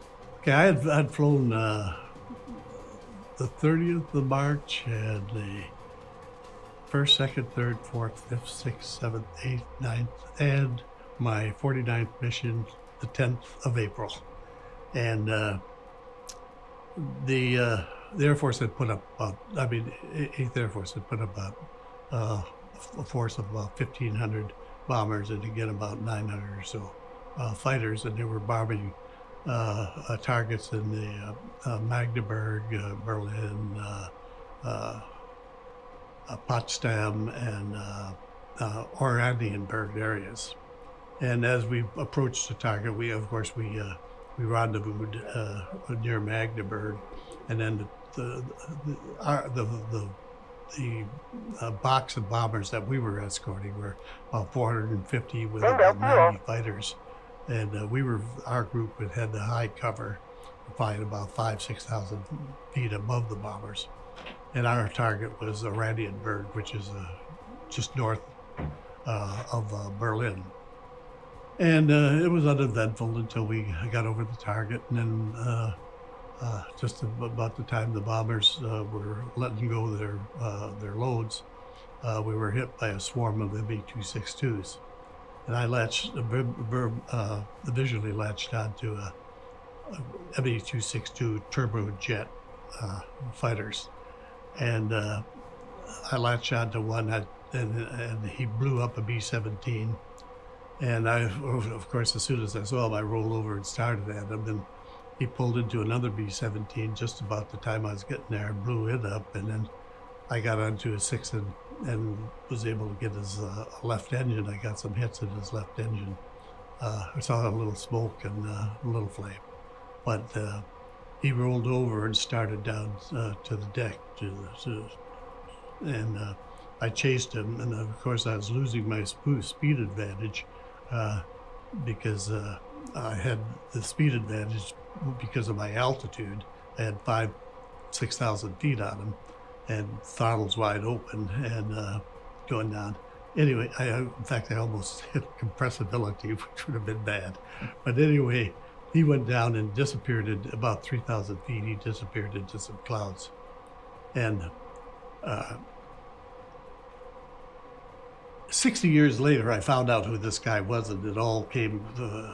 But anyway, he told me that after he went into the clouds, he made a 90-degree turn, and then his engine started disintegrating, and he had to bail out.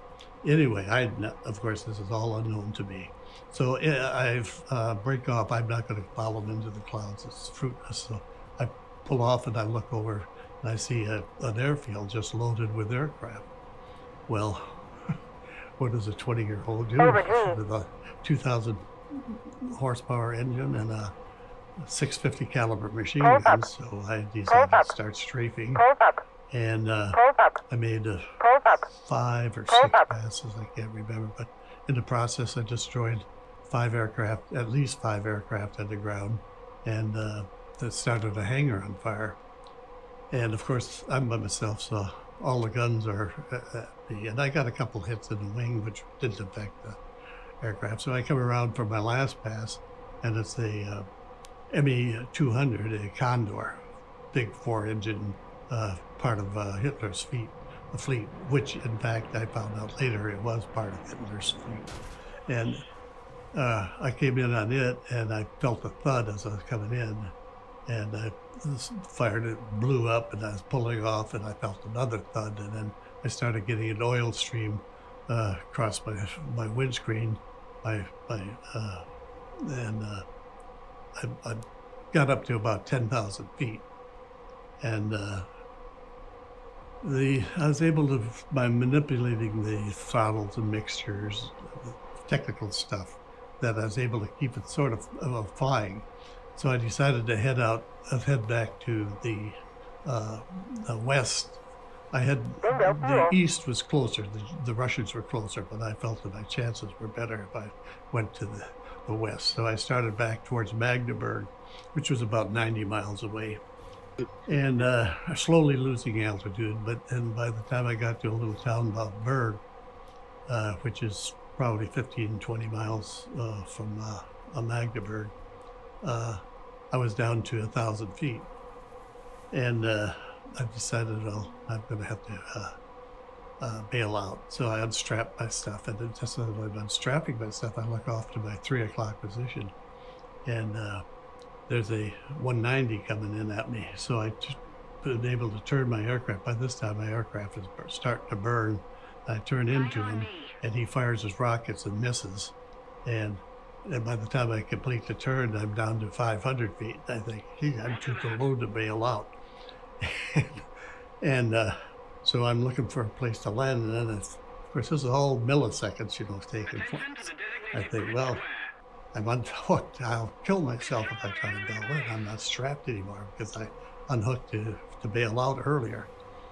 So I decided to bail out. So I'm over to the side about 350 feet. I figure I let loose of the aircraft, and I have to go out to the wrong side, go out to the right, because the torque would throw me away from the aircraft, but the right side was burning. So I have to go out the left side. So I go out the left side, and as published, I hit my knee on the horizontal stabilizer, and then pulled my ripcord, chute open, I swung once, it hit the ground hard. And it was, fortunately, it was spring, and it was a big farmer's field, and it banged up my back a little bit and my legs, but I had burns on my arms and legs. So I get up to see what the situation is, and I'm in this middle of farmer's field, nothing, no trees, nothing for 100 yards all around.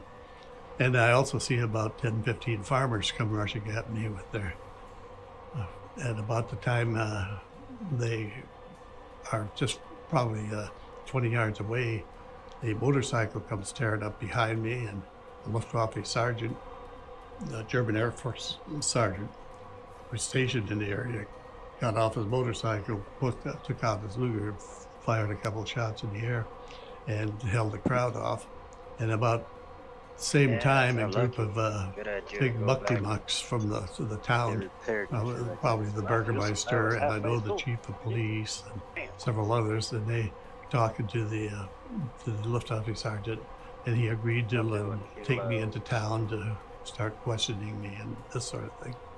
And so that's what we went into town, went into probably the local city hall building, and started questioning me.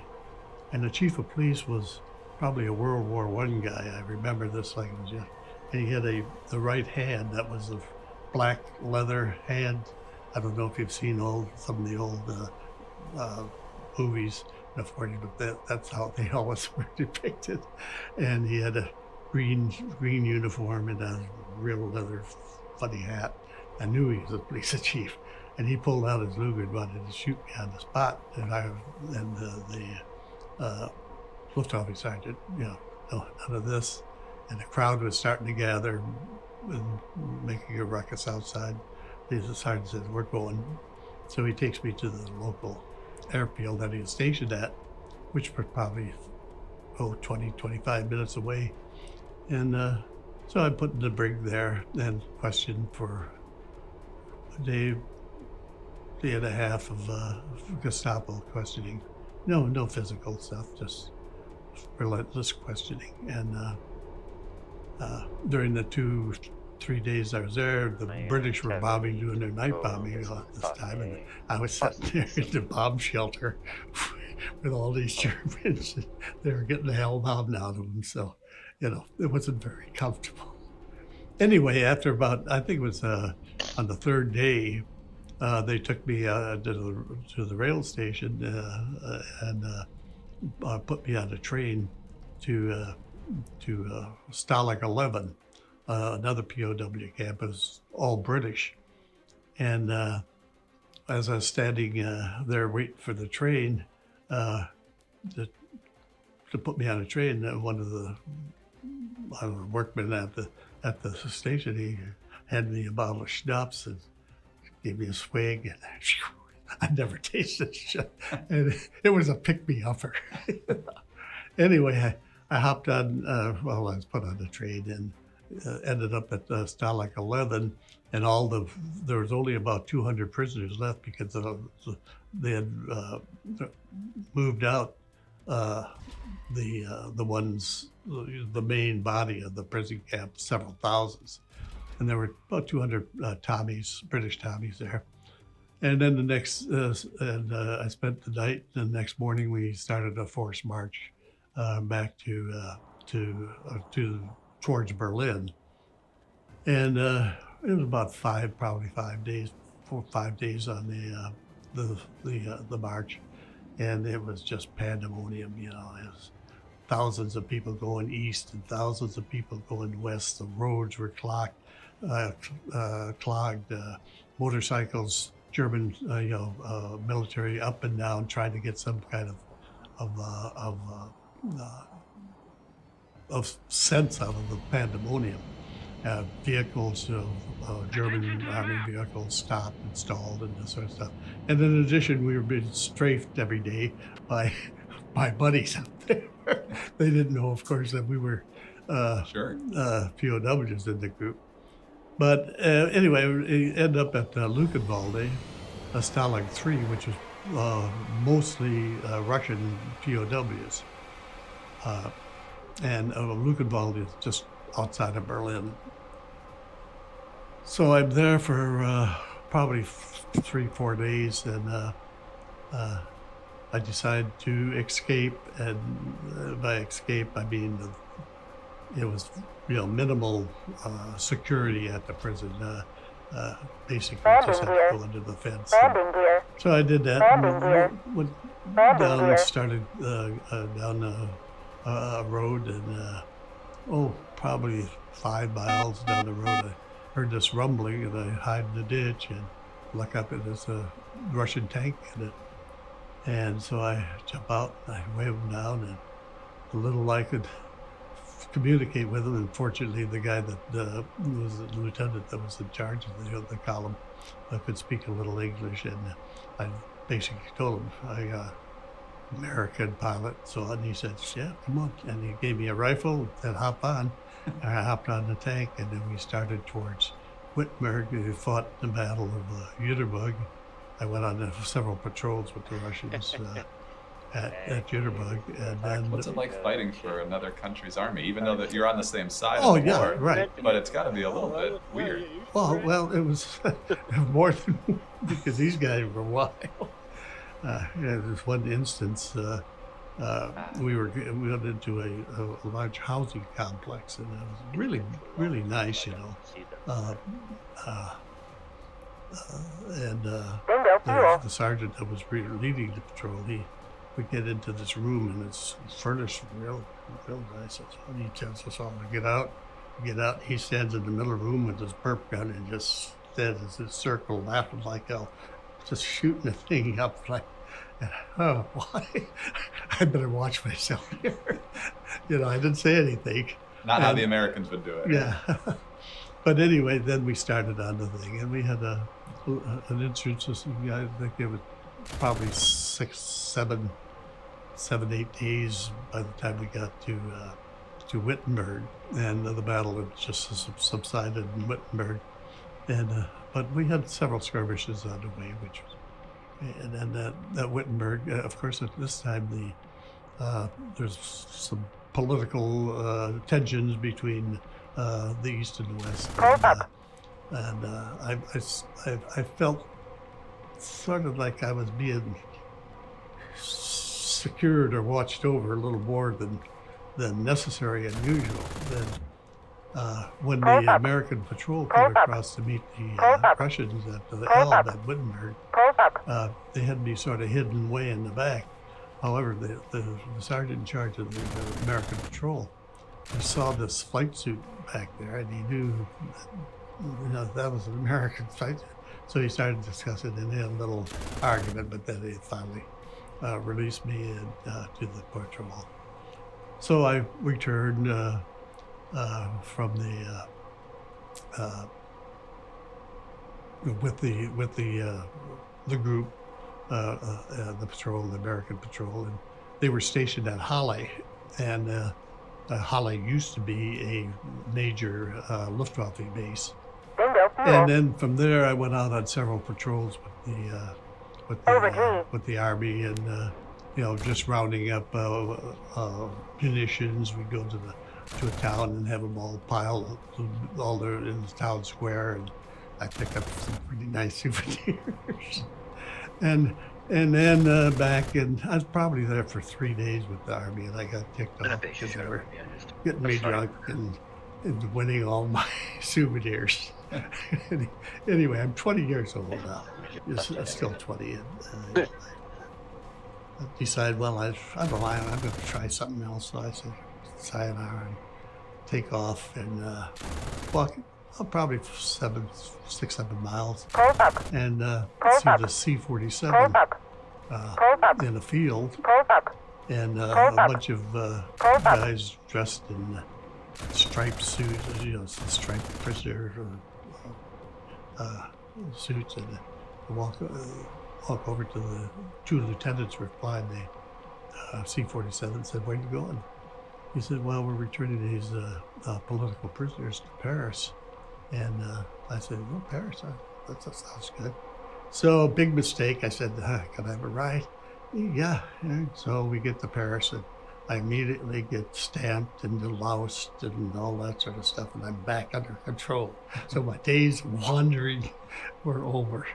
And so I go through a bunch of processing and this sort of stuff, and end up on a convoy back to the U.S., and I land in New York on the 1st of June, back to Fort Sheridan on about the 6th of June, and then home to marry my lovely fiance, Josephine, who I'd named my aircraft after, so we make all the preparations, but I had to get my mom's permission to get married because I hadn't turned 21 yet. So. But you did. Yes. And so you are married, and one of the things I want to get to is what happened to you in Korea, but I want to skip ahead by about 60 years, because you mentioned that you eventually found out who the pilot of the ME-262 was. So explain what it was like to meet that person so many years later. Well, the background was that there was a 13-year-old boy at Berg hiding in the ditch watching all the air battles like you would expect. And he saw all the action at Berg, where I bailed out the 190 attack and this sort of stuff. And of course, Berg is in East Germany, and they weren't able to do anything, of course, until the research or interaction with the West, until reunification of Germany. And then when that happened, then there were a lot of they were trying to catch up. Of course, a lot of TV programs were doing commercials. I mean, programs. Yeah, on, about recovering the aircraft that were lost during World War II. And so Werner, his name was Werner Dietrich, he went to the TV and said, hey, I know exactly where, told him the story, where this aircraft. So he got the TV company, went ahead and did a special, and they got their big old backhoes and their big metal detectors and stuff, and they found it. And they excavated my aircraft, Josephine. And Landing gear. Landing gear. and for 18 months, Werner was trying to locate the pilot. Eventually did in '97. And I got a letter from him saying, explaining. He says, "Was that you?" He said, "I said, wrote back." Of course, he didn't have a computer, so it was all snail mail. And so I wrote back. I said, "Yeah, everything's. I'm sure that was my aircraft." So then I get a call that the TV station wanted to do a follow-up of the excavation, and it wanted me to come to Germany. And my wife had a stroke, and I was a sole caregiver, and I said, no, I can't do it. So the whole crew packed up with Werner, and they came over to Colorado Springs, where they did the follow-up.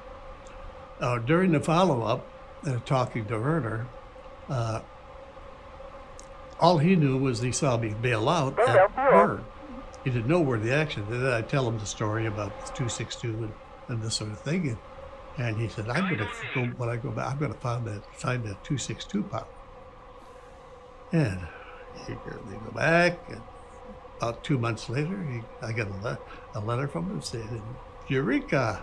I found him. It's Walter Schuck, top German ace, 206 confirmed victories, 198 of them in the 109, and 8 of them in the ME-262. And I said, okay. And he says, yeah, everything seems to jive. And I said, well, I'll give it a 50%, the fog of war and all that. I said, I'll give it a 50% chance. So I took it with a grain of salt. And then a couple of years later, I get an email from this Norwegian, Swedish researcher and author, Christer Bergstrom, and he's in the process of writing Walter Schuck's biography. And he said, I understand that you, after the war, you wrote down a narration of that last mission. I said, yeah. He said, would you mind sending it to me? I said, okay. I sent it to him. 3 days later, I get an email back saying, definitely 100% sure you're the one that shot down Walter Schuck. I said, well, how can you be 100%? He said, everything jives perfectly, all the timing and everything, and places and where you were. And I said, yeah, but I'll maybe 90%, but still not positive. He says, yes, positive, because you, in your narrative, not knowing anything about Schuck or anything else that's going on, you say that you see this ME-262 shoot down 2 bombers. Well, in fact, Walter Schuck is the only person, the only pilot, the only 262 pilot that shot down 2 B-17s in a row during that mission. In fact, he shot down 4 because he had shot down 2 in an earlier box that he attacked, and then he came over to your box and shot. He said 100%. So I accepted it, and in May they were doing Walter was coming to the United States, and he was visiting an old mate from the Luftwaffe who had migrated to the States in the 50s. Anyway, they were coming to visit him. So I went on the 18th of May, 2005. We met in Vista, California for the second time, and we had an immediate rapport with him, and we became close friends, and for the next until he parted in 2000 and 16. He was 4 years old at the time, and so he was 94 when he passed away, and I'm 94 now, so it's 4 years ago, whatever. Yeah. Do the math. But anyway, we did many air shows, and I visited his home in Germany, and he visited me in California, and we had a great time. And a lot of he told me all his tactics and this sort of thing during the whole war. And he was really a gentleman. He was known as the Eagle of the North. He did most of his kills in the Izmir, which is the North Sea area. They were stationed out of a base up in northern Sweden and northern Finland, and they were interdicting the traffic, lead-lease sort of stuff that was entering Murmansk. And so he had 100, and most of them were Russians, 198 and 109. And then he was transitioned to the 262, the turbojet. And on his first mission, he destroyed 3 aircraft. On his first training mission. So anyway, he was a great guy.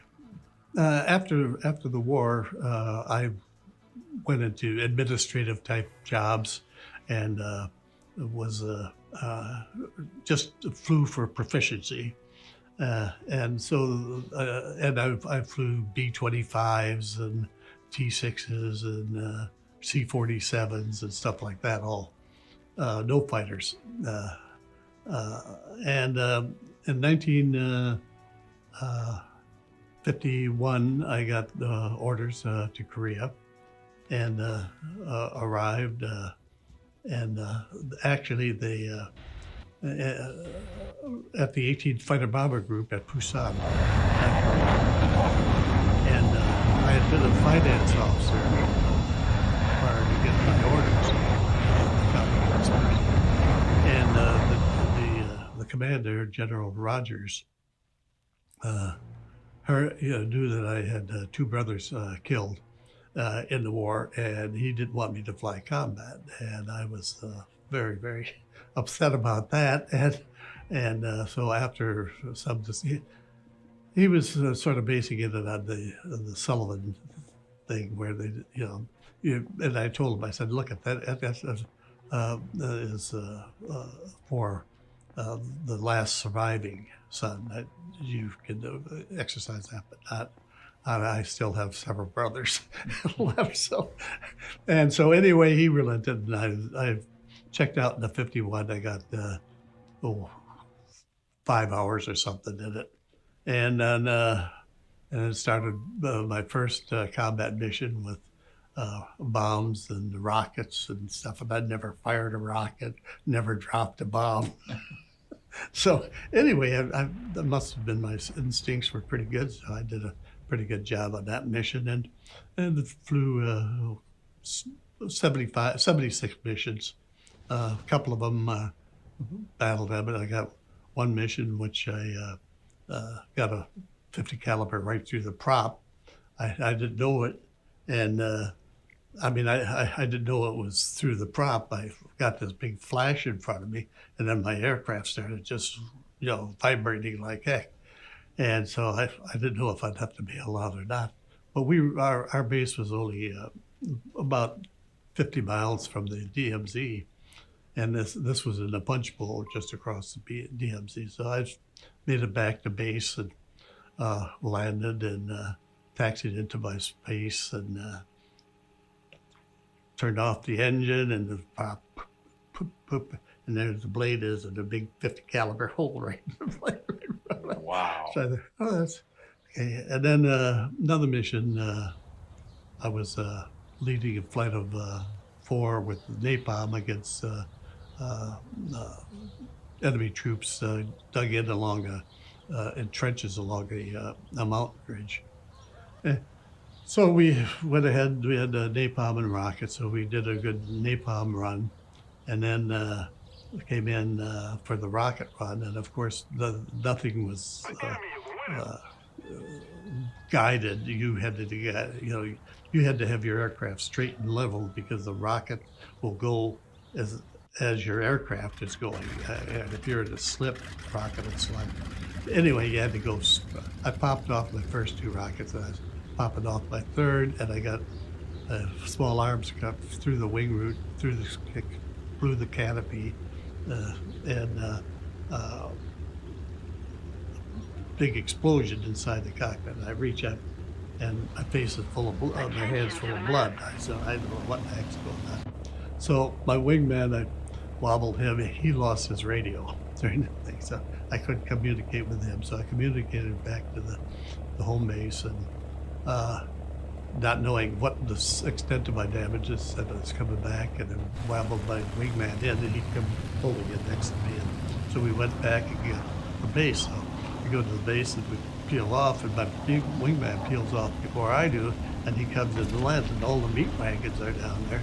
The fire engine began following him. So I land with no fanfare or anything. And so I taxi my parking slot, and crew chief jumps up on the wing. I'm down getting my maps and stuff off the floor, and he's and he's startled and slips off the wing, almost breaks his leg. But what happened, of course, when the projectile went through the canopy, plexiglass, it splattered. So I had my face was just full of plexiglass, and so I had several hours with the flight surgeon picking that out of my face, and then I flew, I think, 2 days later, so I was back flying again. So that was Korea. We could talk about Vietnam if we had the time. Joe, it's been an honor to meet you, sir. You were telling us before we started, 36 and a half years of service in uniform to our country. Thank you very much for your service. It was my pleasure to serve and do it all over again. Thank you. We're grateful for your service. United States Air Force Colonel, retired, Joe Peterburs. This is Veterans Chronicles.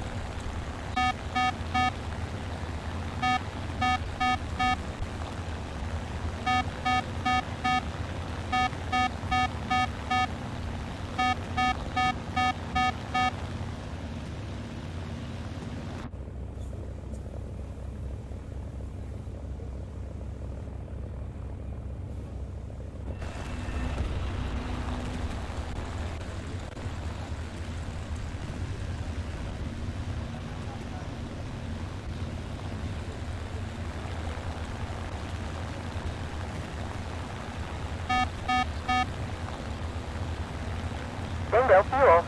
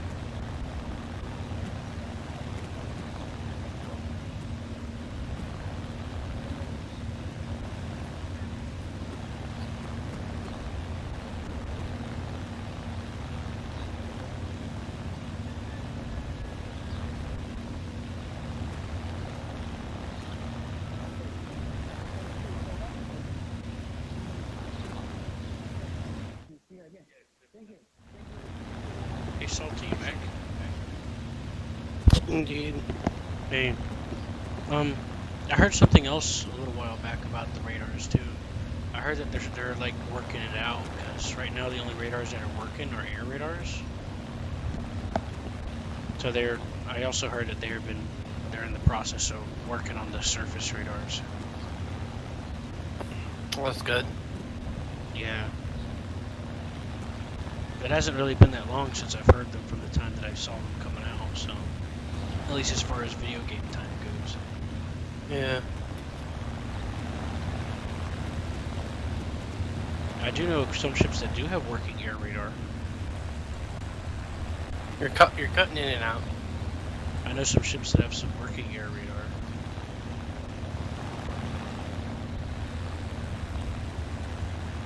Yeah, you're cutting in and out. There are ships that have working air radar currently. Okay, gotcha. Yeah, I know there's a U.S. one that does. Follow me. Yeah, there's a frigate in Germany that I have. Yeah, that's scary. A little frigate.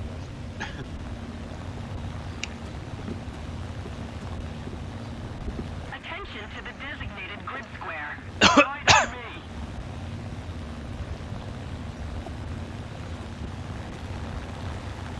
Heading to the base. Getting down.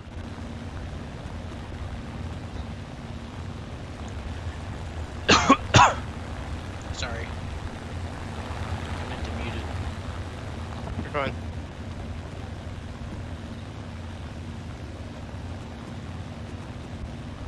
No, I'm not. I must pay for my crimes.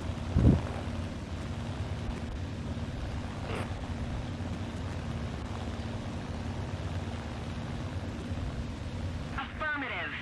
Getting down. On me.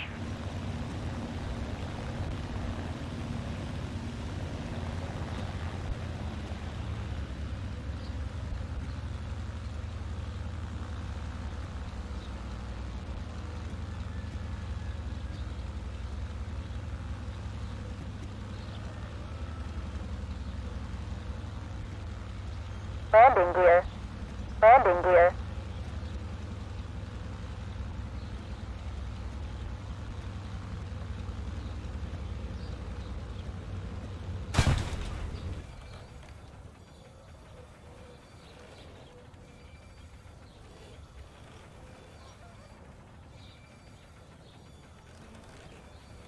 We are losing.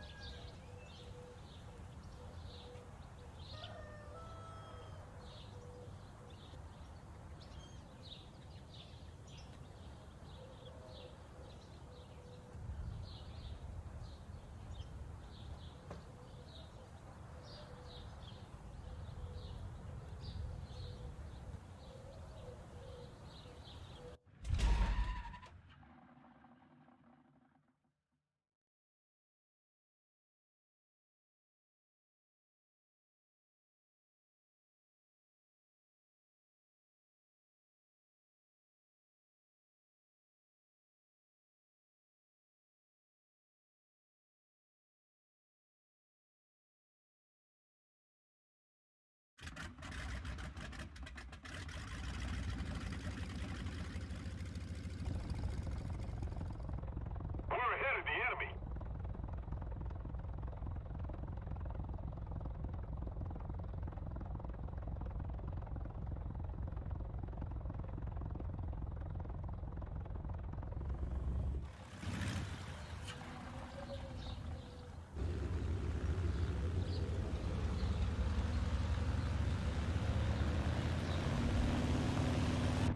Follow me.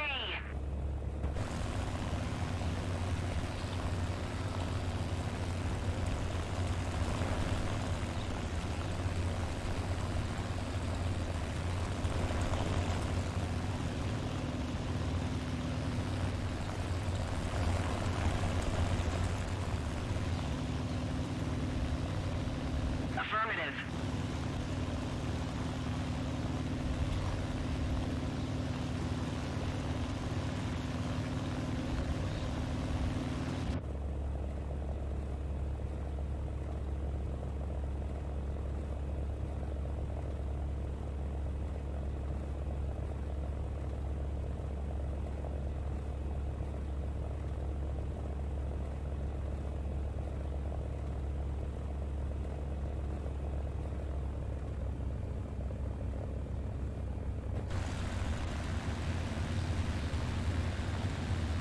I'll be getting some more footage. Are you proud of me, Salty? Are you proud of me, Yeah. John? What?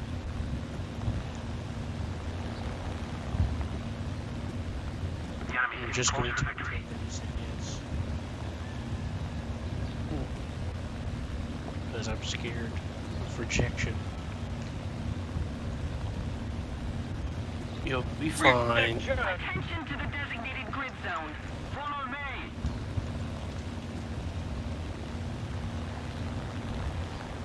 Objection.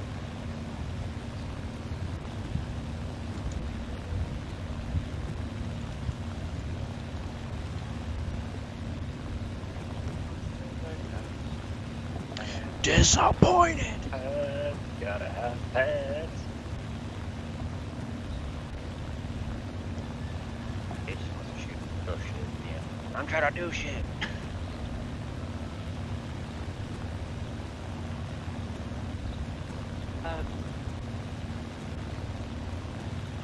Oh,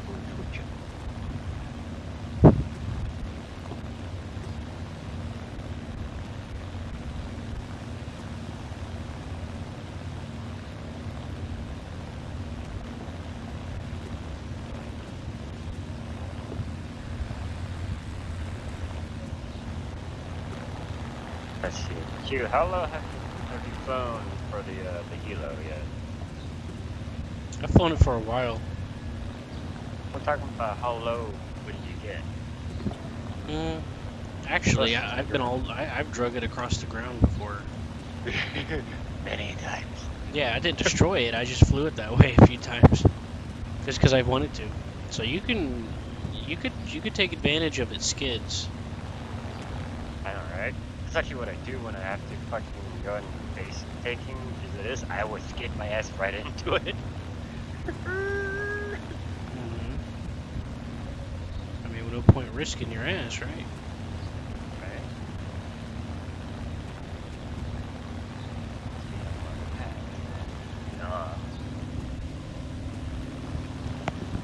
I'm flying the JU-288 in 9.3 right now. Doing a job? What's that? Oh no, they're just trying to do the objectives for the stupid thing. Is yeah, land on any pad. Okay, well. Yeah, that only On counts. one. That don't work. No. What happens is those landing pads that you land and capture. The person that lands and captures it, or the group. If there's a group, only one of them needs to, but it has to be the person that landed and captured the pad. Yeah, that's already done. No one did it. Yeah. Like once it disappears, it's like not on the map. No need for it anymore. Yeah, I farmed those in the city map because they were like right next to the landing pads, so I just went back and forth over and over. Then one time. So far, the only time when someone decides to die is when they leave. There's not one. Oh, never mind. People already died. That's me. I'm sitting here like, Sorry. We only got an hour and 47 minutes and 50 seconds left. Out of like 3 hours? Only been in here for 2. Oh, damn. I remember how long Yeah, Finn would love to join you for that. I'm gonna see if he's on. He got some stuff. I don't know what he got, but I've got both my 1G and my 1B, so.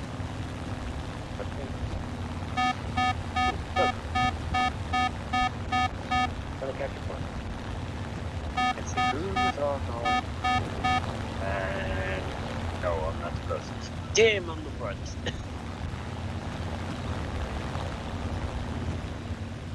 Usually at this point, I would be all the way in the so what I do whenever I'm looking for ground targets to go after in the bombers, I just go to the gunner view and use locational stuff and use the map to help me line up because it'll be displayed on the map. If I'm not in the bomber, then I fly around using the map to line up.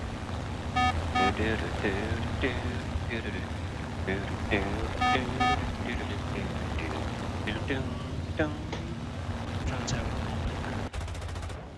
a moment. Let's all sing his praises. Move after me. Well, see it this way.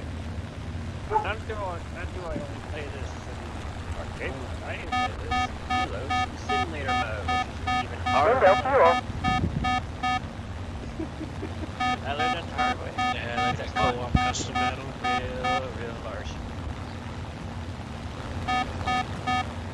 Playing a Halo in simulator mode, there is a lot more to it.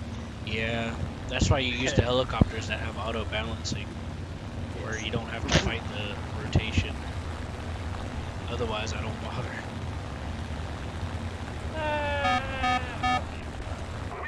just gotta get the hang of it. So my uncle's like, wait, so you know how to fly helo? A helicopter and all that? Because you play a game that does simulating and all that shit, like your cousin does? I'm like, yes. Yeah. I know my crazy ass cousin with the Air Force. I seen the pictures of her flying fucking Hueys. Oh fucking what? She just couldn't wait to get her hands all over those Blackhawks. I'm like, I know she's flying Hueys. She's part of the flight force. So I'm like, so? Like, give a fuck? I haven't been. How to turn one on and fly it. I'm like, yeah. So yeah, I'm flying the Now I'm back on JH-288 flight in school. Simulator 9.3. And so far, so good. The teammates are asking me to bomb stuff for them. I think 9.3 is where Roland showed the fuck up at. Attention to the map. No, it's 9. It's 9.3 and it's above 9.3, if I remember correctly.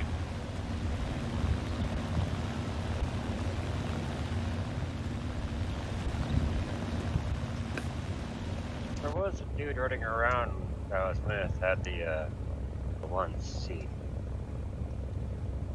Next one after the 1B.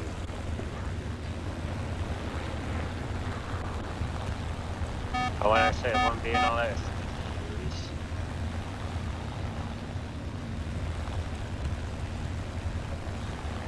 Oh boy, I got a Challenger.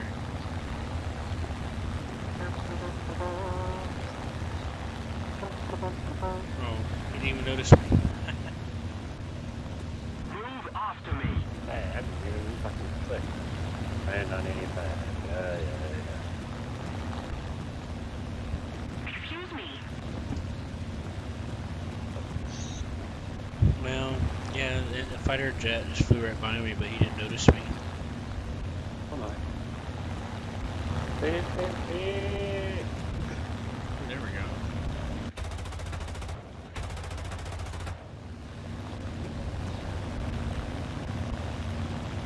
Notice me. Notice me. Don't get me. Alright. Got those guys taken care of.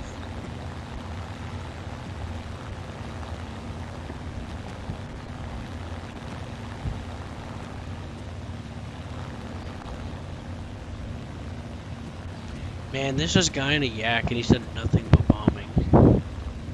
He's got like almost 4 tons of damage. 7 tons. I just saw him go to bomb a base, and then he ejected and respawned. Follow me. Whatever works, I guess. Alright. If it works for him.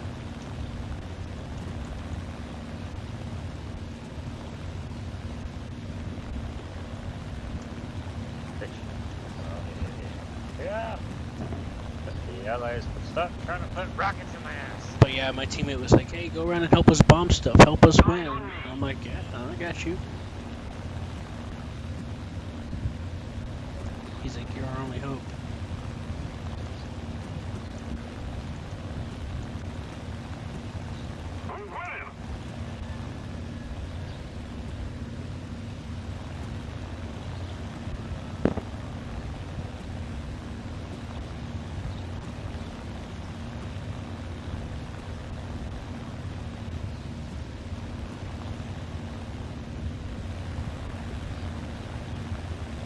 Attention to the map. Roger that. Guide on me.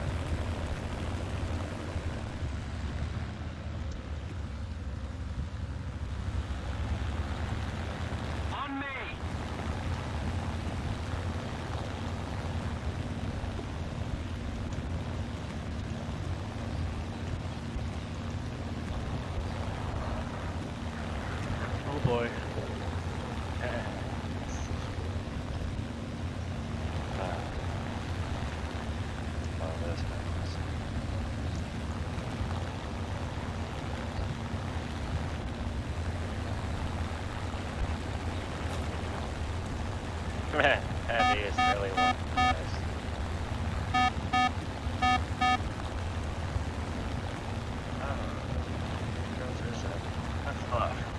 Let's go. Thought I heard a jet coming, but it turns out he didn't see me either.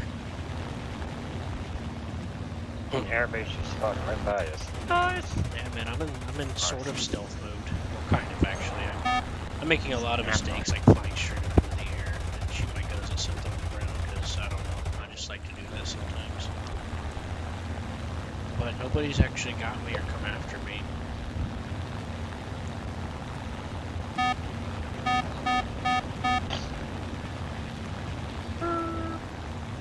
Perfect. Hey.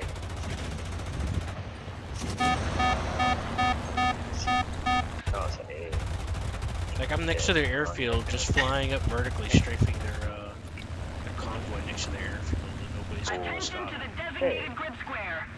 I mean, they don't see me. There's a lot of them on the enemy team, so maybe they're bombing. No, there's some dudes over there. Coming after me.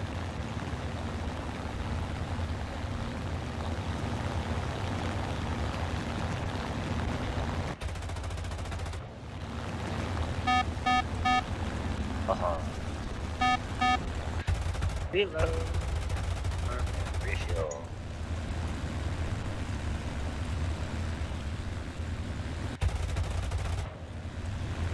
Bingo fuel. That's right.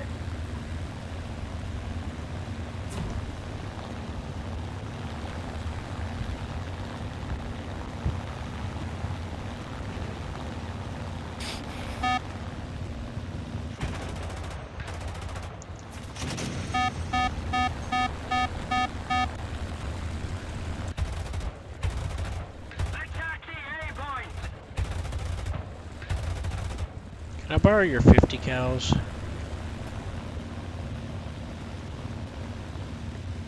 I didn't bring enough armor piercing.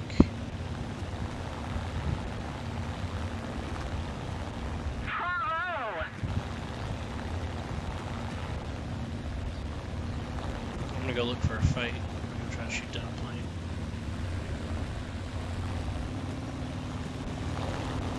I see one. Come here, guy. Come here. Come on. Come here. Come here, boy. Really? Wow, look at me. I am such a inviting target. Look at me exposing my belly to you. Oh. Do you want a taste of this? You want some free kills? Going 231 kilometers at 5 meters above ground. 4 meters above ground. 3. Give it in. Right above the crash.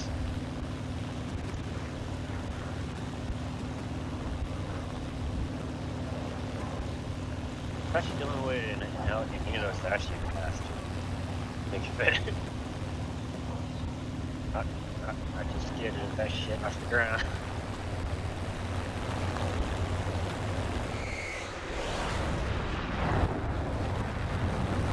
Yeah, the feet are still there.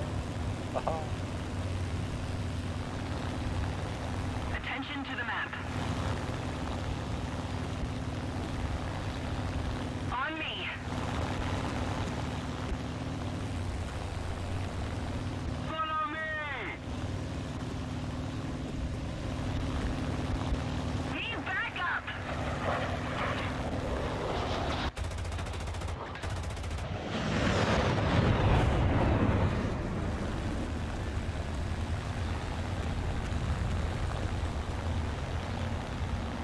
Tried to bait him by shooting wildly, but he just ignored me.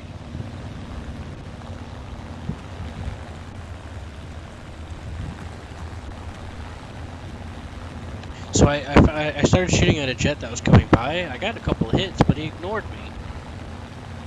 Can you believe that, Salty? I can't believe it, Q. The nerve of that guy. I know, right? Move after me! On me. Attention to the map!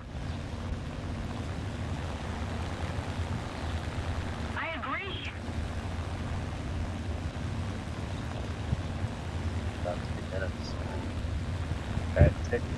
up?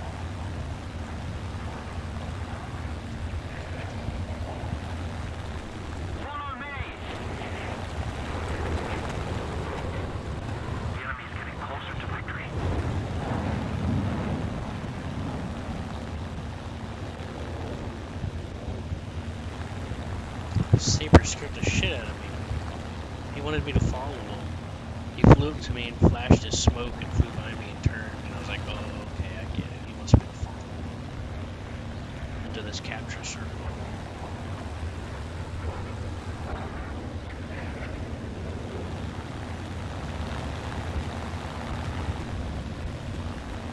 There's the MA-163 guy.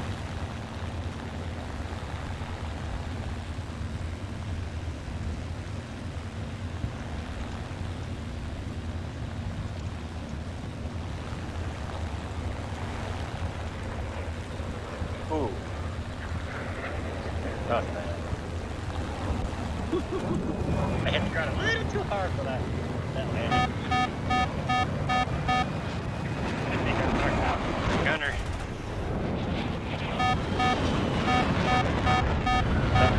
Oh boy, I finally got one. Stop running away.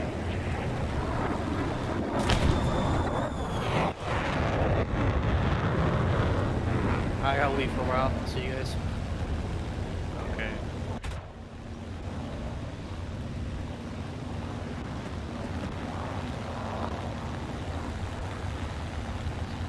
Oh, I finally crashed.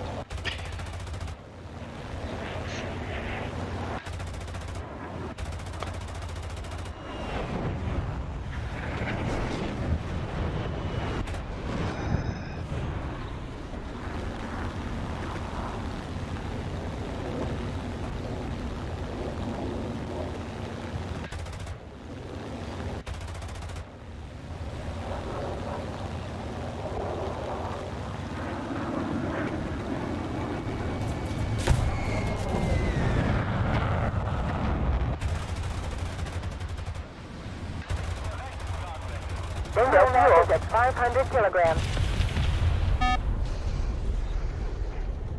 Bingo fuel. The enemy is winning. We must counterattack. That's interesting.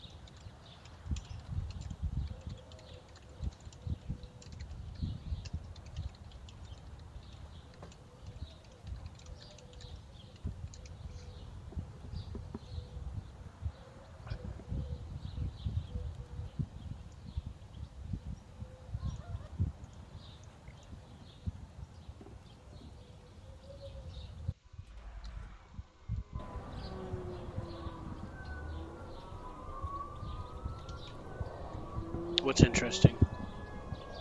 Oh, thank you.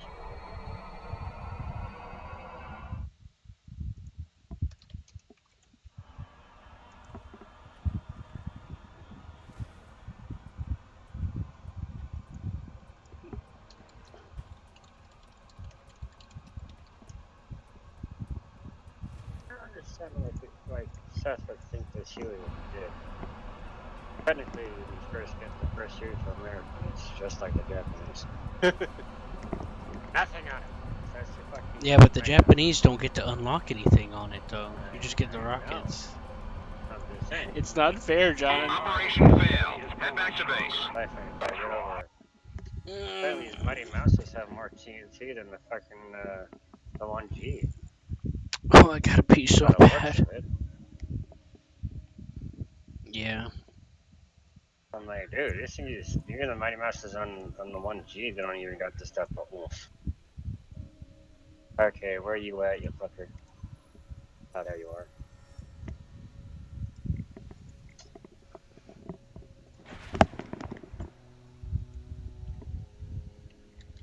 Rocket fuel.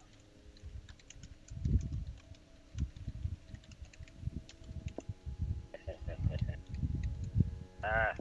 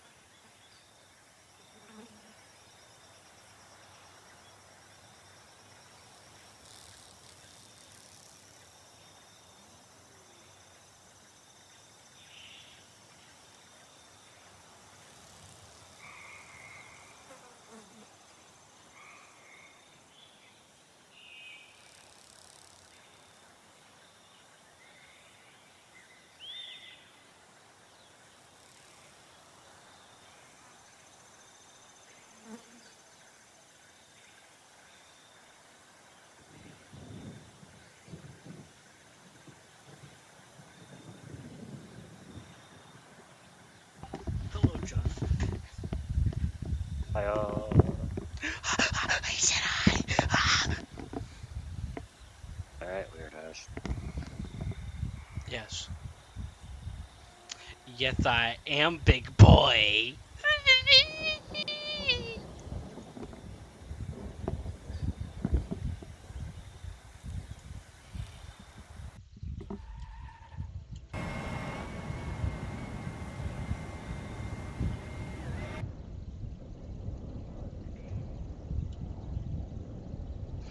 Oh my god.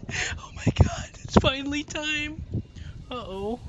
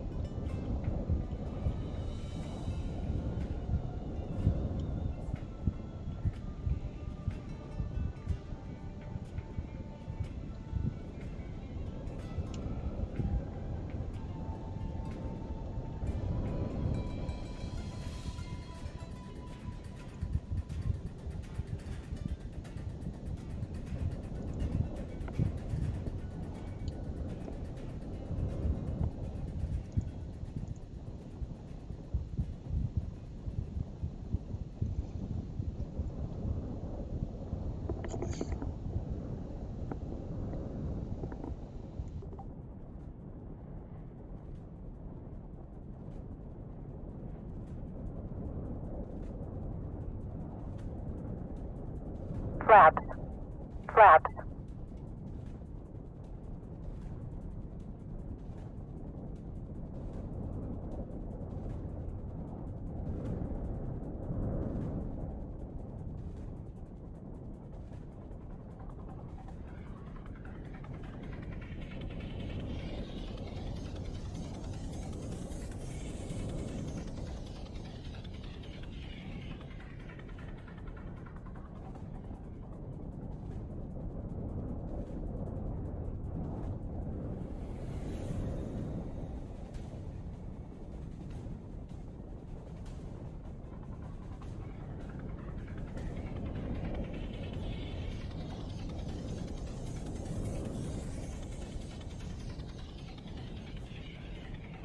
Fuel mass is at 1,500 kilograms.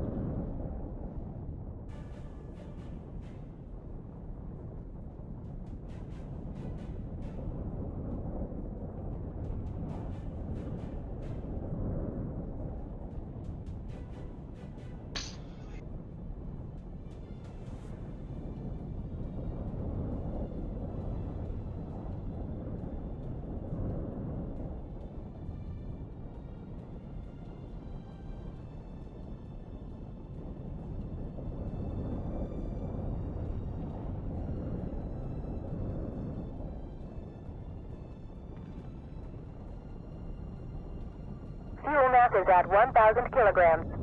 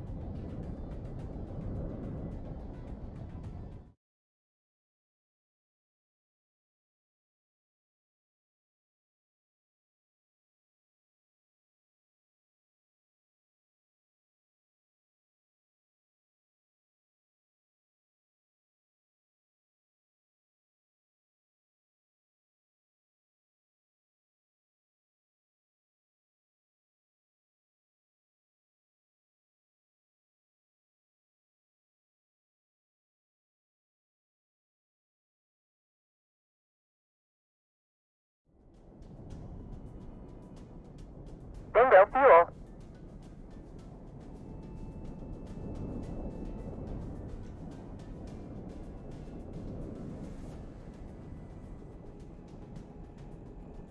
Fuel mass is at 500 kilograms.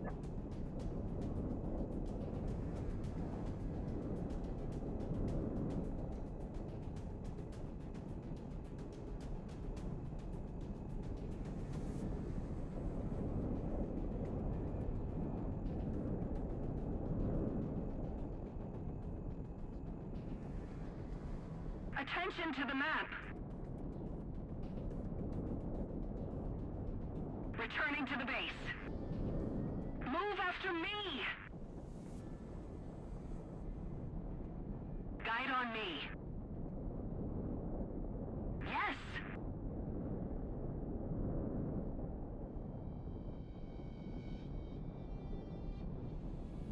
Pulse up. Pulse up. Pulse up.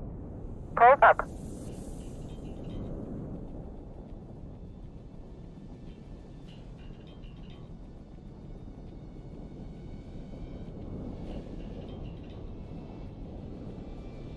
Bingo fuel.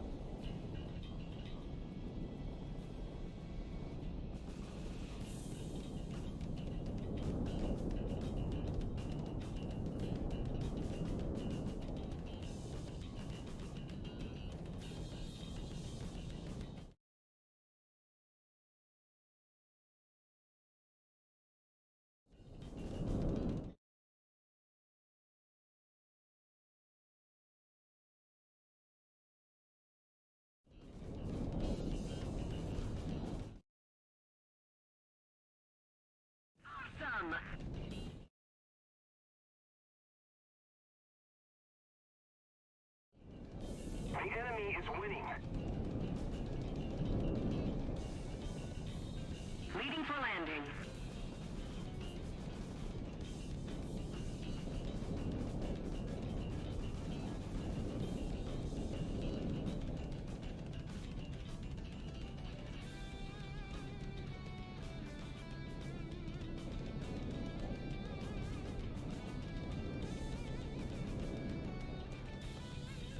Returning to the base.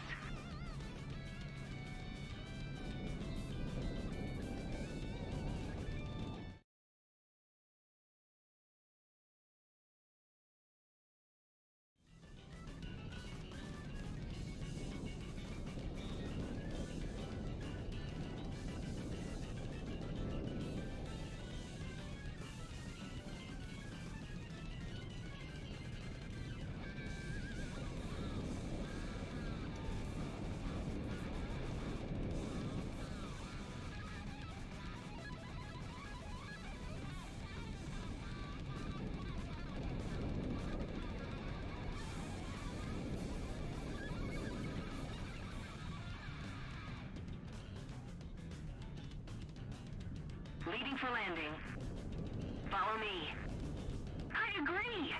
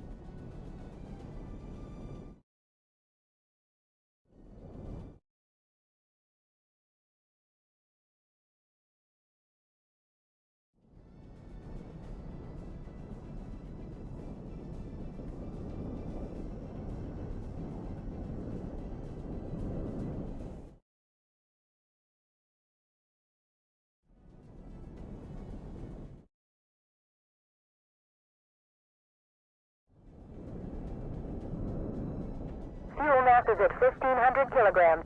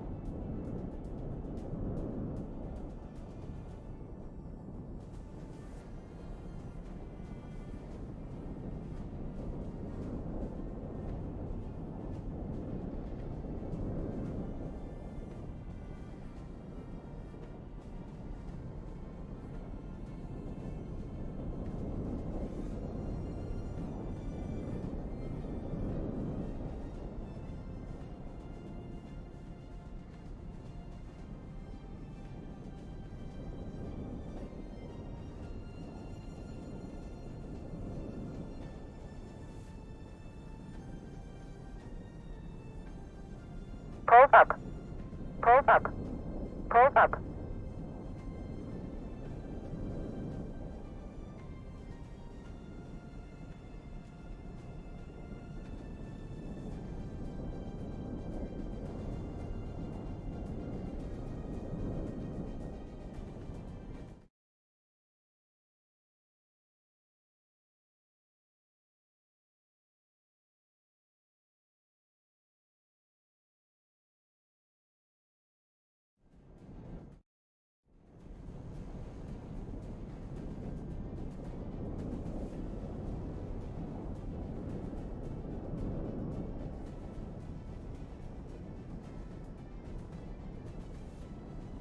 Fuel mass is at 1,000 kilograms.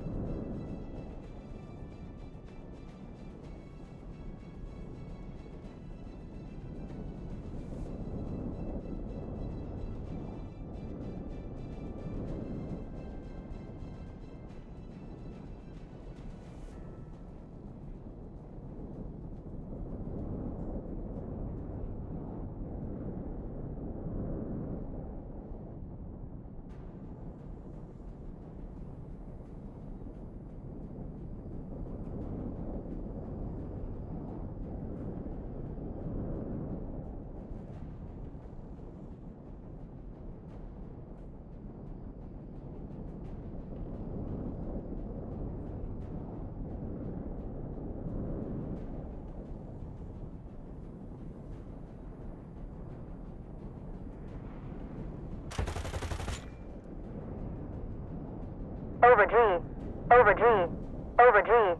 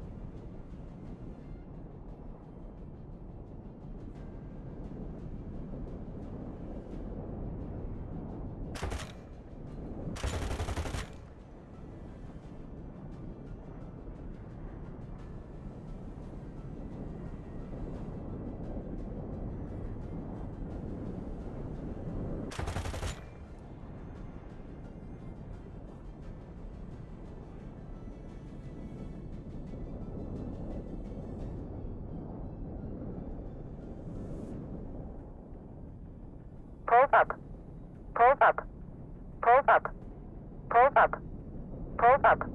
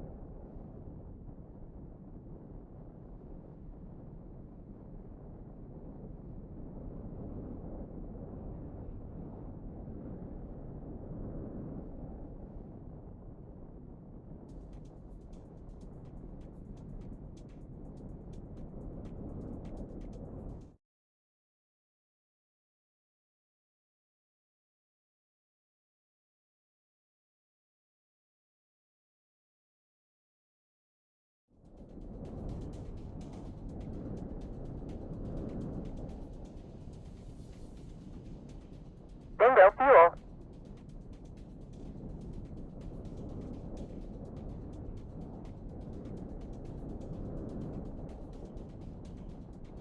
Fuel mass is at 500 kilograms.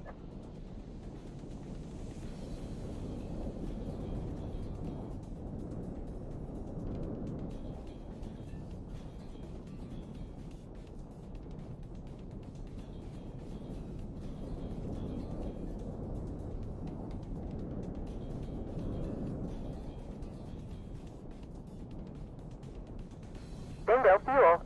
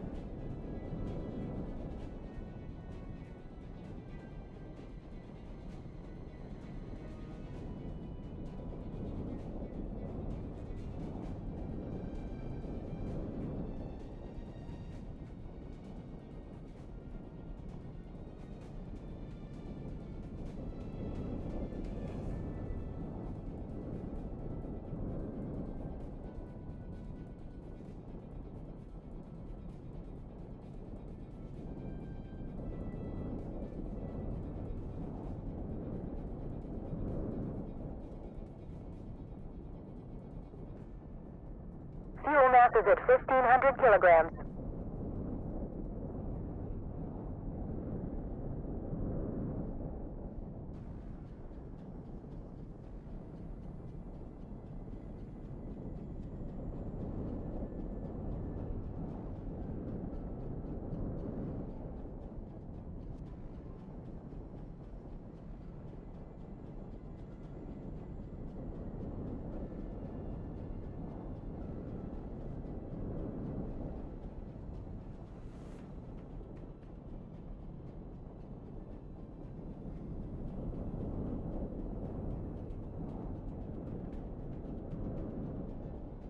The enemy is winning. We've got to counterattack.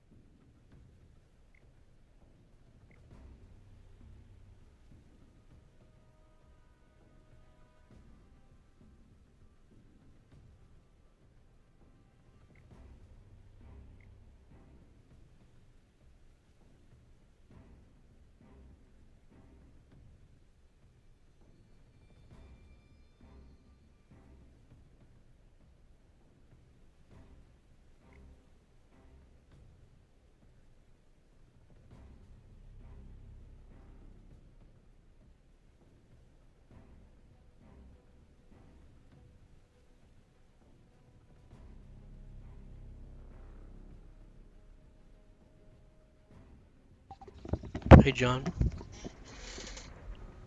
What you up to? About to eat. Mm. Give me some more ramen. Cool.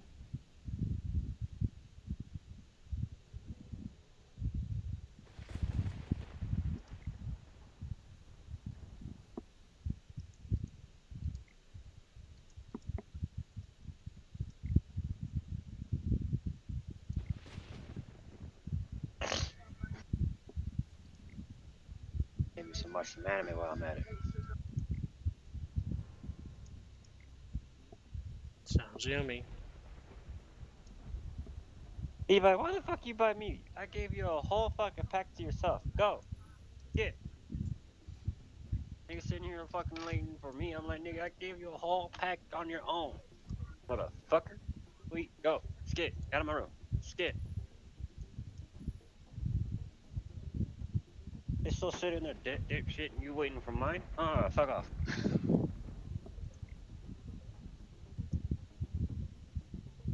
only way I can get his ass to eat his own food, really. I add a little bit of mine to his ass.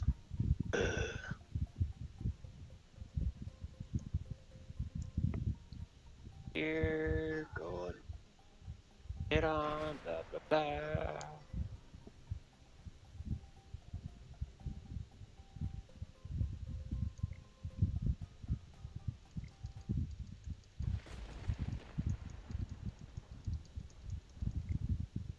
Manga. Anime with balls. Anime Monday. Anime with balls. I remember that on the Sci-Fi Channel. John's done lost it. Literally, that used to be a fucking thing on Sci-Fi Channel on Monday. I start about 8 o'clock at night. It used to be called Anime Monday, where literally 4 hours in a row, you would get the most gruesome and fucking devious anime ever to get to watch. Kind of making me hard. Like, hell, this is actually where I got to get introduced into Evangelion. Like that. Because, that type of anime is not recommended for youngsters or anyone of adolescent of mind. I wouldn't recommend it to me. I'm like, if you're not really disabled when it comes to mentality, go ahead and watch it. Well, if you got a fuck mentality like me, Kitsu, and some other people, don't watch it.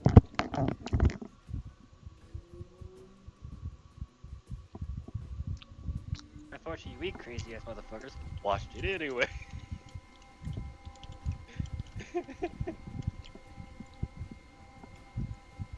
Oh, the psychosis that would happen.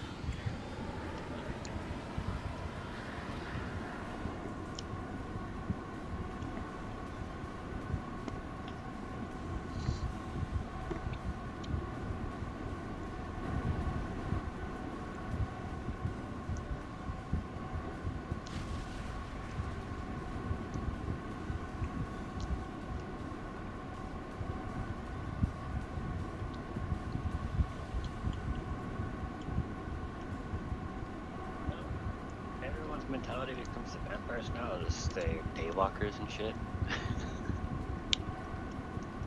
Which is fucking hilarious. All thanks to all that daywalkers sparkle when the sun hits them, not go poof. Oh, yeah. Oh shit. Dude, they're the fucking living dead technically. Who is me? The vampires. Excuse me. That is a derogatory Vampires are term. technically walking corpses, man. They're technically dead. They don't really got a heartbeat. They're cold. They're ice cold.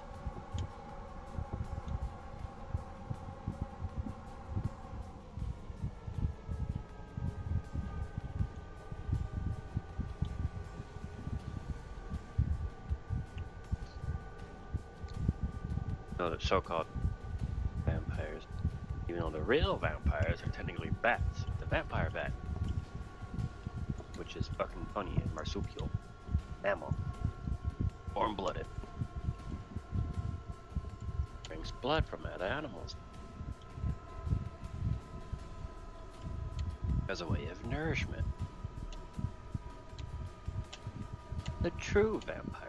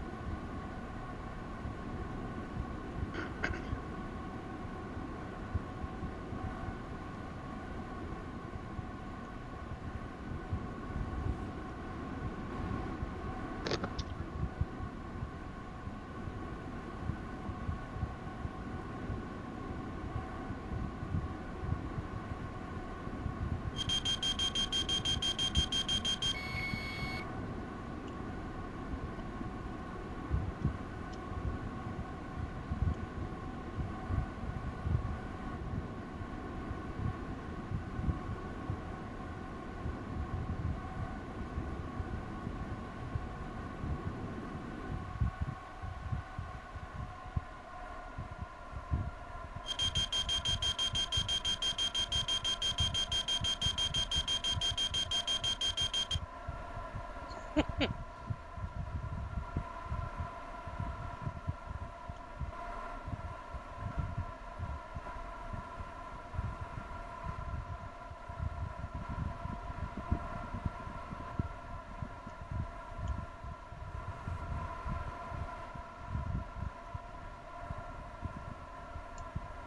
up. Pulls up. Pulls up. Pulls up.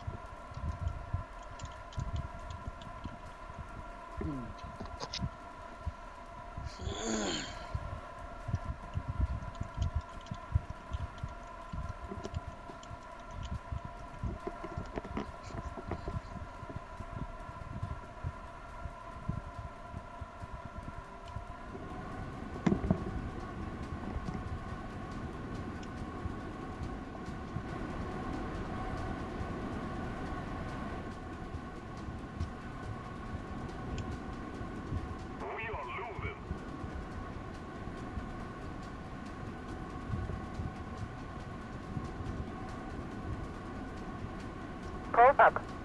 Pulls up. Pulls up. Pulls up. Pulls up. Pulls up. Pulls up. Pulls up. Pulls up. Pulls up. Pulls up. Yum.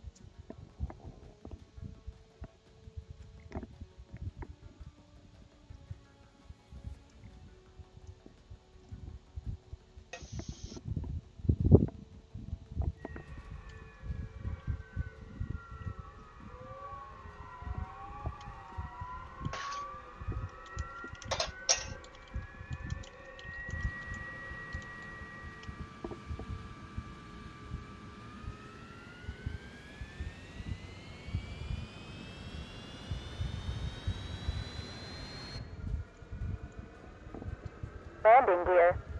Landing gear. Landing gear. Landing gear.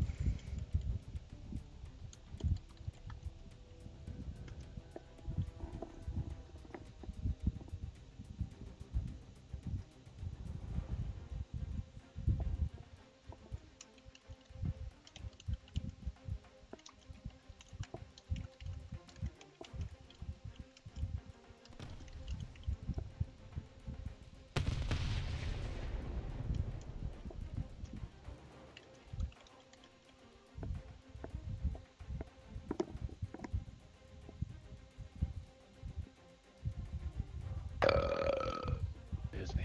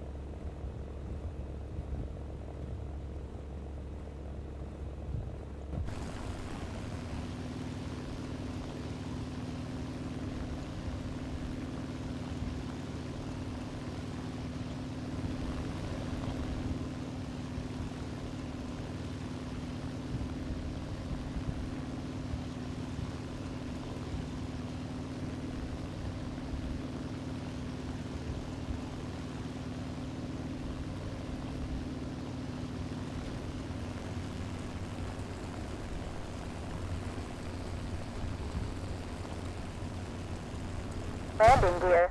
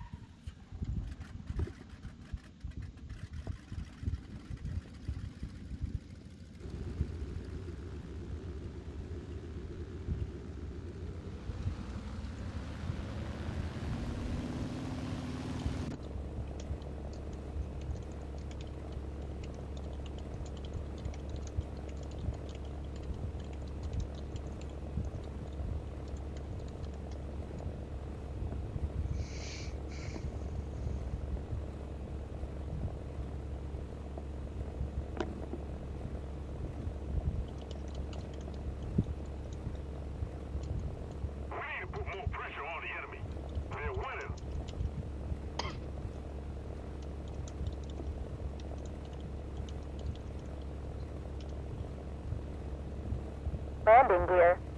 Landing gear. Landing gear.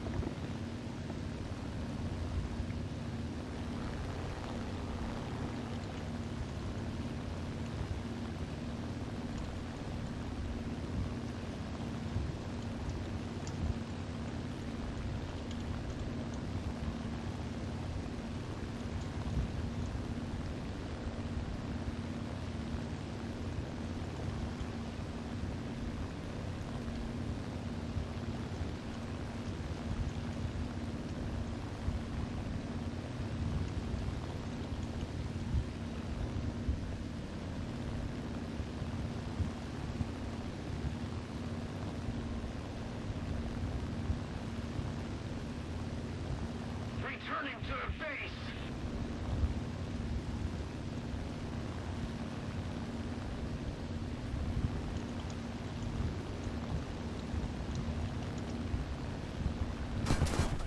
Bingo fuel.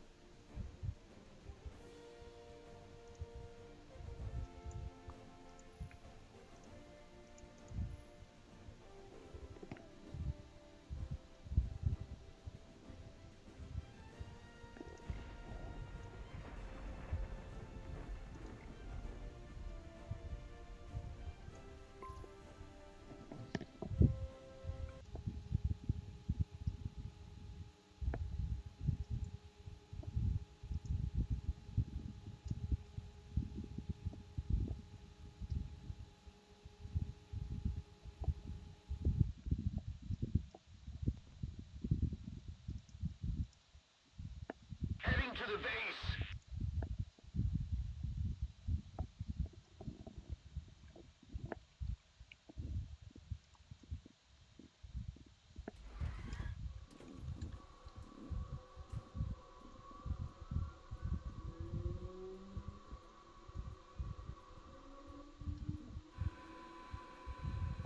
Move after me. We're winning.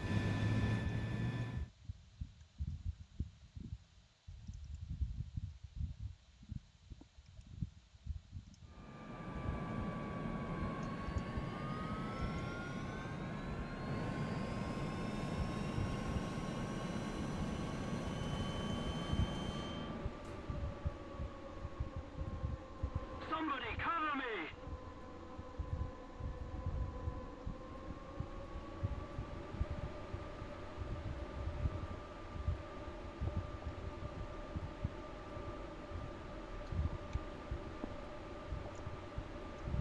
Fuel mass is at 500 kilograms. Bingo fuel.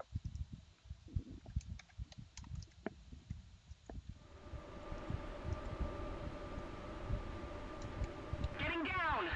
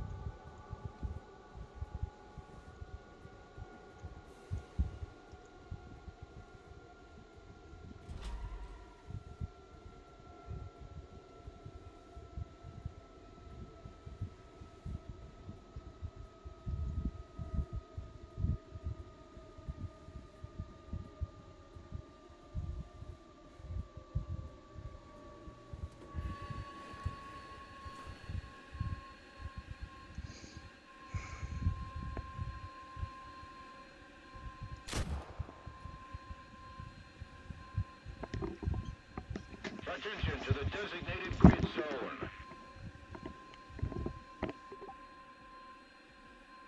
Hey, Salty. Attention to the map. Guide on me! Are you back?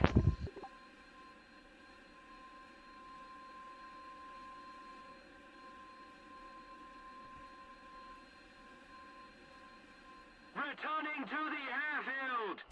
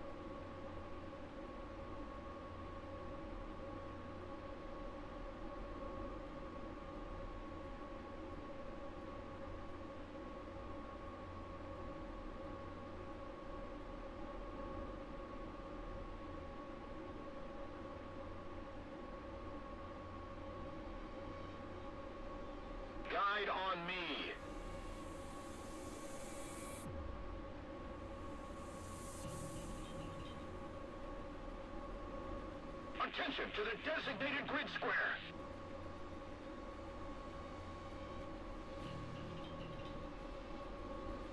Affirmative.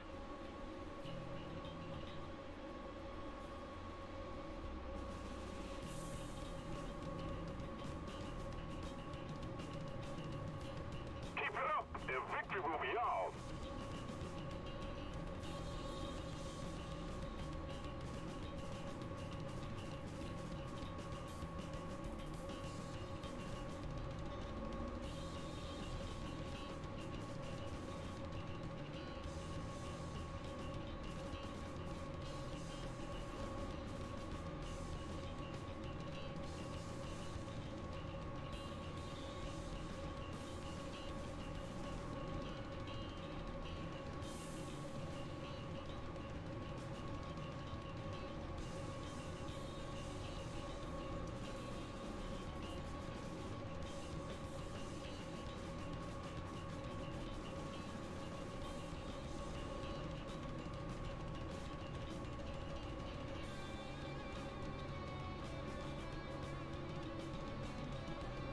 On me!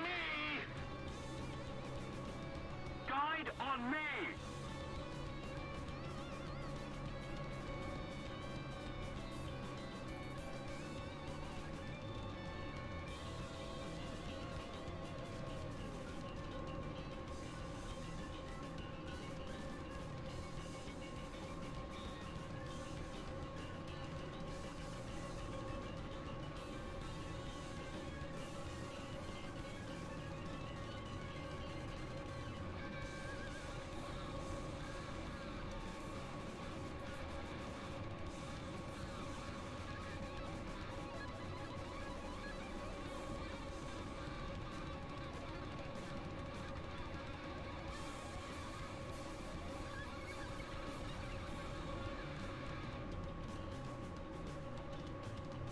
Attention to the designated grid zone.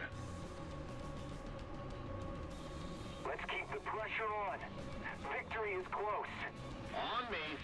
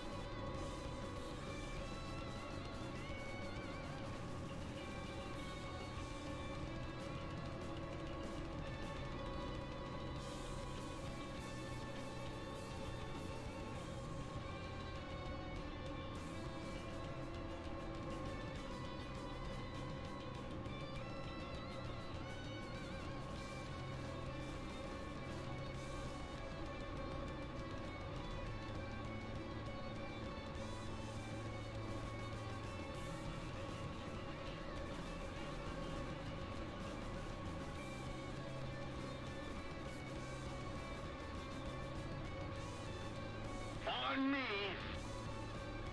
On me!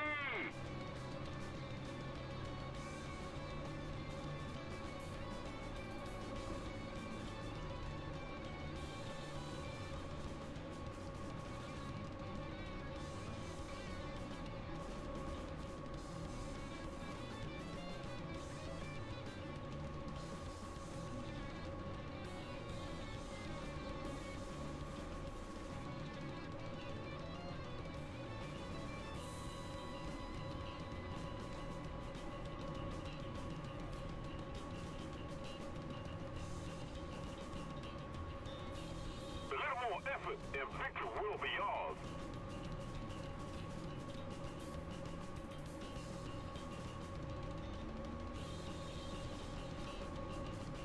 We have captured a zone. Fuel mass is at 1,500 kilograms.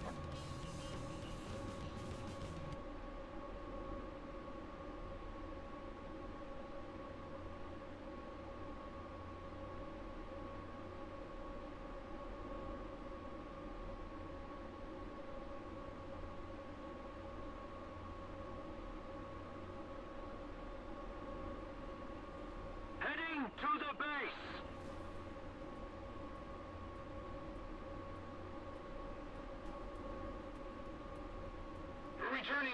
airfield.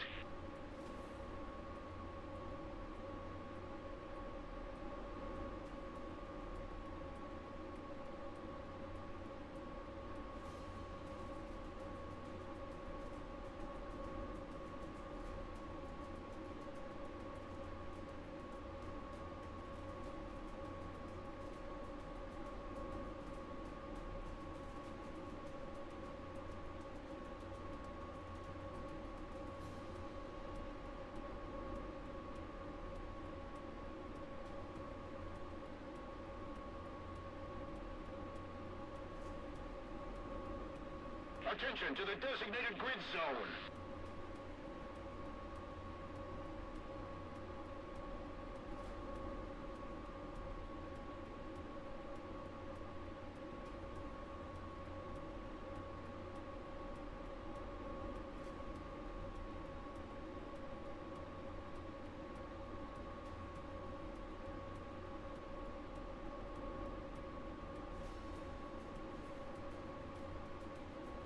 Attention to the map!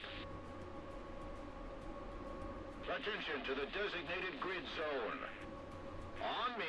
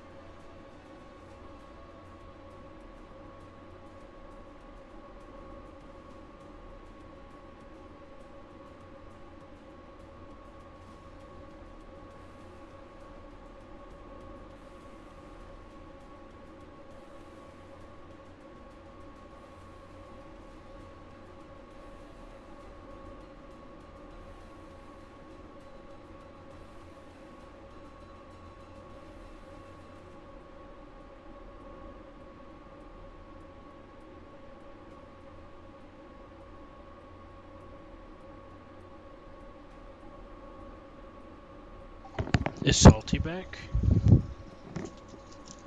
Is John back? Do they got the baby back ribs? I'm around.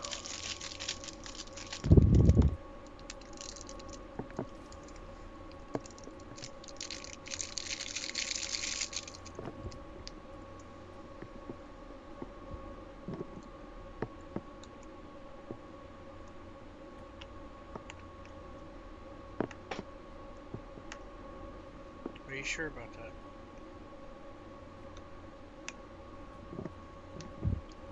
Salty not here either? Oh, he AFK. Or Pokemon, that's the way it goes.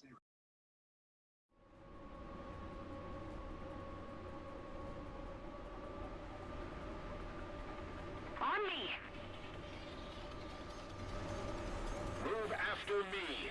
Follow me!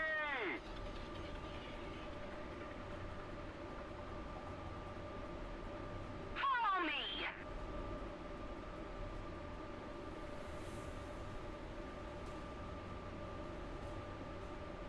Return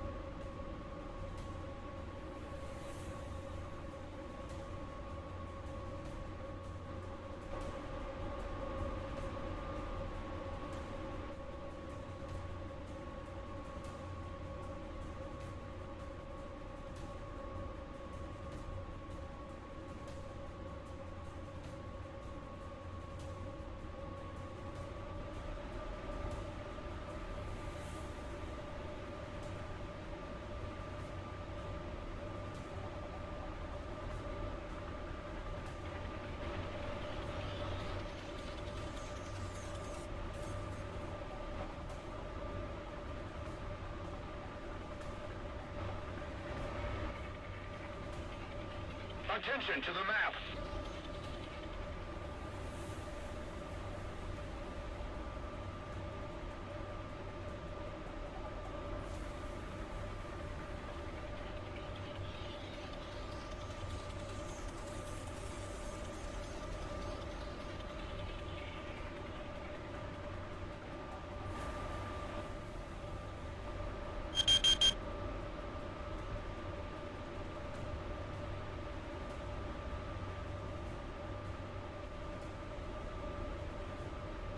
Fuel mass is at 1,000 kilograms.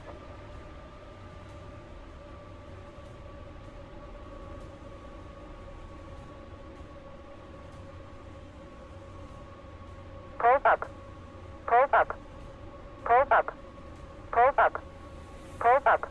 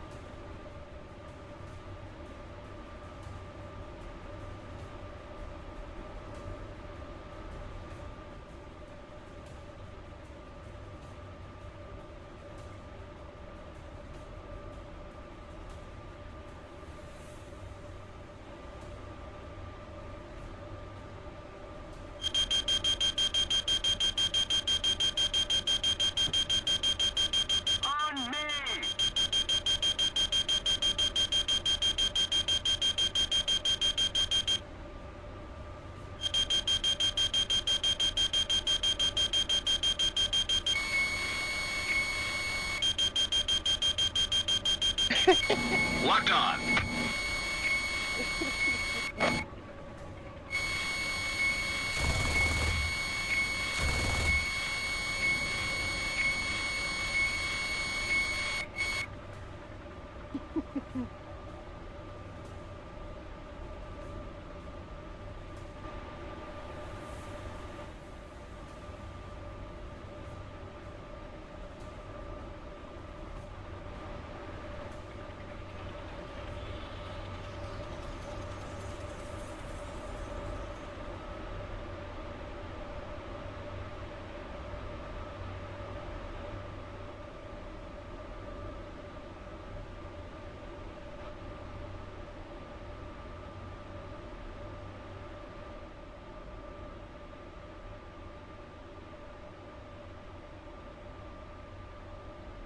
Fuel mass is at 500 kilograms.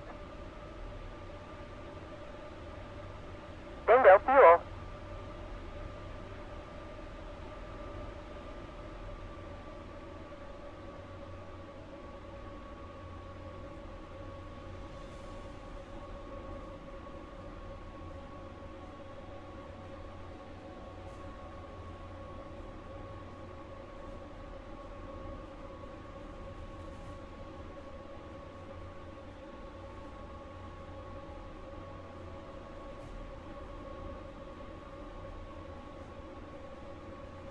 Move after me.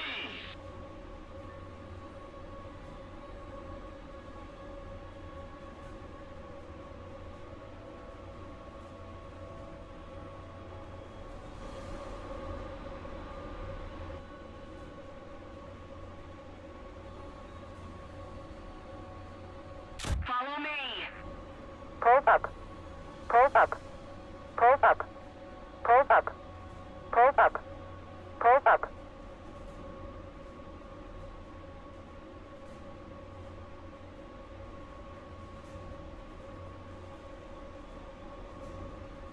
Follow me. Yes!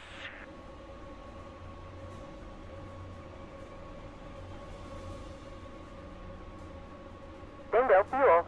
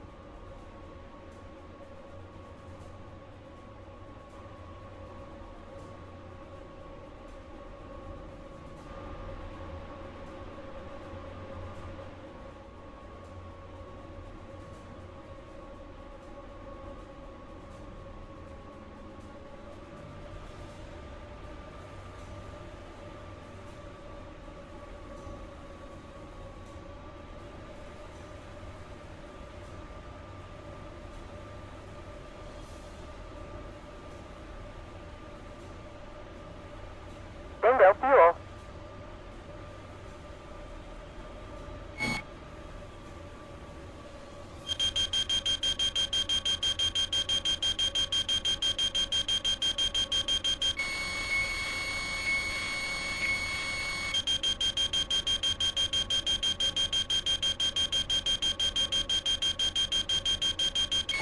Radar lock.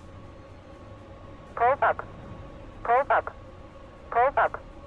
Pulls up. I was sitting there thinking, why isn't it letting me shoot my freaking missiles? And then I remembered why. You got none. Oh no, I got them. It's just that I manually selected my guns instead of turning off the selection.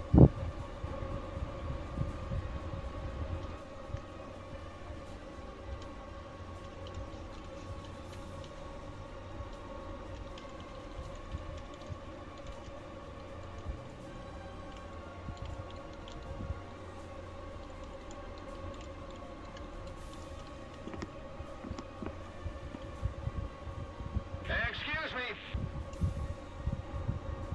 Thank you very much. Bingo fuel. Returning to the base. Move after me.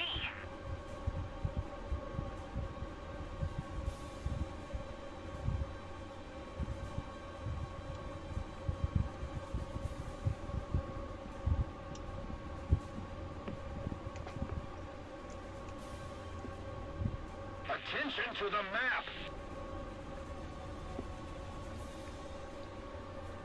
Move after me. Attention to the map.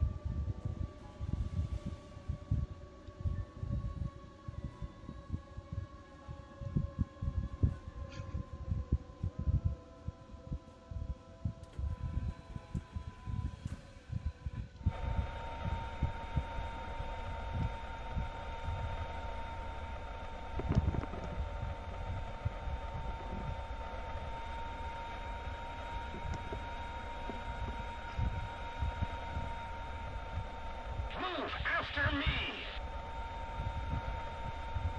On me.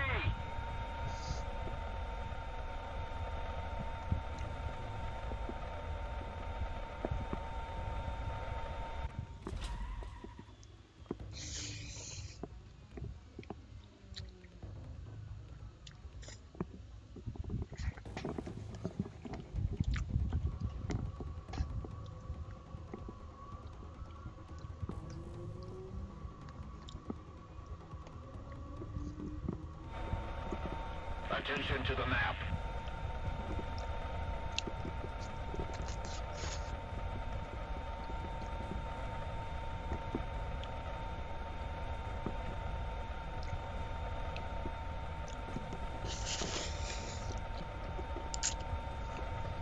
Attention to the designated grid square.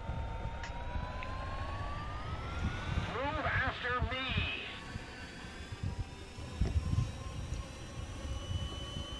Attention to the map. Attention to the map. Keep it up and victory will be ours. Attention to the designated grid square. Seaweed on your head. I agree. Attention to the designated grid square. Roger that. Attention to the designated grid zone.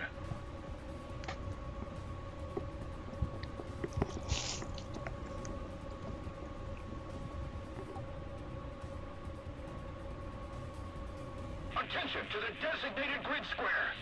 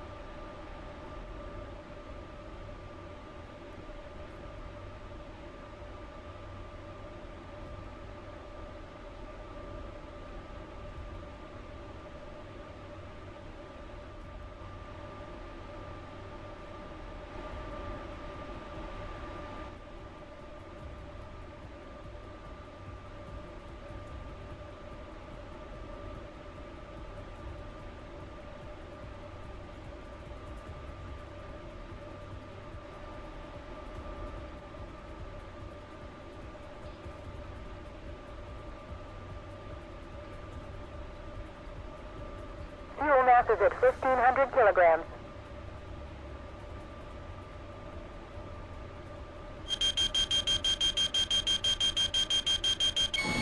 Radar lock.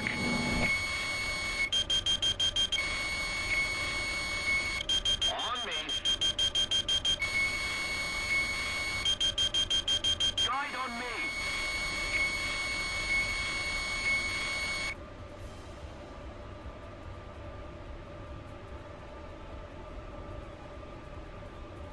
Just a little more effort, and victory will surely be ours. Locked up.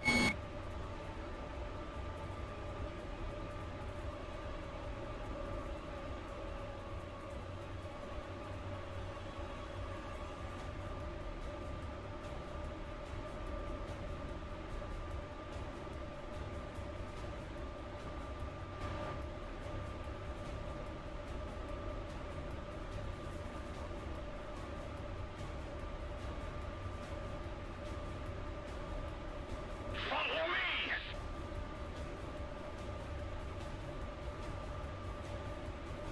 Follow me.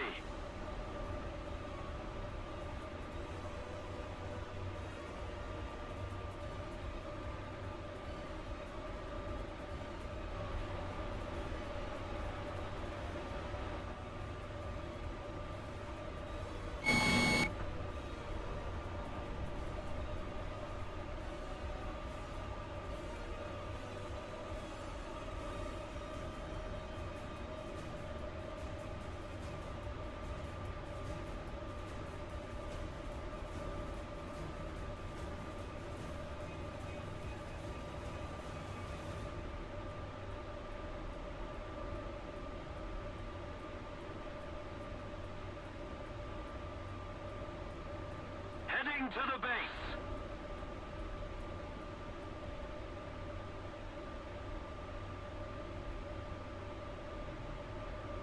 Fuel mass is at 1,000 kilograms. On me.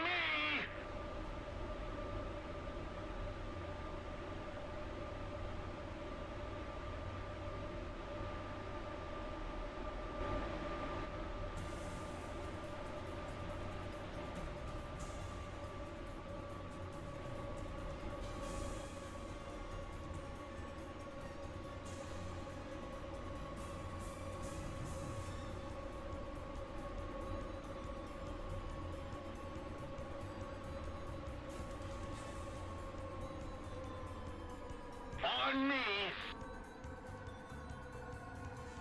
Attention to the map.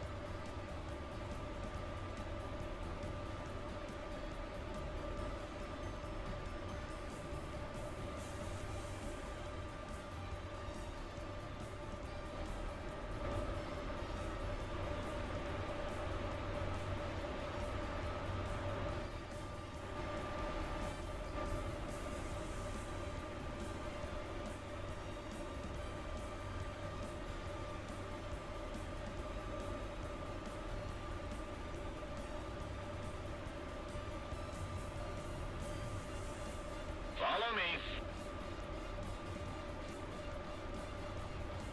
Move after me. Attention to the designated grid zone.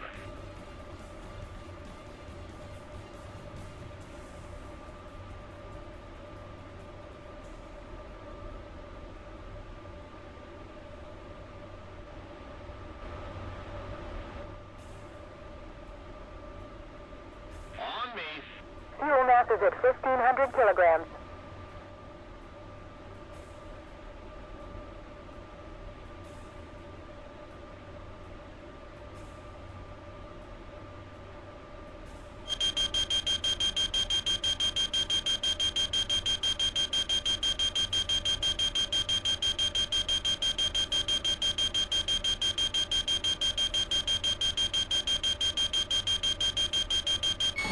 Radar lock.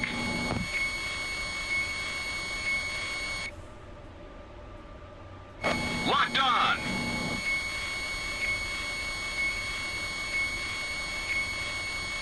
Somebody cover me.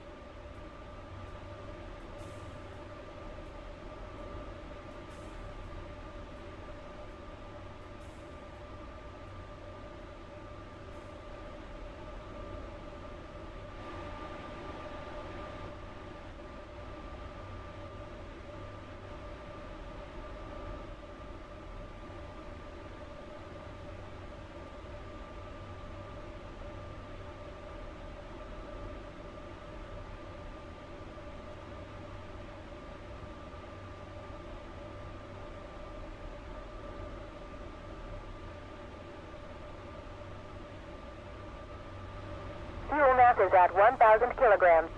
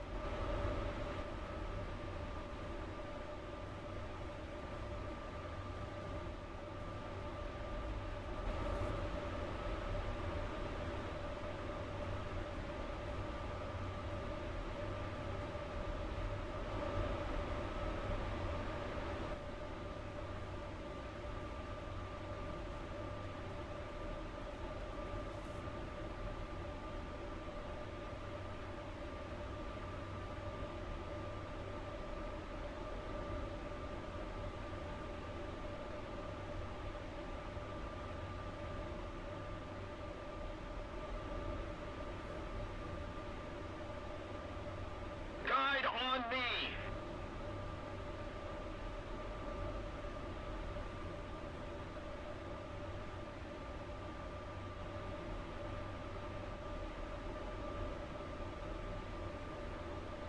Follow me.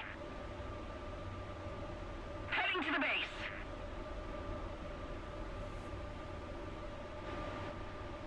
Fuel mass is at 500 kilograms. Bingo fuel.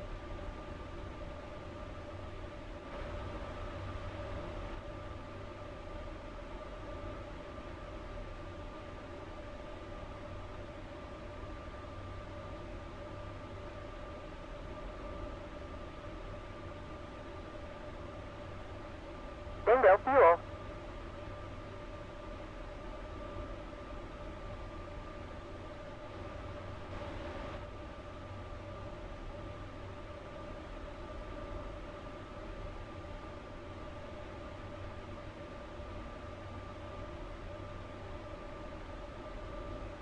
Bingo fuel.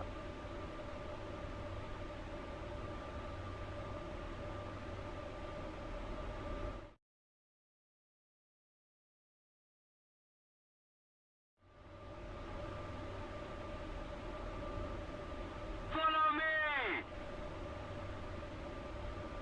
Bingo fuel.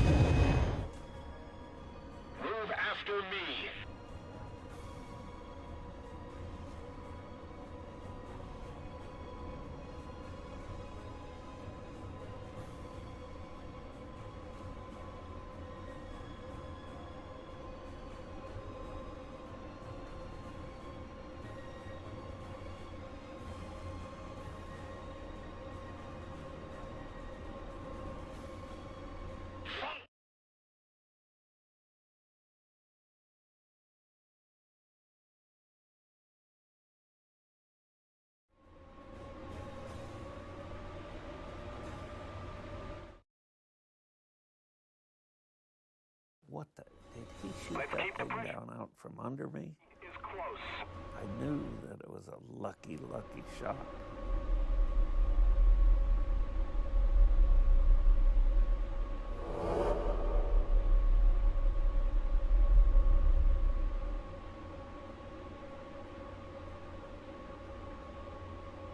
We destroyed the Luftwaffe by engaging their pilots in aerial combat. And eventually, we killed their experienced pilots. They still had plenty of airplanes with all the bombing and all that. I read an intelligence report in January of 44 and 45, and they had more airplanes available in 45 than they did in 44. they didn't have a good training program.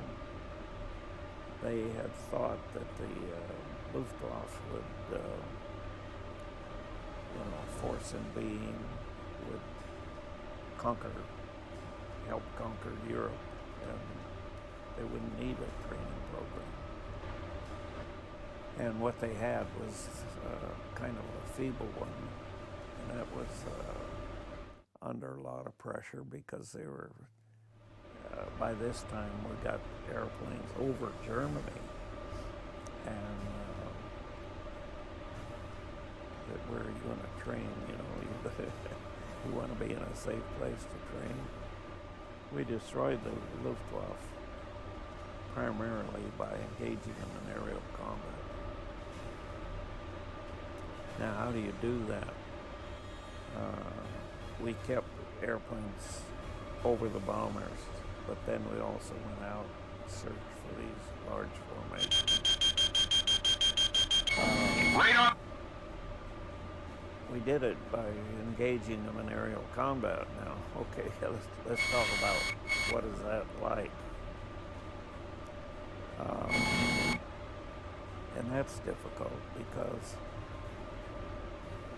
dogfights are like a card game. Each hand, you got to play the hand you got, right? And so when you're in a dogfight, you might be, they might be attacking you. Fuel mass is at 1,500 kilograms. I was a flight leader.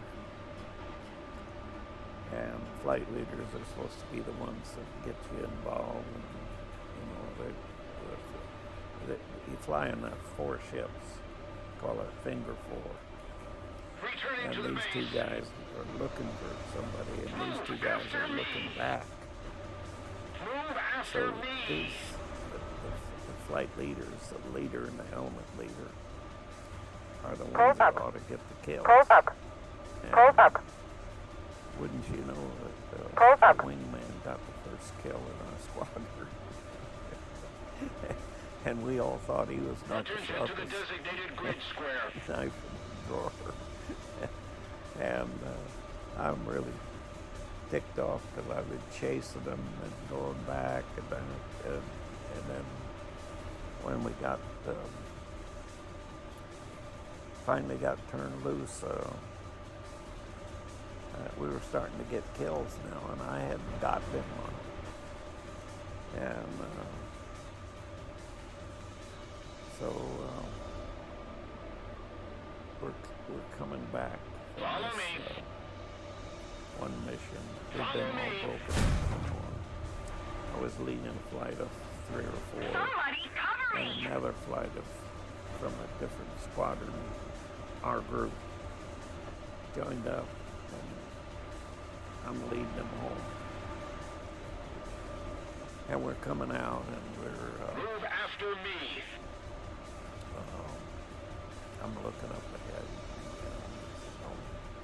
There's a little old B-17 way up there. And need backup. Engine smoking, kind of staggering along. I said, hey, come on guys, let's go over there and go down and take him out to the water. So just as he's going this way. Somebody cover me. Just as we're coming down here to join up with him, here comes 3 ME-109s over here, bellied up towards us. They couldn't see us. They're going after the B-17. I'm sure they didn't see us because there was 7 of us. And I said, okay guys, I'm leading this whole pack. I said, one of those is mine. And getting down. So we got into a dogfight. Move after me. We cut them off at the pass, and I'm in this turning dogfight with this guy, and we hadn't got into a concentric circle, around. I was coming at him at a steep angle, and then he was coming at me at a steep angle. Over G. And we hadn't got down to the final thing, and I kept, why can't I get on his ass and shoot him down? When you shoot a guy down, you want to get him right here, what we call 6 o'clock, right here, back here. Drive up there to 300 yards and fire. And we were there, this is when we had the fixed sights, non-computing sights. And when you have an enemy airplane, you gotta pull your nose through him, point ahead of him, and fire like that. You have to lead him. It's like shooting birds. You go through him, lead him, pow, and keep your movement. You don't stop your gun. And the same principle in the airplane. So I'd been through 3 gunnery schools and shot quail as a kid, so I knew how to shoot. So after these steep angles that just outrageous, I said, you know what I'm going to do the next time? Next time I come into this guy and on a steep angle, I'm trying to pull a lot of G to get in there, but I can't get behind him, you know, and I'm going to pull my nose through him. I'll be bellied up to him now. And after here, I can't see him. I'm going to pull through, estimate that lead. I'm back here, of course. And then I'm going to fire and hopefully get him. So that the next circle comes, I'm pulling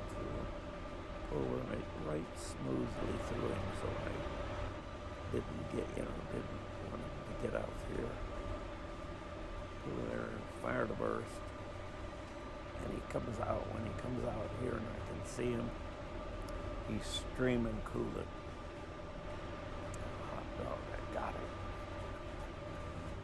And he pulls up like that and bails out. And I'm sitting there cheering, you know, hey, I got him. Ooh. There was some guy flying on my wing, like real close. Fuel mass is at 1,500 kilograms. He had 2 kills already. John England Air Force Base, Louisiana. This is the guy the base was named after later. And he was down low, he had his mask off, and he was grinning, and then he kind of gave me a sign like that. And then where he was and everything, I thought, what did he shoot that thing down out from under me? I knew that it was a lucky shot.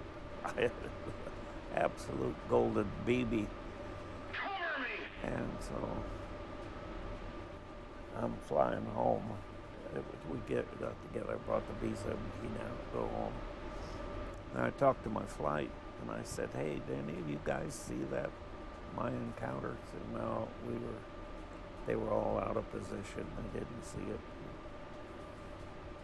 We did shoot all 3 of them down, by the way. So I said, oh God, I guess I gotta go talk to Johnny Engel. Now, we debriefed with the intelligence officer. I made a claim for a victory, but I said, please hold it. They looked at me kind of funny, and I said, well, I gotta go get a confirmation. And so I'm driving over to the club, and I'm wondering, how the heck am I going to bring this up, you know?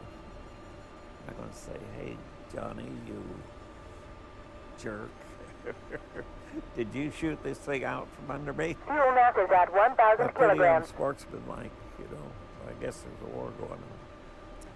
So I walk into the club, and he's right at the end of the bar here, and he sees me, and he comes running over to me, and he says, Andy, he says, that was the best shot I've ever seen. You got that sucker out there about 60 degrees angle on. What? And I went like this, oh, Johnny, you know, lucky shot. As soon as he turned around, I rushed to the phone and claimed my first victory. On me!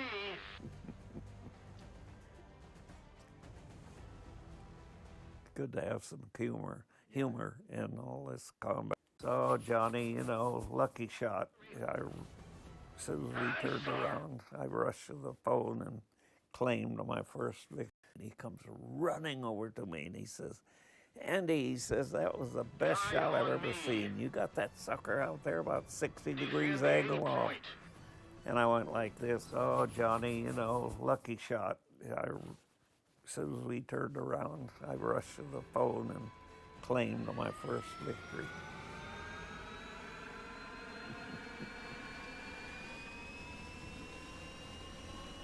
Good to have some humor in all this combat, loss of life and things like that. Well, that goes back to my card game, you know. You got to deal the hand that you're dealt. And of course, and you have to react instinctively. You can't say, okay, he's coming at me there and that and that and that. I got the option of doing this and this and this. You got to do it right now, and you don't want to make a mistake. And for example, if a guy's attacking you, he's coming in higher than you are, he's going to be fast, and he's got a steep angle. You got to know, hey, you break into him like that. Attention If to you the break map. that way, he's going to be right on your tail. If you turn and run, then he still is. And if you just sit there straight, he could shoot you down. So you have to know what to do.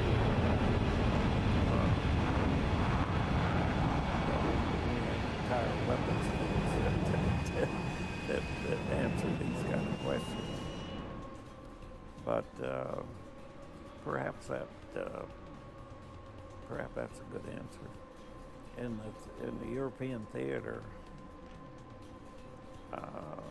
we had pretty similar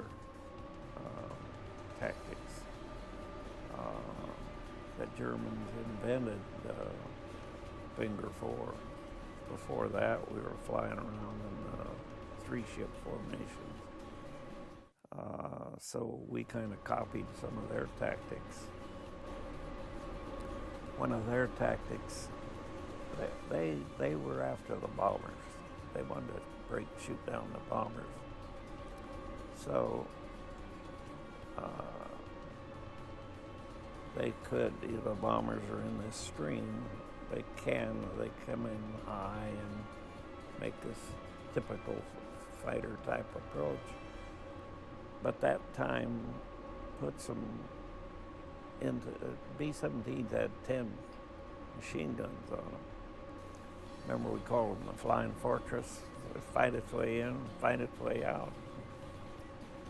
And and they flew in formations, these little three-ship Vs, to complement the other guys' guns.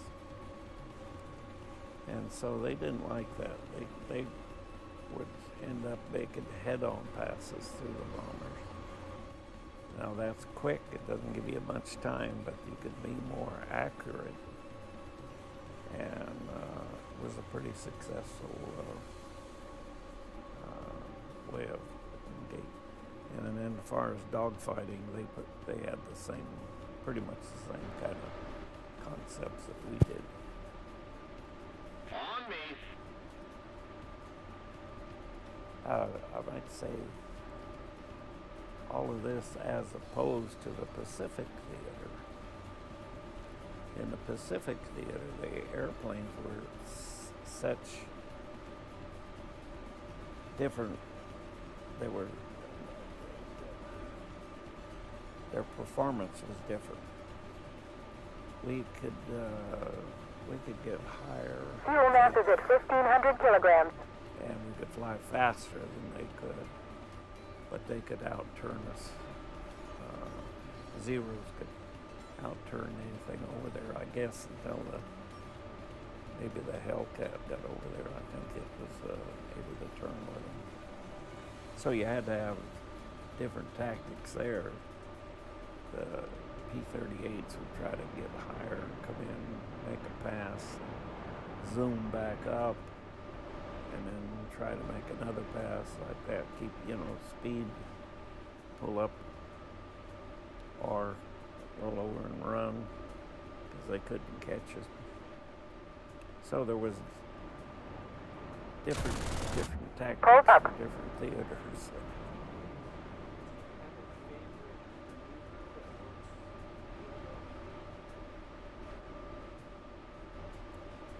I thought I could get them in a turning dogfight best.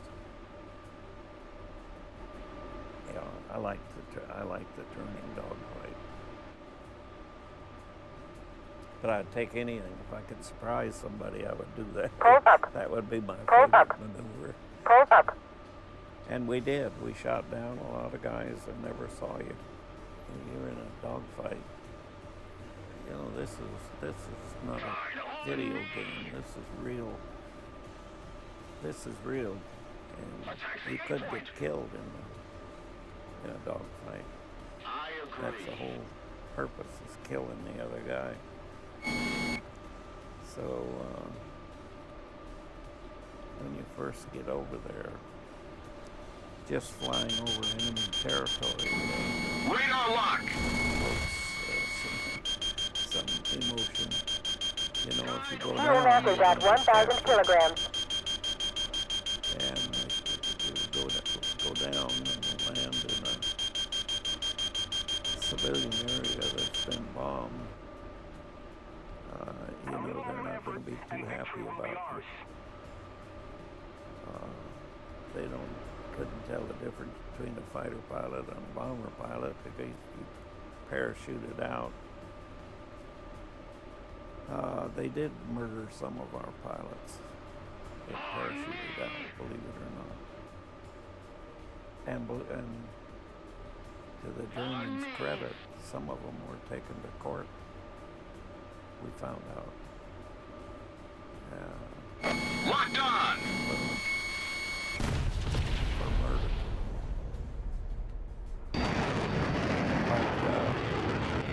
But, okay, so you get through a mission, 2 missions, 3 missions, 5 missions. And I think we said if you got through 10 missions, your chance of completing a tour went up greatly. We lost most of the guys in the first 10 missions. And then if you were successful, that did give you the confidence. And then you're successful again, your confidence is building, and then you get aggressive.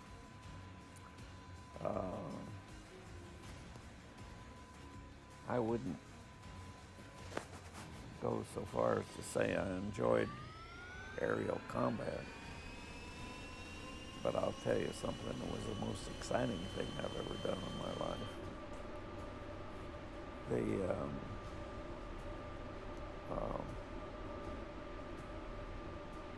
What the hell did I want to say? Follow me. I'm 99. Let's keep the pressure on. Victory is I got close. CRS.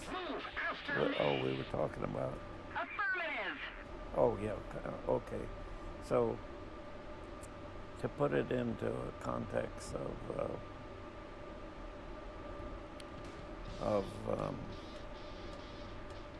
civilian life, and you haven't flown an airplane, you don't know. Say right here in the close to Sierra Mountains, you've been up there for the weekend and you're coming back down. It's cold. It's really, really cold, and it had been raining. And, so there's this ice, black ice and stuff out there, even in the clear. And you're driving along happy in this, sunshine, nice day. You go around the corner. Guide on me. You hit some black ice unexpectedly. On me. And their car goes out of control and starts slipping and going like that, you don't throw up your hands and say, oh my God, I'm going to die, you know. What you do is you do what you have to do. Mass is at 1,500 kilograms. Back into it, get it back, get it under control. Then afterwards, that was close, and then you might have a little rudder shake. Well, the same way in a dogfight. I felt like when I was right there and looking across the circle at the guy and we're in it, I was not scared. Adrenaline was just had me so pumped up. And but before or afterwards, Guide on me! Guide on my me! feet were shaking on the rudders in anticipation, you know. Just a little more I don't know effort, whether and victory does will that make surely any be sense ours. to you, or if it makes sense to you that I've flown or anything. Yeah, I could answer that. I'll just answer it correctly. Yeah, to answer the question directly, in all of my combat flying, I found only one other air battle. It takes a really long time to describe. Did the guy get behind me? And even when I had that, I felt like I had way more energy than he did, and I had the upper hand. But there was a time there when I was thinking about Plan B.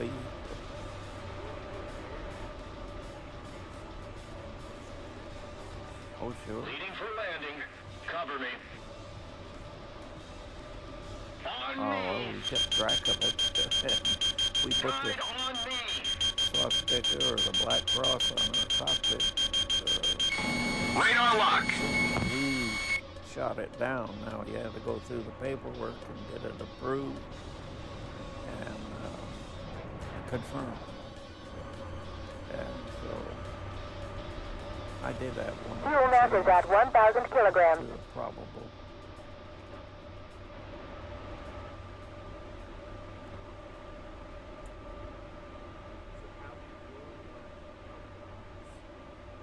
Well, once we got control of the Luftwaffe, or at least got them down where they couldn't put up like they were doing before. Before, what they were doing was wait until the escort left, and then they'd just have it the bombers.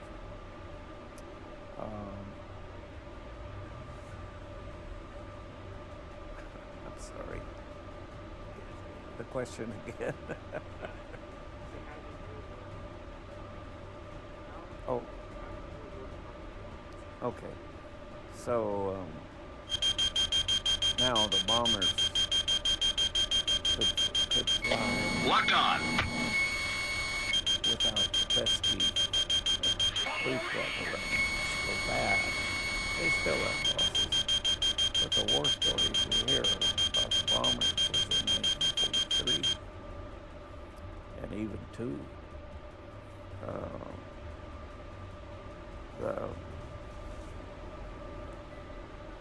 It made their bombing more effective because I've talked to the bombers and they said the flak was bad.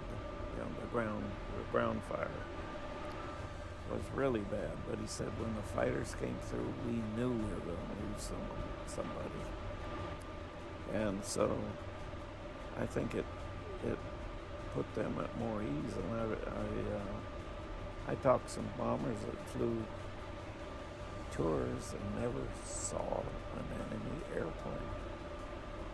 You know, later on, not late 44. Pulse up. Pulse up. So Pulse up. Pulse up. Their idea Pulse up. was they wanted to go in the Fuel mass is at 500 kilograms. in Bingo, fuel. big formations, so they could use the magic Move after Norden me. bomb sight, which is supposed to put a pickle through a barrel. You know, wasn't necessarily true, but it was a fairly accurate thing. And so then the bombers could go after Germany's war-making capability, the total thing. And it just made the bomber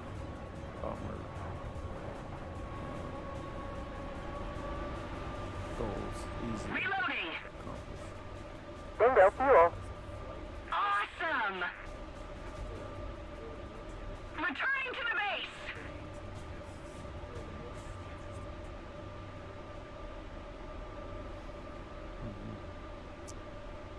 Okay, I did get into the flight testing activity in the Air Force. Bingo fuel. I was assigned to Wright Field, and I was the new guy there, and of course I went to the accelerated service test. I was a major, and so I could, that was Leading for landing. accelerated service testing was Enemy forces eliminated. Nice work, comm team. not necessarily getting the performance and stability and control and stuff like that. So I flew there for a few months. Then I went to the what they called the test pilot school, but it really was two courses. They had a performance course and a stability and control course. And I went to, when I finished the performance course, I went to the fighter test section and later became chief of the section. But go back to my story. Then while you're there in the fighter section or the bomber section or the cargo section, somewhere in your career you go to the stability and control course. And then you were considered a fully qualified test pilot. Now, flight testing may sound like a glamorous thing, but believe it or not, it's it's a lot of tedious, hard work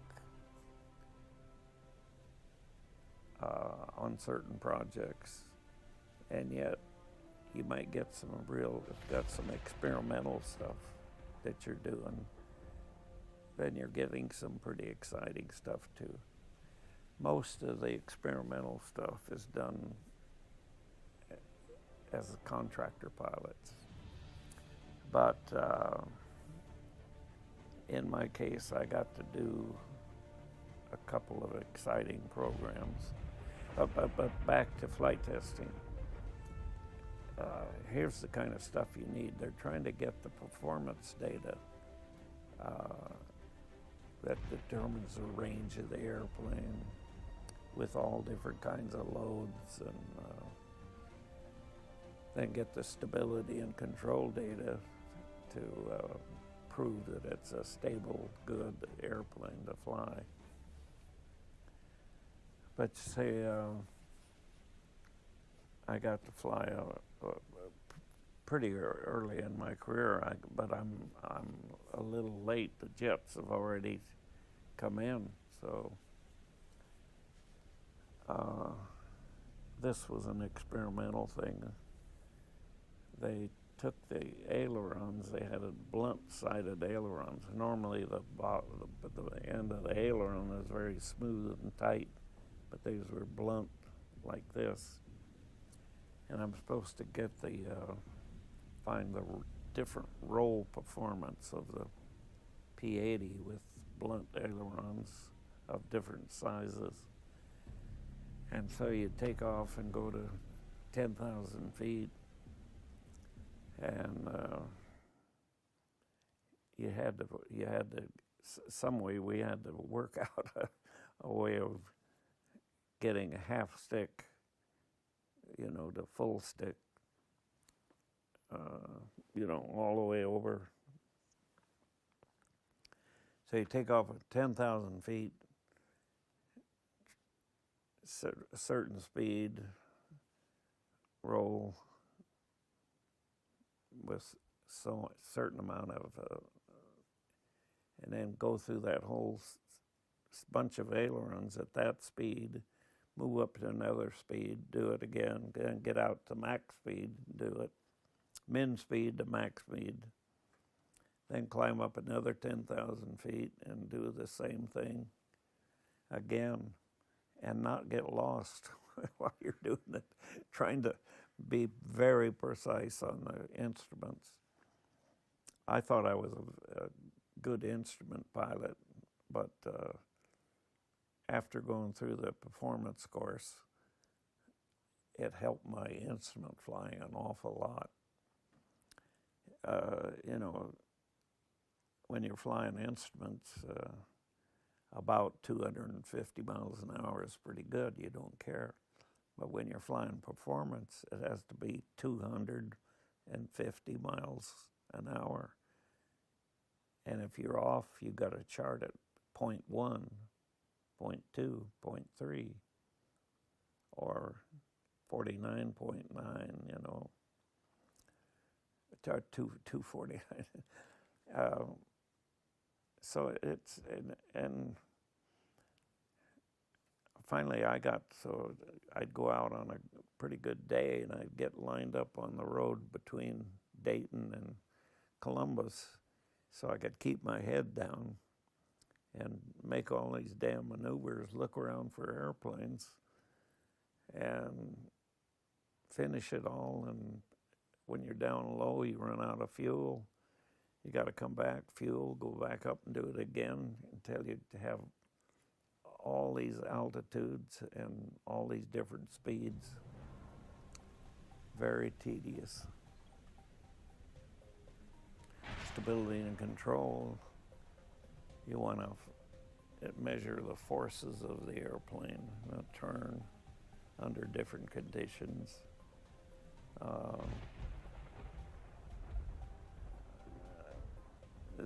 I think it's a little easier Hey John, what you doing? That than the performance testing. Okay.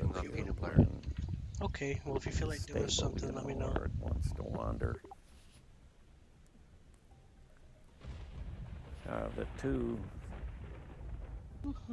experimental programs that I got involved in are very hard to describe, and it takes me about an hour to make people understand what we're really trying to do.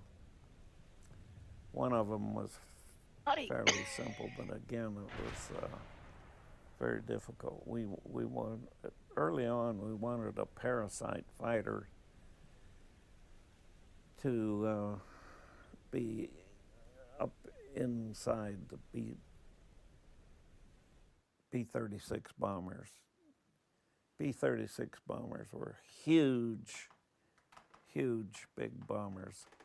6 pusher engines and 4 jets. I went with the wingspan, it must be 200 and some feet. And they had gone to McDonnell, a contractor, early on when they didn't have a B-36 yet. And in a B-29, they set this trapeze up and they built this little bitty fighter called the XF-85, the Goblin. And it had a unusual tail and had little wings that folded down. And the idea was that you go up and hook onto the B-29 on this trapeze and then fold it all up, shut your engine down, and pull it up inside. Well, and it had no landing gear. You know, it was going to be, you took off with it and you came back with it. Well, on the first flight, of course, they could launch him. That's not a problem. But when he comes back up the launch, he collided with the thing and hit his canopy, and kind of a disaster. Broke loose and made a. Hey, you want some playing with those rockets? They did finally hook it up, but it presented more problems than it solved. And so they canceled it. Well, with all that knowledge, then they said, okay, let's take a fighter that we know about, you know, P-84, standard production fighter plane, and let's develop a retrieving system, launching and retrieving system that maybe you could adapt to a B-36. Well, by this time we had a B-36. So I said, well, let's develop it with a B-36. So I was a project pilot on it. Being in the Air Force, I flew down to Fort Worth to Consolidated Convair. Fuel mass is at 1,500 kilograms. The test pilot for the F-84 during the hookup test. This really takes me a long time. I think I'll shorten it. And it involved, that's why flight test, it involves finding problems and then solving them. When I'd hook up the first time, the airplane was Jim says hi. unstable. I'd come in and hook up to this little drogue, and the thing would sit there and go like this, and I could tell I could not hold it there. It was going to go stable, and then it was going to go like that, and it would have been a disaster. But I could blow it off with bolts and get away. And they corrected it by putting a little snubber on this boom, and that made it stiff. So then it was controllable. And so we developed the whole thing, got it finally working. The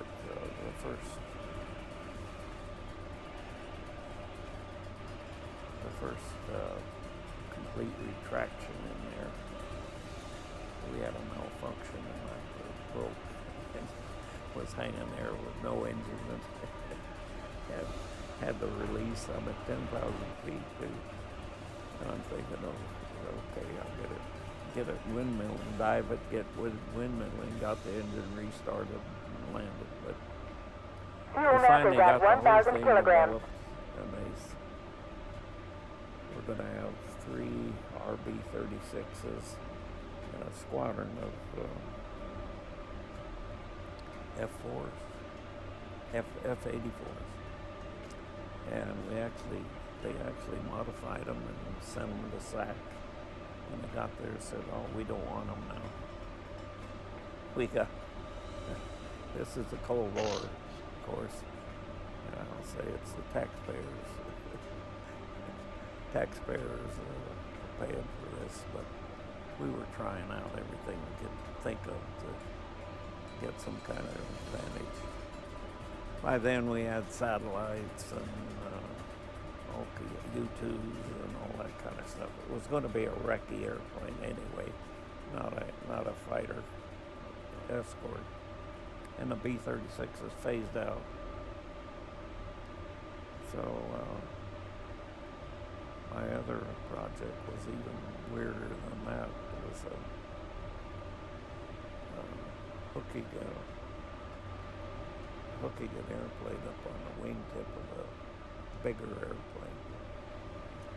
Now the whole concept here was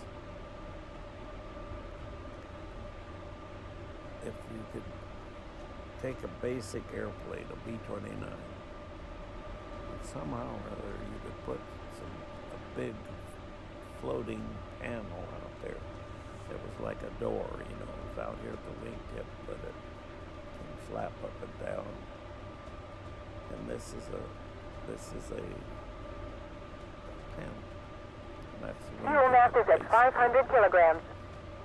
You can raise the Bingo fuel. It changes the aspect ratio of the airplane, and it can fly further than the basic airplane.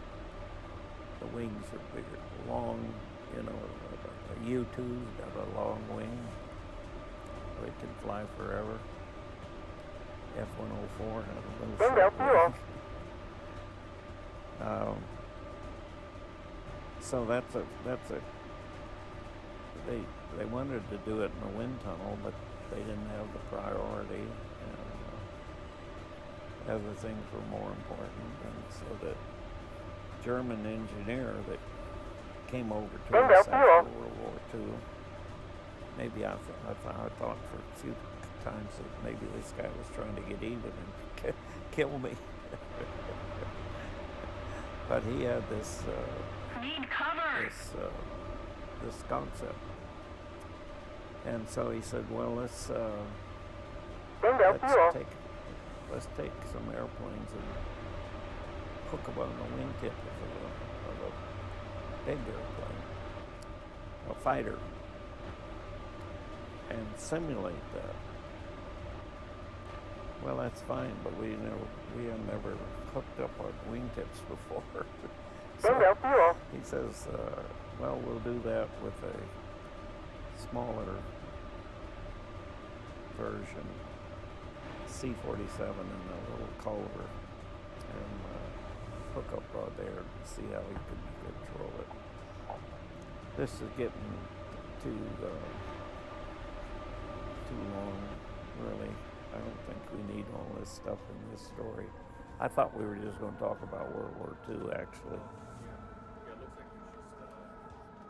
But I can tell you, we went through and after a lot of problems, got 2 F-84s hooked up on the wingtips, and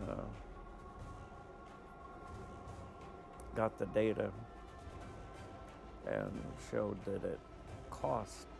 That was, we had idled the engine. I mean, shut the engines off and just flew it there on the wingtip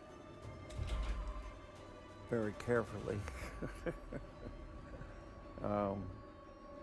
It costs 2.9% of the basic B-29 range, but if you put fuel in it, it probably could have gone a lot farther.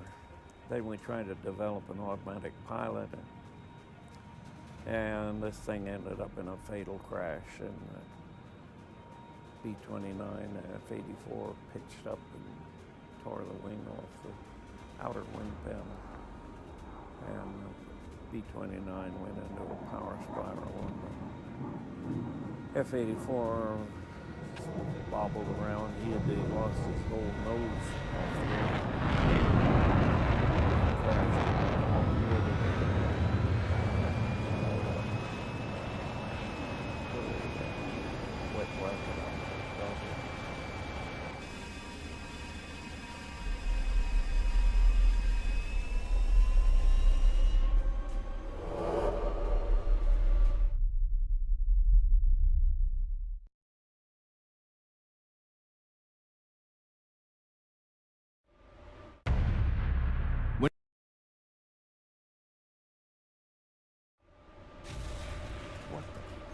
Shoot that thing down out from under.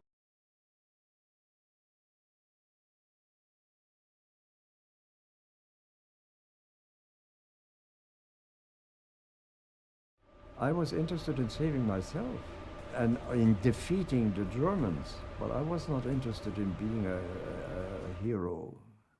You are about to embark upon the Great Crusade. To meet this mounting aggression. And make no mistake about it, good will prevail.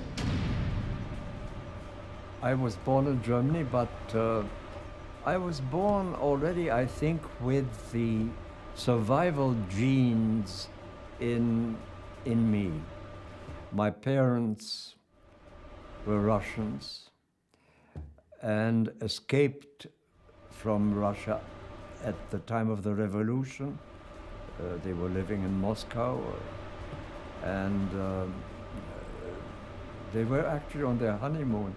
They escaped, and yes, first to Denmark, and then settled in Germany, where I was born, but I was a child when Hitler came to power.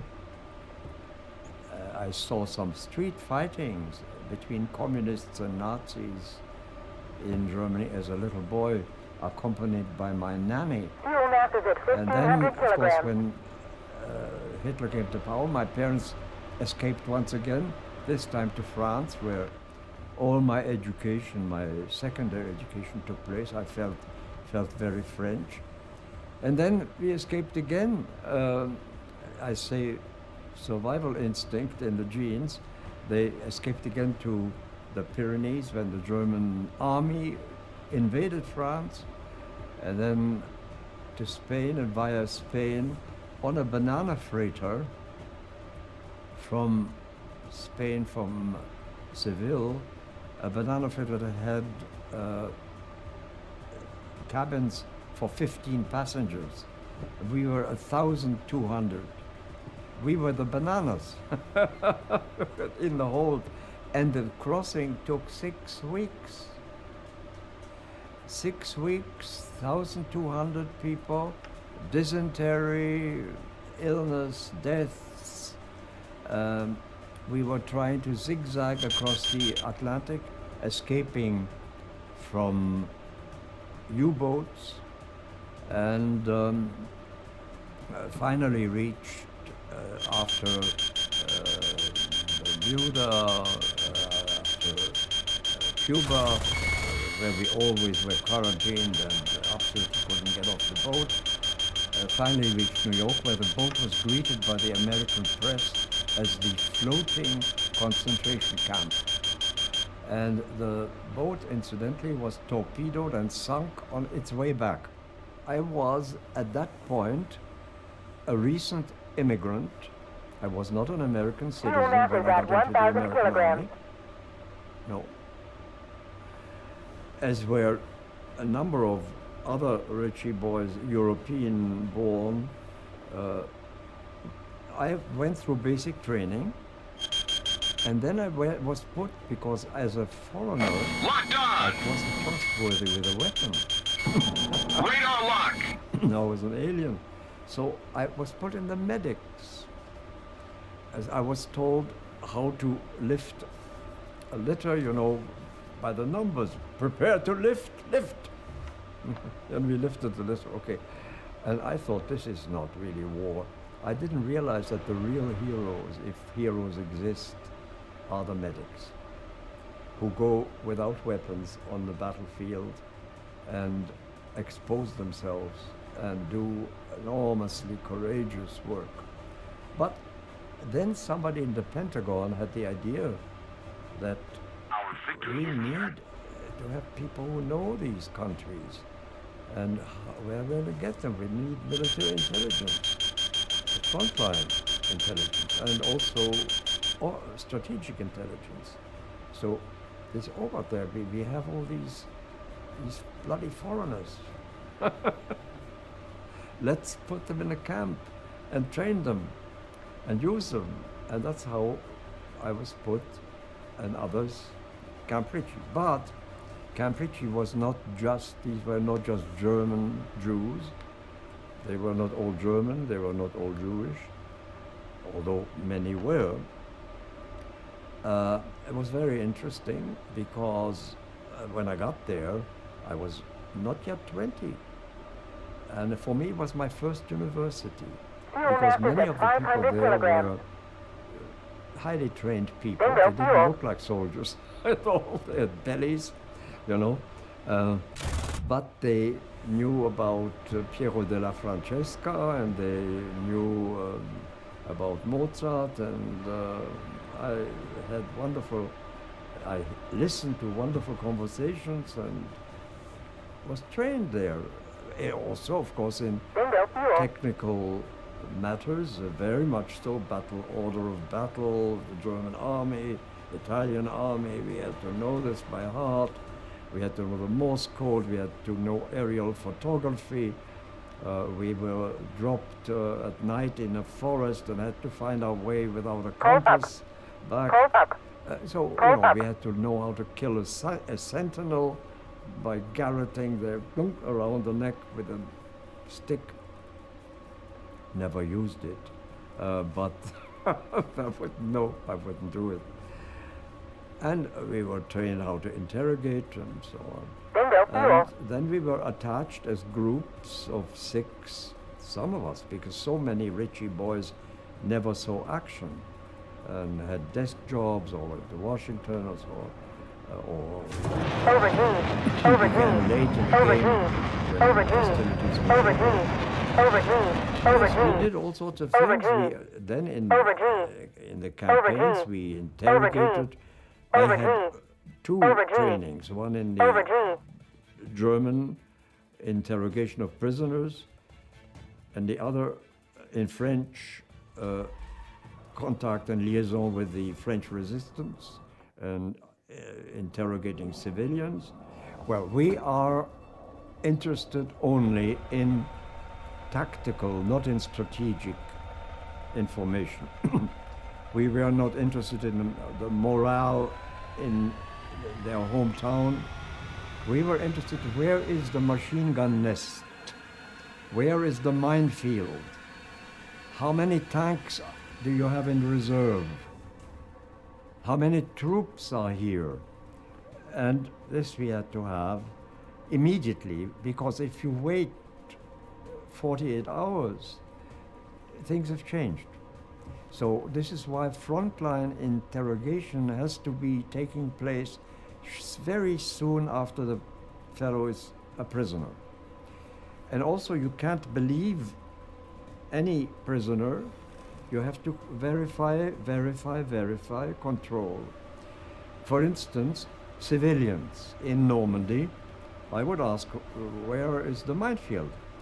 Oh, they said, the minefield, les mines, oui, il faut aller à gauche. And he points to the right. So I say, thank you.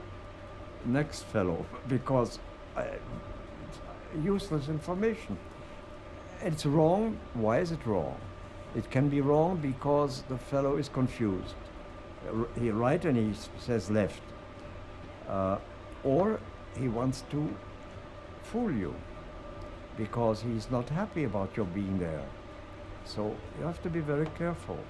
You have to continue interrogating, and you have to learn how to read behind the lines, or between the lines. When I landed with the 2nd Armored Division on Omaha Beach and with my team, made our way up to the bluff, which was quite difficult, and spent the night up there, and was shot at strafed at by a German plane. I already felt the bullets going through my back. I couldn't pray, but I made myself a promise. I said, if I survive, I'll never complain. And if I survive, I will always try to give pleasure to others and to myself. It was a promise. And this promise became a metaphor. It was the promise for the future. I don't know whether I've always kept it, but it was there as something that sustained me. And then I was exposed to all sorts of horrors. In the Normandy campaign first, the horrors. Locked on. I saw dead bodies on on the beach, wounded people, dead cows, smell of death.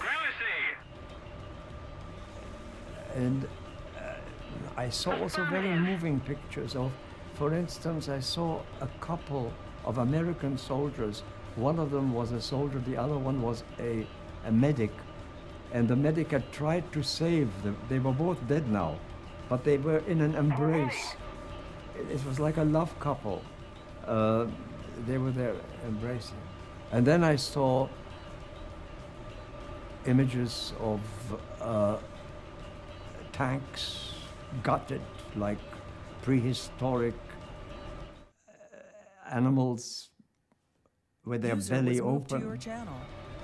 And people who had tried to escape out of the tank but who were burned alive and came out on top. It was quite grim. Then there was the breakthrough in Saint-Lô when thousands of planes, I was in a reconnaissance platoon then behind the lines, and it wasn't hundreds of planes, it was thousands of American and British planes who bombarded us, not just the German lines, but they killed our own people too. And once they were through, the sky was dark. The landscape had been transformed into a lunar landscape. It was quite impressive. So that was the breakthrough in Saint-Lô. Fortunately, after that, we reached Paris, the liberation of Paris, and a new campaign started. I thought the war was over for me, but no. I was then attached to another division, to a 28th Infantry Division that was going to fight in Germany. I then found myself in the Hürtgen forest.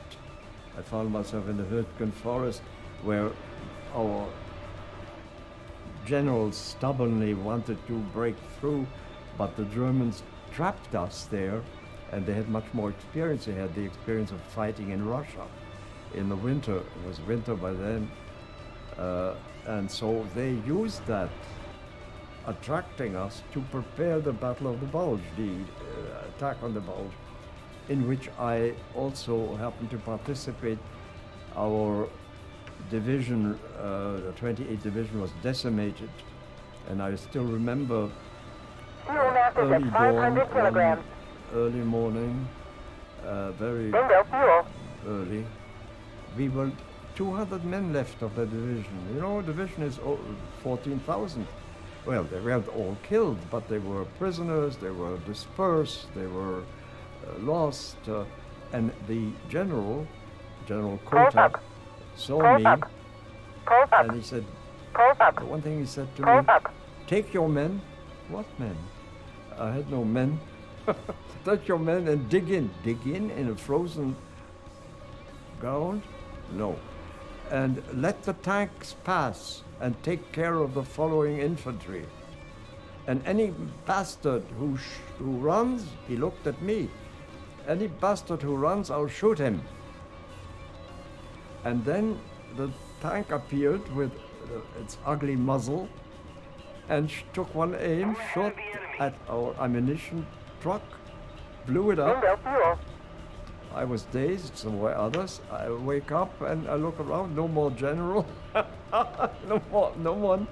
And I, fortunately had my Jeep and ran. So this was another experience. I still remember that I was in a cellar in Belgium with people, civilians, who were praying because we were surrounded by German troops. And I had to make a very quick decision. Wait there, and the Germans may come and throw a grenade down to the cellar, that's it. Or run out and take a chance, because troops are there, and run to the Jeep and escape, which I did, and successfully. And then after the war, after hostilities, we were supposed to denazify regions, and my team and I were in charge of the denazification of the Saargebiet, Saarbrücken and others. And the Germans didn't denounce one another. In France, there was lots of denunciations, especially in Normandy. Well, you know, we interrupted their black market. In Normandy, they sold dairy products to the Germans and to the French. And we also destroyed their towns, so that we weren't always welcome. But in the rest of France, we were. But there were lots of denunciations in France because there were ideological tensions already before the war. In Germany, it's hard to make people denounce or make them speak. But we did find some people and arrested them, officials. They were liberated within 48 hours by the American military government because they were considered essential to running the towns, essential to the garbage collecting, or for instance. This was very disappointing. So then I had the experience of Berlin, the Russian, and I was involved in, it was displaced person camps, because there were, just like now these hordes of Ukrainians who come across. Well, we had hordes of Germans from Prussia, East Prussia, and from other regions, including also some people who came, Jews who came out from extermination camps and who went back to their places and found that their homes had been occupied and who were not allowed in or shot at. It was a mess. So I was happy to get to my pensive citadel after a while, and it was another life. And I didn't talk about it. And I didn't talk about, not because there was a strict injunction to keep this secret at all, not at all. I didn't talk about it because this was not what I was fixated on. I have literally hundreds and hundreds of letters from students after I appeared on 60 Minutes and they discovered that I had been in the army and they said, but you never mentioned it. You never mentioned that you were in the war.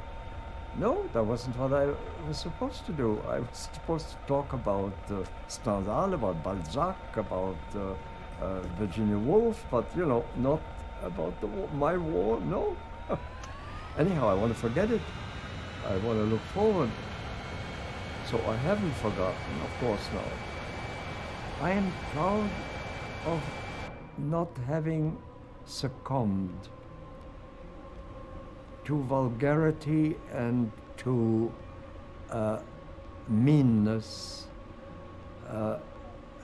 I'm proud because of my grandmother's advice to maintain my dignity and my self-respect throughout these events, so that even in my interrogation of prisoners, I did not use threats, I didn't use violence, of course, without, but on the contrary, I tried to play the humane thing. When I interrogated someone, unless it was a stubborn SS person, but it was ordinary soldier, I say, look, we are in this is a bloody war and it's awful, isn't it? Aren't we all tired of it? And you might as well tell me what you know, because I know anyhow. And I may offer a cigarette, you know, and so that helped. So I am pleased that I did not somehow behave in ways that I could be ashamed of. I was interested in saving myself also, and in defeating the Germans, yes, that yes. But I was not interested in being a hero.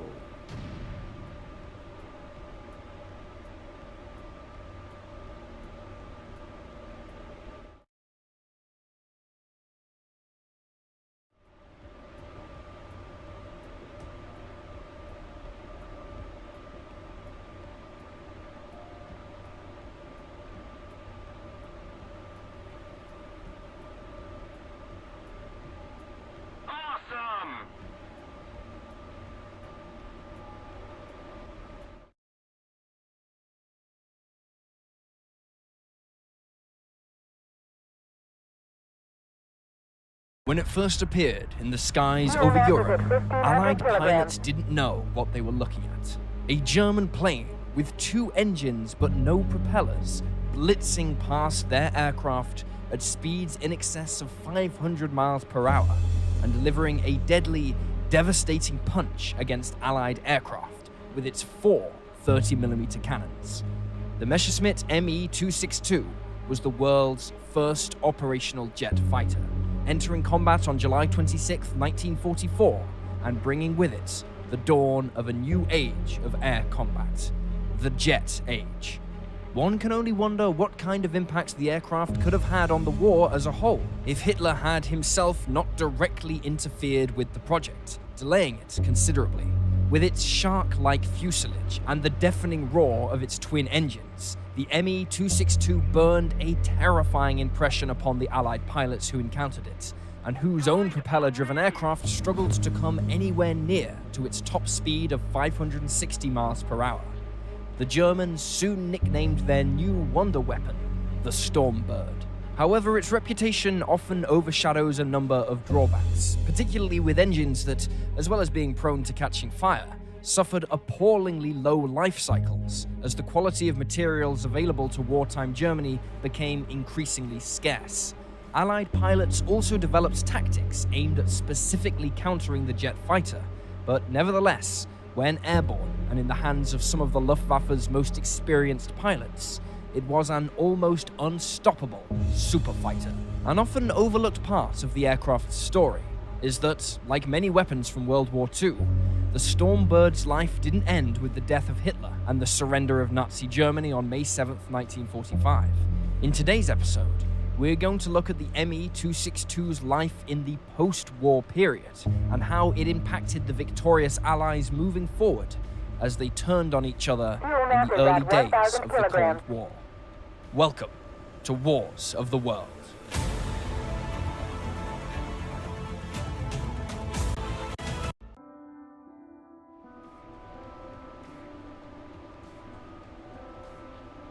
Allied testing. As the war came to Nazi Germany itself in 1945, the Allies of both East and West were already eyeing one another suspiciously about their intentions in the post-war years to come. With their fascist enemy now in his death throes, they coveted Hitler's many advanced wonder weapons that his scientists had been producing, hoping to both improve their own military capabilities and to prevent their opposite number in Moscow or Washington from doing the same. Chief amongst this scramble for the spoils of war was the Me-262, the jet fighter that had stunned and horrified Allied pilots. Even before the war ended, the Western Allies scored a massive intelligence coup when a fully assembled and airworthy Me-262A1 was delivered right into their hands when Messerschmitt test pilot Hans Fay defected to the Allies after landing his plane in Allied-controlled Frankfurt on March 31st, 1945. Fay had intended to defect sooner, but fear of reprisals against his parents if he did so kept him in line, and it was only when he learned that their town was now in Allied hands that he felt confident enough to go forward with it without risk to them. Not only did the Allies now have an intact example to study, but they also had an expert on flying the aircraft, and Fay provided them with a wealth of knowledge and experience on the world's first operational jet fighter.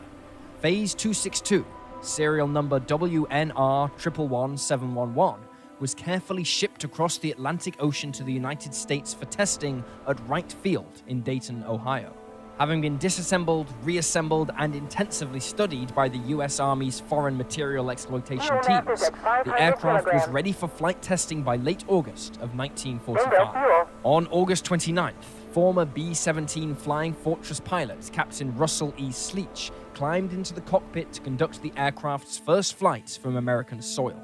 Almost immediately after leaving the ground, Sleech realized something was wrong, as the aircraft felt inherently unstable, and only his supreme skill managed to avoid a crash. Nevertheless, he managed to safely complete the first flight without incident, and upon landing, the cause of the instability was traced back to the fact that the aircraft's guns had not been installed, nor were any ballast fitted to compensate for the missing 520 pounds in the nose of the aircraft that it was designed to fly with. Locked on. The aircraft was also joined by a handful of other Me-262s, captured and shipped to the US for evaluation as part of an intelligence operation known as Lusty, an abbreviation of Luftwaffe Secret Technology. When American forces overran Lechwald, a major Me-262 base, they discovered several intact examples, and 3 were slated for transfer to the US. Elsewhere, the RAF also came into possession of a number of intact Me-262s, including a 2-seater night fighter complete with its FUG-218 Neptune radar set. Testing of the Me-262 was particularly interesting for the British, who had taken the lead in jet technology amongst the Allied nations, producing the first operational Allied jet fighter, the Gloucester Meteor. Comparing the 2 aircraft showed just how far ahead in aviation design the Germans were by the end of the war, with the Me-262 being faster and packing a heavier punch with its 4 30mm cannons, compared to the British jet's 4 20mm guns.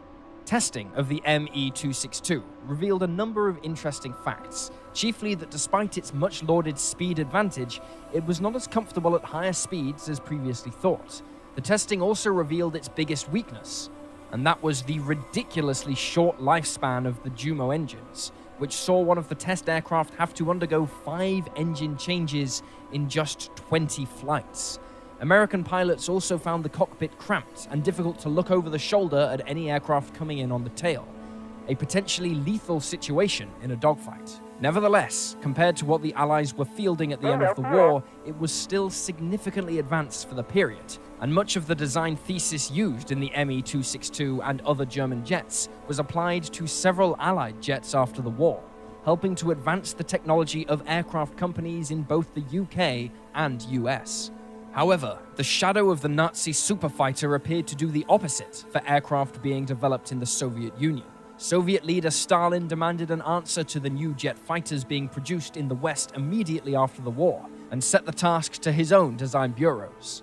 Such was the need for success, lest they face Stalin's brutal reprisals. It was not uncommon for the design bureaus to try and undermine their competitors with a careful whisper in Stalin's ear. The Yakovlev Design Bureau was a chief culprit of this underhanded tactic, and when rival Sukhoi revealed their Su-9 twin-engine fighter, Yakovlev is said to have commented on how much the aircraft looked like an Me-262. The idea of using a fascist design in the Red Air Force was completely unpalatable to Stalin, who immediately cancelled the Su-9 and the improved Su-11 version. While the resemblance to the Me-262 is striking, and the Su-9 was fitted with reverse-engineered Jumo engines, the Sukhoi aircraft were significantly different machines by comparison, and utilized a number of innovative technologies developed since the end of the war. Yakovlev, meanwhile, was providing the Red Air Force with the Yak-15, which not only was simply a wartime Yak-3 piston engine fighter fitted with a jet engine in the nose, but said jet engine was again the reverse-engineered Jumo 004 from the Me-262. Back in the US, testing of the Me-262 was a relatively short affair. By the third quarter of the 1940s, newer jet fighters were being produced in the West that matched or surpassed both the 262's performance and technology. Just months after the end of the war, on November 7, 1945, an upgraded Gloucester Meteor achieved the speed of 606 miles per hour, over 40 miles per hour faster than the 262. Then on August 20th, 1946, one of the Me-262s being tested at the Wright Field crashed after suffering an in-flight engine fire, although fortunately, test pilot First Lieutenant Walter J. McCauley Jr. was able to safely bail out before it hit the ground. With other 262s returning from flights with one engine having failed, it was decided it was no longer worth risking pilots' lives to continue the program.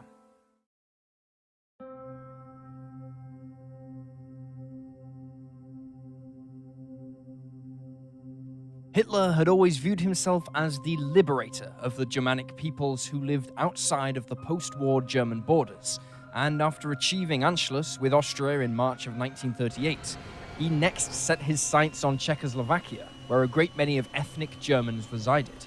In September of 1938, following the Munich Agreement, he was able to seize the Sudetenland, which greatly weakened Czechoslovakia's defenses, as much of their efforts had been focused in this region. Thus, they were ill-prepared when Hungary and Poland made similar moves, followed by a complete occupation by Nazi Germany in 1939. One of Germany's prizes for seizing Czechoslovakia was the manufacturing facilities belonging to the aircraft company Avia.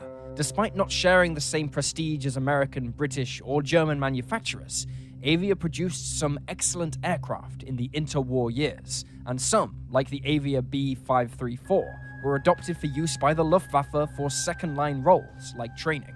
Avia were quickly pressed into service to use their expertise to help build German aircraft for the Luftwaffe, and this required much of the German tooling being transferred to the company for this purpose.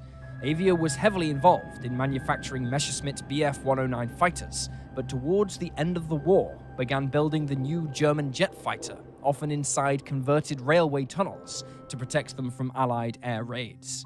At the end of the war, Czechoslovakia still had the tooling, rigs, manuals, and even partially completed airframes and engines for the Me-262, which was seized by advancing Soviet forces before being handed back to the Czechs. Needing to rebuild their armed forces quickly, the Czechoslovak government decided to utilize the tools afforded them by their former occupiers to build German designers for the re-established Czech Air Force. Avia, therefore, decided to make a somewhat ambitious move and begin building Me-262s on their own. Work began in late 1945 on what was effectively Czechoslovakia's first jet fighter, based on the Me-262A1A variant. In order to brush off the stigma of its fascist origins, Avia redesignated the aircraft as the Avia S-92 Turbina, and on August 27, 1946, the first test flight was undertaken by Avia's chief pilot, Anton Kraus. This first aircraft would have a short lifespan, crashing less than 1 month later, but this wouldn't curtail Avia's enthusiasm for the project, who were now well on their way to building more examples. These included 3 two-seat trainer variants, which received the designation CS-92 Turbina, and which would take to the air for the first time on December 10, 1946. The Junkers Jumo 004 engine also received a new designation, becoming the M04. Compared to its wartime forebear, the M04 was reportedly a significantly better engine, now that many of the wartime limitations and restrictions on strategic parts had been lifted, which in turn improved their quality. Whereas the Luftwaffe reported these engines having a lifespan of around 30 hours, the Czechoslovakian pilots reported that their engines could be made to last twice that time, with careful maintenance and use by the pilots. A single S-92 was trialled with a pair of BMW 003 turbojets. However, despite the extra thrust, this installation proved unsuccessful, and all operational S-92s retained their M04 engines. The first operational S-92s were delivered to the Czech Air Force in 1946 in order to train up pilots and ground crews on operating the aircraft.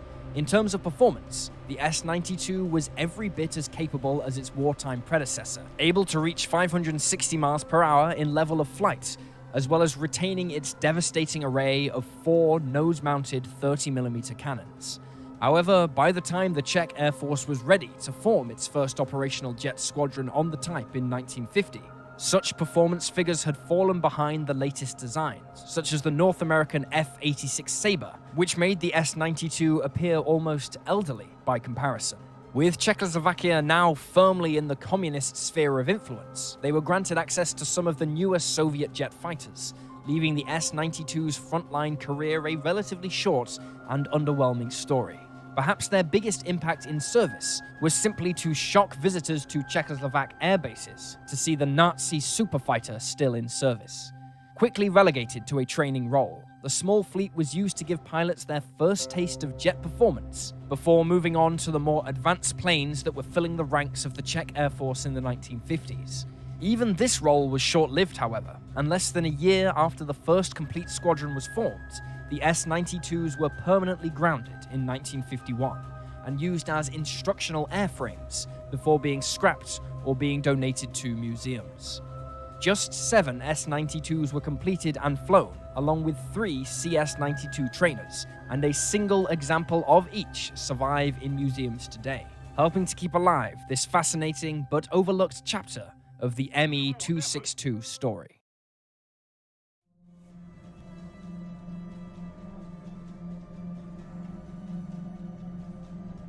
Such has been the interest in the ME-262 that there were numerous efforts to return an example to the skies to join the warbird scene in the 1990s and early 2000s.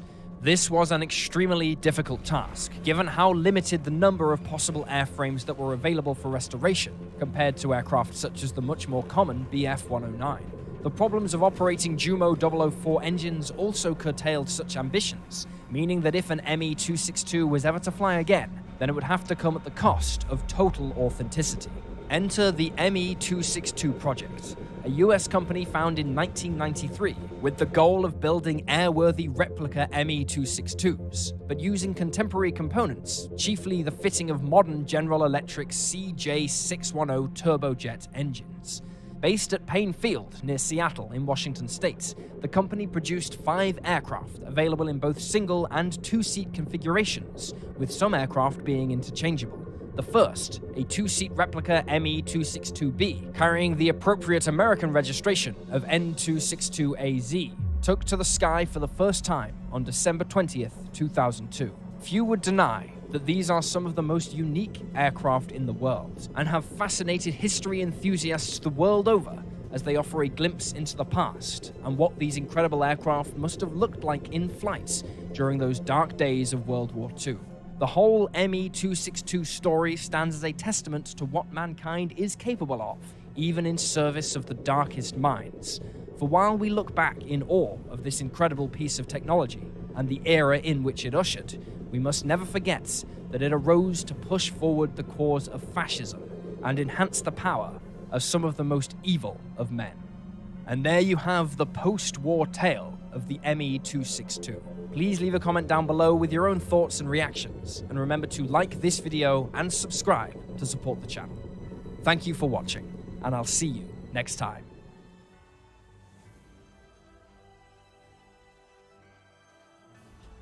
Guide on me.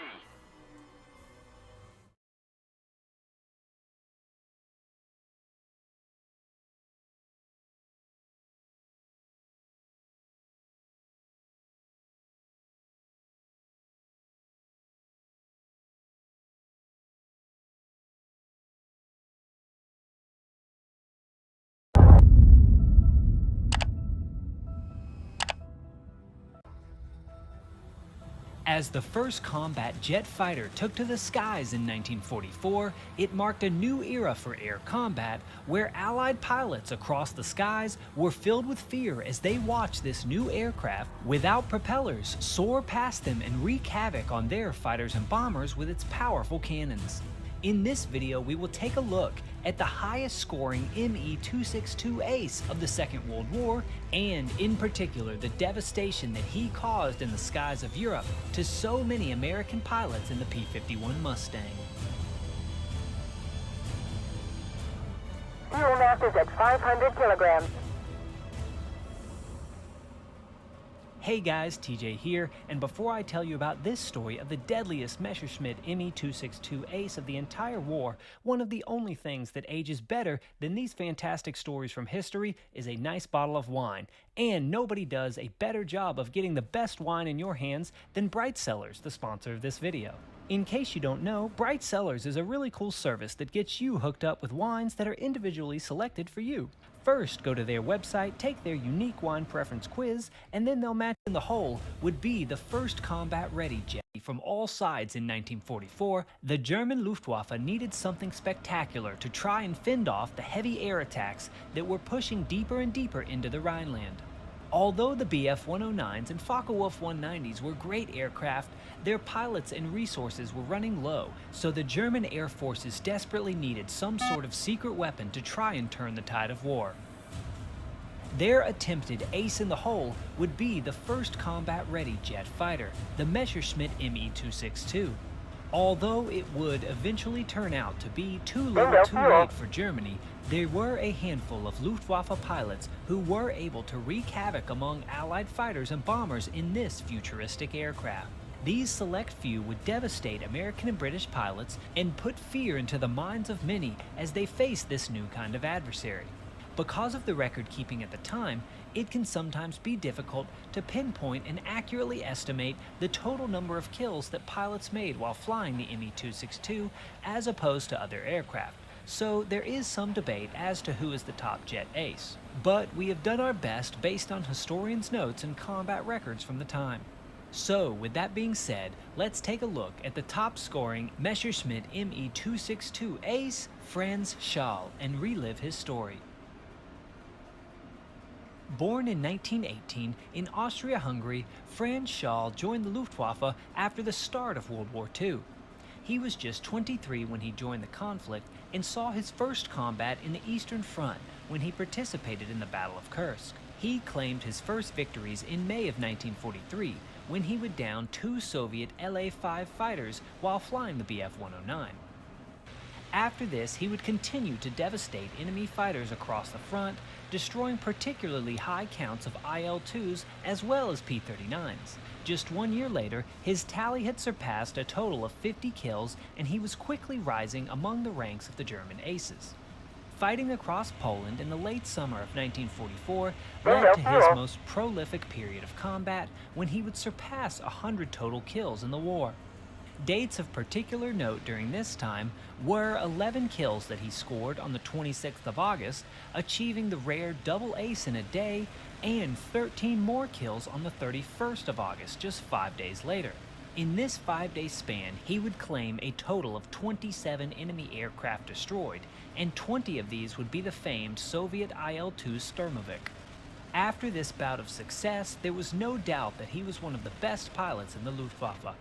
Because of his newly found level of notoriety and accomplishment in these weeks, he was moved to the Specialist Unit Kommando Novotny, the newly formed group that was assigned to test and establish tactics for the new Messerschmitt Me-262 jet fighter. The German commanders had hoped this new group would help fine-tune this secret weapon and help turn the tide of war, since the Allies were beginning to overwhelm the Luftwaffe with superior numbers.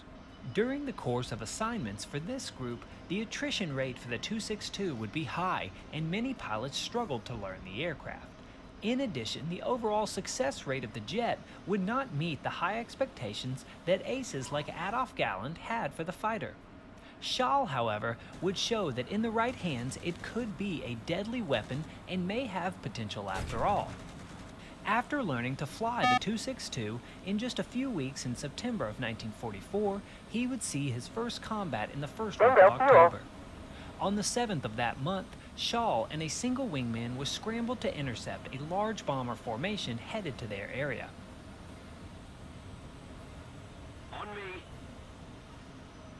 Just after 1 p.m., the pair attacked a large formation of B-24 Liberators, where they would each claim one of the 4 engine bombers destroyed. This was a major win for Kommando Novotny, as it was the first victories to be credited to the unit. Just a few weeks after this, Schall would learn, however, that his favorite target in the Messerschmitt Me-262 would actually be American fighters instead of the 4 engine bombers. On October 28th, he would take down his first P-51 Mustang in a dogfight over Germany. Just 1 week later, he would add another P-47 to this list, claiming one of the Thunderbolts over Lake Dumer. These would be the first American fighters that he would claim while flying the new jet fighter. In this short time, it had become very apparent that Schall was settling into his new role very well. On November 8th, however, the layout of Kommando Novotny was forever changed. On this day, Schall would take down 3 more American P-51s, making him an ace in the Me-262 and one of the first pilots to achieve that rare title. But after claiming this 3rd Mustang of the day, he would experience engine failure and would be an easy target for American fighters who were hungry to get revenge on the German ace. He would be shot down while attempting to glide his fighter back to a friendly airbase. When attempting to land, especially without an engine, the Me-262 was particularly vulnerable to attack due to the long approach that it was forced to make. Luckily for Schall, however, he was able to successfully bail out of his 262 and was picked up by friendly forces in the area shortly after. He would make it back to his base, but unfortunately for his unit, other pilots would not be so lucky. during this same day of combat, group leader Walter Nowotny, the famed German ace for which their unit was named, would be shot down and killed. This would be a detrimental blow to Commando Nowotny, and after this, Shaw would not see combat for a few months. In March of 1945, however, he would move to a new unit, which saw him assigned as their leader. Upon being able to take to the skies again, Shaw quickly resumed his aggressive kill count. He claimed another P-51 Mustang on March 18th while intercepting a bombing raid. The following day, he claimed a B-17 bomber to make it his 7th kill while flying the 262. Over the next 2 weeks, he would continue to wreak havoc among American forces, claiming 5 more American Mustangs and 3 more 4-engine bombers. It appeared that he was unstoppable, and he was leading his unit to astounding success rates. In addition to his own kill counts, in these missions his group also claimed a high number of victories, including an impressive 19 4-engine bombers destroyed on the 31st of March alone. As the German forces were nearing surrender, however, it appeared that Shaw's fate was also sealed as well. On the 10th of April of 1945, Shaw took part in a dogfight over Germany once again. In this encounter, he claimed his 12th and final P-51 Mustang destroyed. But this would be the end of the good fortunes for Franz Shaw. After this engagement, either from damage in the dogfight or possibly from simple engine failure, the German ace would not be able to make it all the way home. Instead, he was forced to try and make an emergency landing en route to his home base. He attempted this landing at a different German airbase, which, unlike his home airfield, had been pounded by American bombers. Because of this, the airfield had bomb craters spread throughout the runway. While attempting to land his Me-262 fighter, Shaw would hit one of the craters, and his aircraft would roll over and explode, killing the famed German pilot. At the end of his career, his tally would be 137 Allied aircraft destroyed, including 18 victories while flying his German jet fighter. This impressive tally would make him the highest-scoring German ace in the Messerschmitt Me-262. Following this, German forces would surrender, ending the war less than 1 month after his death. I hope you enjoyed this historic recreation. If you want to support my content, please check out my fan store here or the Patreon link in the description. Thanks for watching, and I'll see you next time.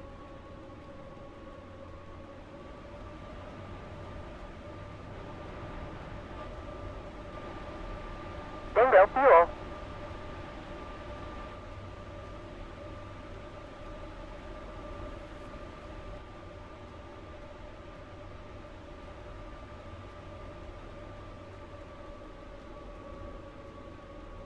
Pulls up.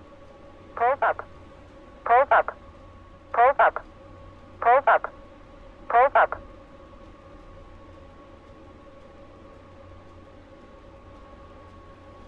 Keep it up and victory will be ours.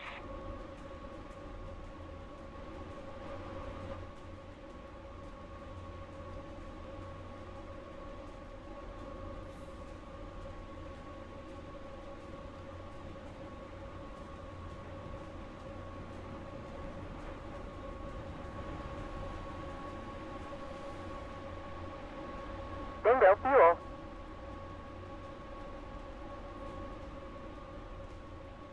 Pulls up. Pulls up. Pulls up.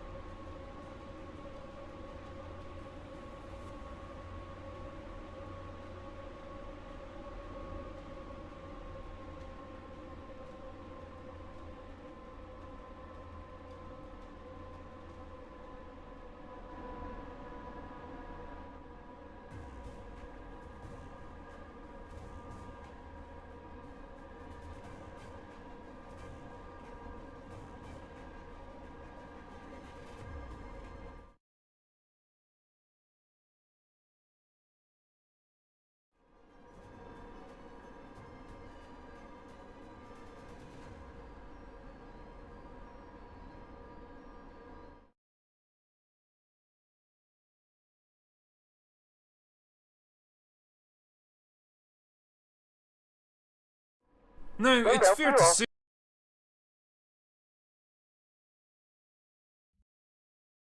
This video is sponsored by Magellan TV. In 1943, a B-17 Flying Fortress laid low in a boneyard, ready to be torn apart for scraps. The aircraft came with a questionable reputation, having suffered heavy damage during its warfare missions. Many believe this was due to its ominous tail number, 41-2666. But the aircraft was salvaged by a group of 9 so-called military renegades led by pilot Jay Zemer. Renamed as Old 666, the Misfits put so many weapons on the aircraft that it looked almost comical, and the plane became the most heavily armored bomber in the Pacific. During one dangerous operation over New Guinea, the heavily armored B-17 put all its weaponry to good use, taking part in one of the most decorated missions in American military history.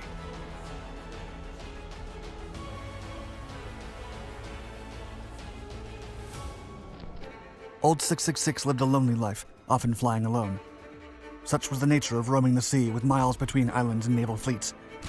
Learn more about this unique theater of war and the U.S.'s battle with Japan in the Magellan TV series World War II in the Pacific. Magellan TV is a new type of documentary streaming membership featuring 3 that would bring out today. Description below: the Eager Beaver, Zemer Jr. In August 1942, 23-year-old Jay Zemer Jr., a reckless co-pilot who wanted to become a pilot in command, was transferred to the 403rd Bomb Squadron, 43rd Bomb Group, to fly B-17 Flying Fortresses.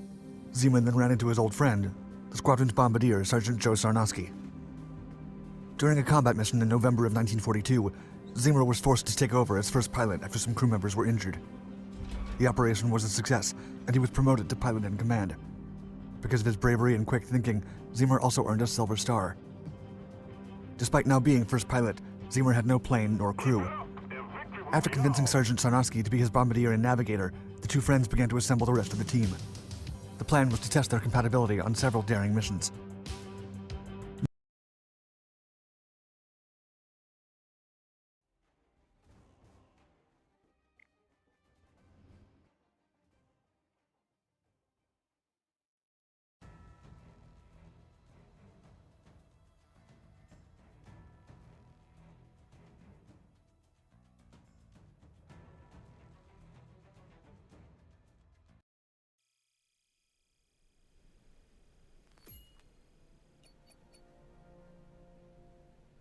Hey John, you still eating peanut butter and stuff?